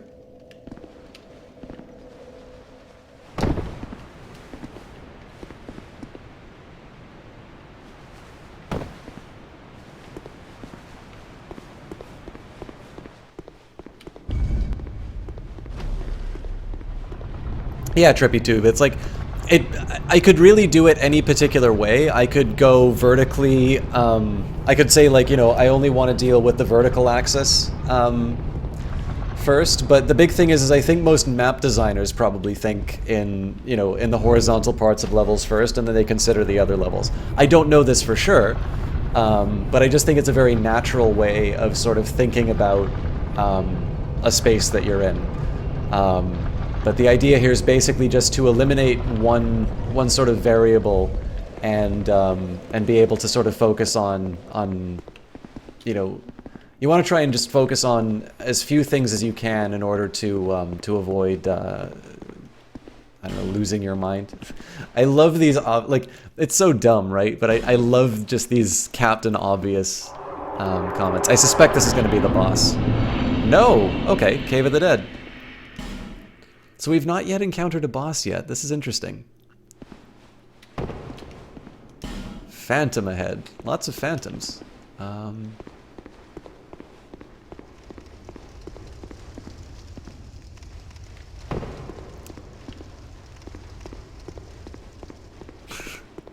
Thank you, Chatter. I actually think that's a really good idea.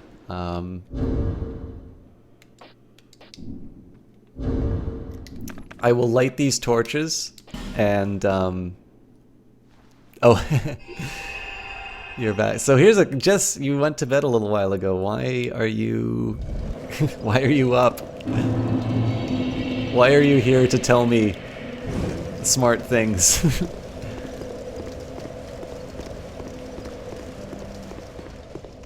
T. Clark might be able to send you a highlight. Okay, tell you what, I'm going to light these torches. I was hoping we would get to a boss. This is clearly not going to happen. So I'm going to run through these. I'm going to see what horrible things await me in this game. And we'll call it a night, because I have a feeling this game is going to... Oh.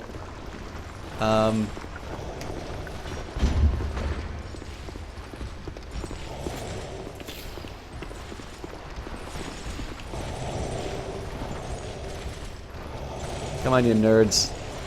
Oh, what, you don't like the fire? That's really interesting information. Uh-oh. Ooh, ooh. Oh, you're okay with fire now, apparently.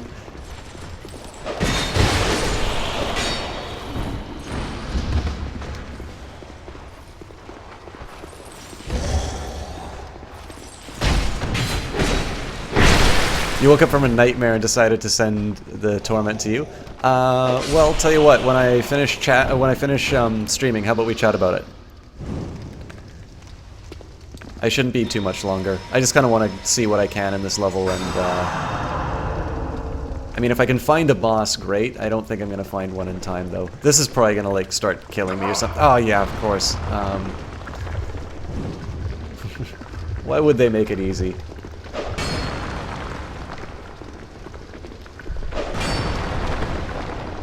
Oh god, I don't want to go down that hole.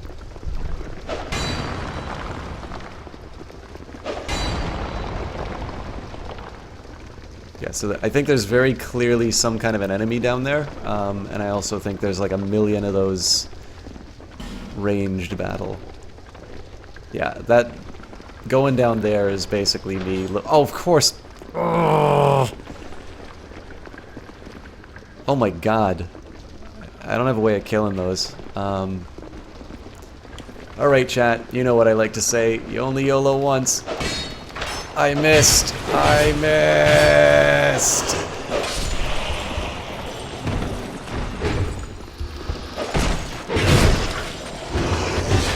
Oh, I am in a lot of trouble.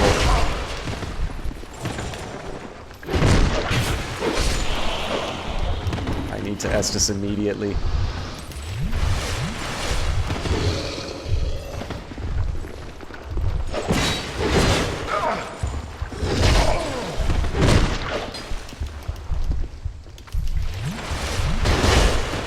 I'm totally okay taking that damage as long as it keeps me from dying to the poison, so... miraculously I survived that. Oh, it's gonna try and paralyze me though. It is not clear that there are any torches for me to light down here. Oh, yes there are. Okay, so the nice thing is that as long as I have one torch, I can always light it later if I need to go two-handed on some of these guys, and I really do think I'm gonna need to go for it. Fortunately, it seems that I'm a little more resistant to paralysis, so...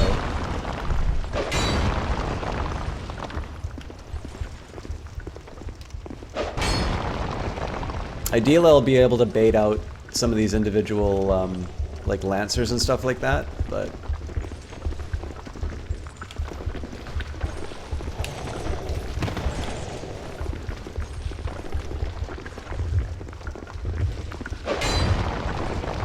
Alright, looks like they're sort of stuck in their spot, so... I'm gonna get a little cleaning done. Oh, Jesus. Alright. Okay, that's one problem dealt with. Oh shit! That's a lot of...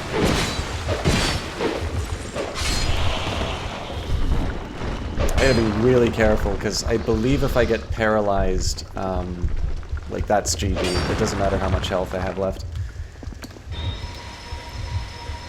So, we're gonna let this hold off for a little bit. Again, basically just take all these things down. I have no idea how I get out of here. And these mobile platforms, I have no idea how to deal with, because they seem to be immune to physical attacks. Which makes one guarding that area particularly tricky. So, for instance... nothing. Oh, but I can shove them out of the way, apparently, so... Bright bug I don't think is quite what I needed in this moment, but thanks, I guess. Again, I have a feeling that's kind of deliberate that they put stuff like that there to say, haha. Alright.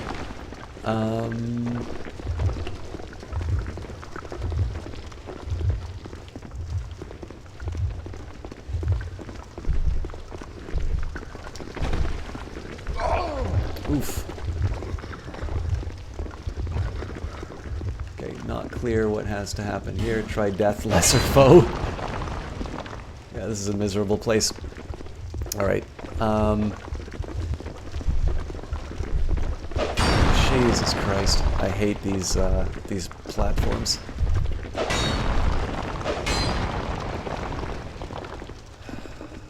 Try pointless but strike. Death ahead, therefore give up. I don't know if that's true. Nope. Okay, I'm gonna go back in there kind of knowing that this is a place where I can move to.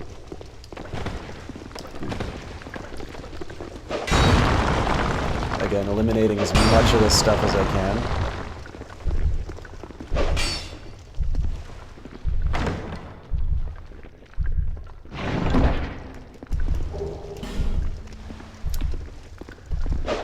The shame here is I also am not wearing my covetous serpent ring, which means that I'm not making as many souls as I could off of these kills. But on the plus side, looks like we have cleared out this level. I think I've been here already.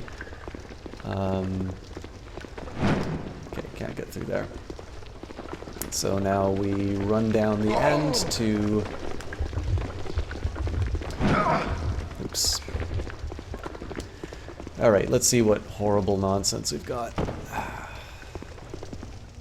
Again, ideally I'll find some kind of a sconce to put this... Oh, Jesus Christ. Alright, so this is where the boss is going to be.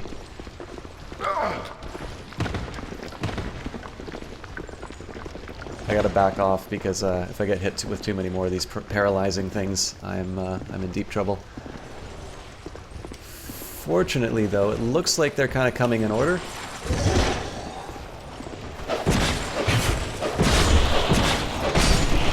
Okay, so I was able to get 2 down. Wait for this guy to make his move.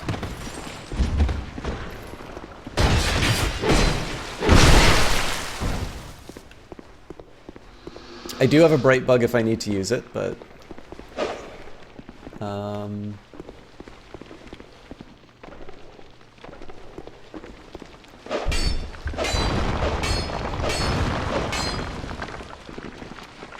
Pointless, thanks! Well, I guess it got rid of something hostile to me, but... Oh, fuck! Alright. Oh my god.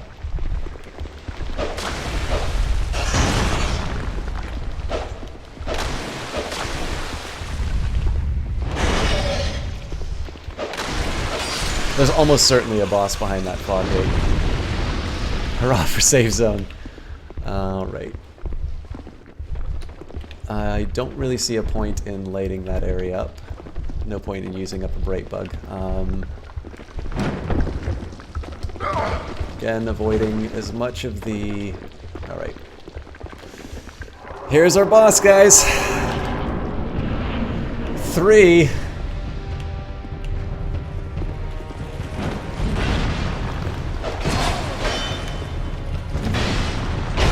Oh my god, okay. Range guy's gotta die first.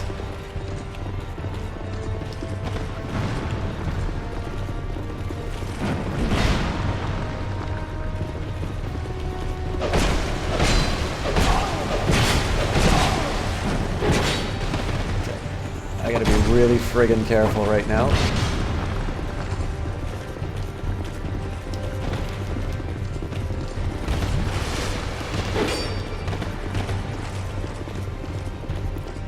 I think I can win this, though. Let them get the bow back up. If they try and make an attack on me, then... Alright, nope, we're good. So I think they're dead. Nope. Fuck!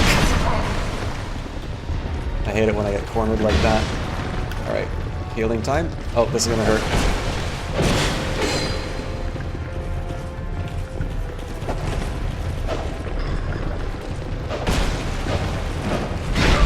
Oh shit, shit, shit. God damn it.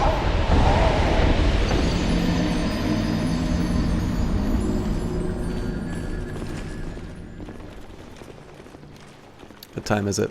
2:18? I'm gonna do one more try. Alright, what's the fastest way there?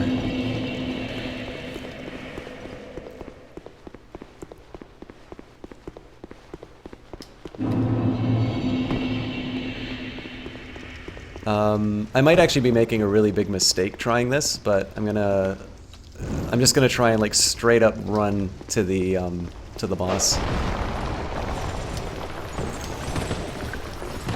Oh shit, this is the wrong place.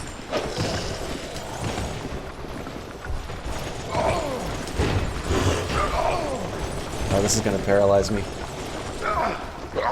Fuck!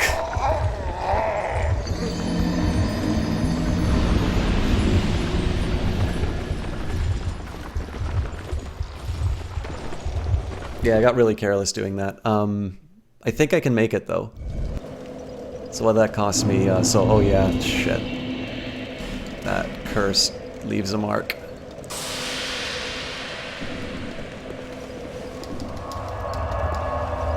Alright, so obviously I lost a bunch of souls there, not my ideal outcome, but I'm pretty sure I know how to improve.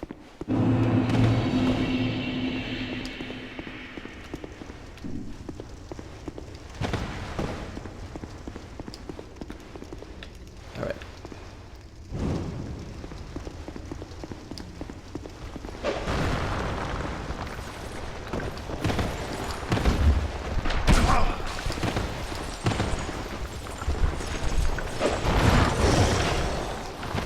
I'm not even bothering with those. Okay, this is a little bit of a point of safety. Unless, of course, they follow me through, which they probably will, so...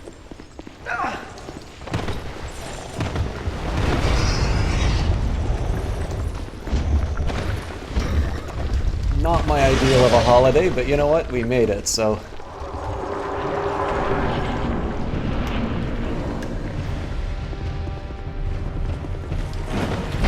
Ow, fuck.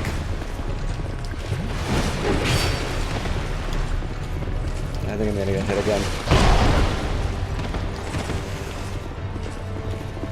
Not a good start. Oh, this is such a shitty place to get caught in.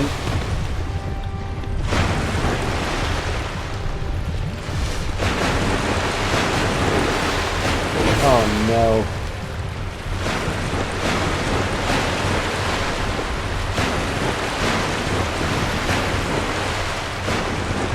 Okay, this actually is pretty good for catching this, oh shit. This archer, though. Where is she? Nowhere to be found, so I'm gonna focus on these other two jackasses instead. I might actually go, oh, there she is. Fuck! Unlock, you idiot.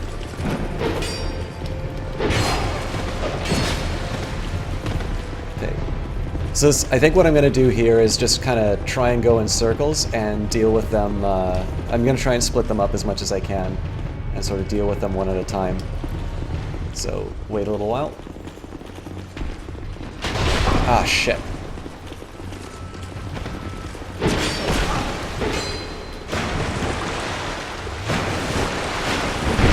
Oof. He is a master with that dragon tooth.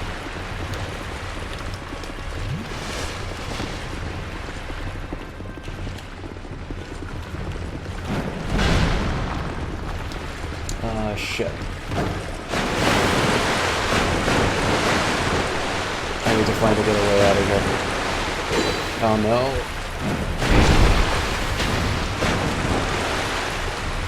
That's gonna hurt. Shit! Alright, so don't get backstabbed by Halval.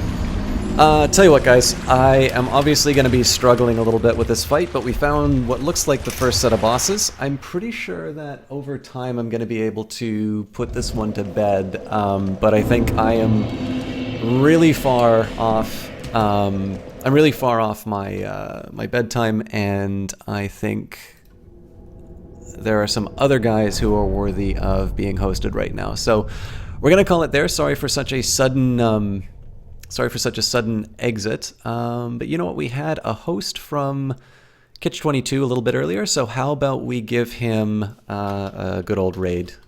So there he is. He's a really wonderful guy. He's doing Virtua Fighter 4. He's actually playing it on a real arcade cabinet. So let's give him all the love. I hope you guys enjoyed. He's definitely a really high energy caster. He's a lot of fun to watch. I feel pretty good leaving you in his hands. So we'll see you guys next time. Tomorrow is going to be Crusader Kings, and then probably we'll do some more Dark Souls later on in the week. Have a great night. See you guys tomorrow.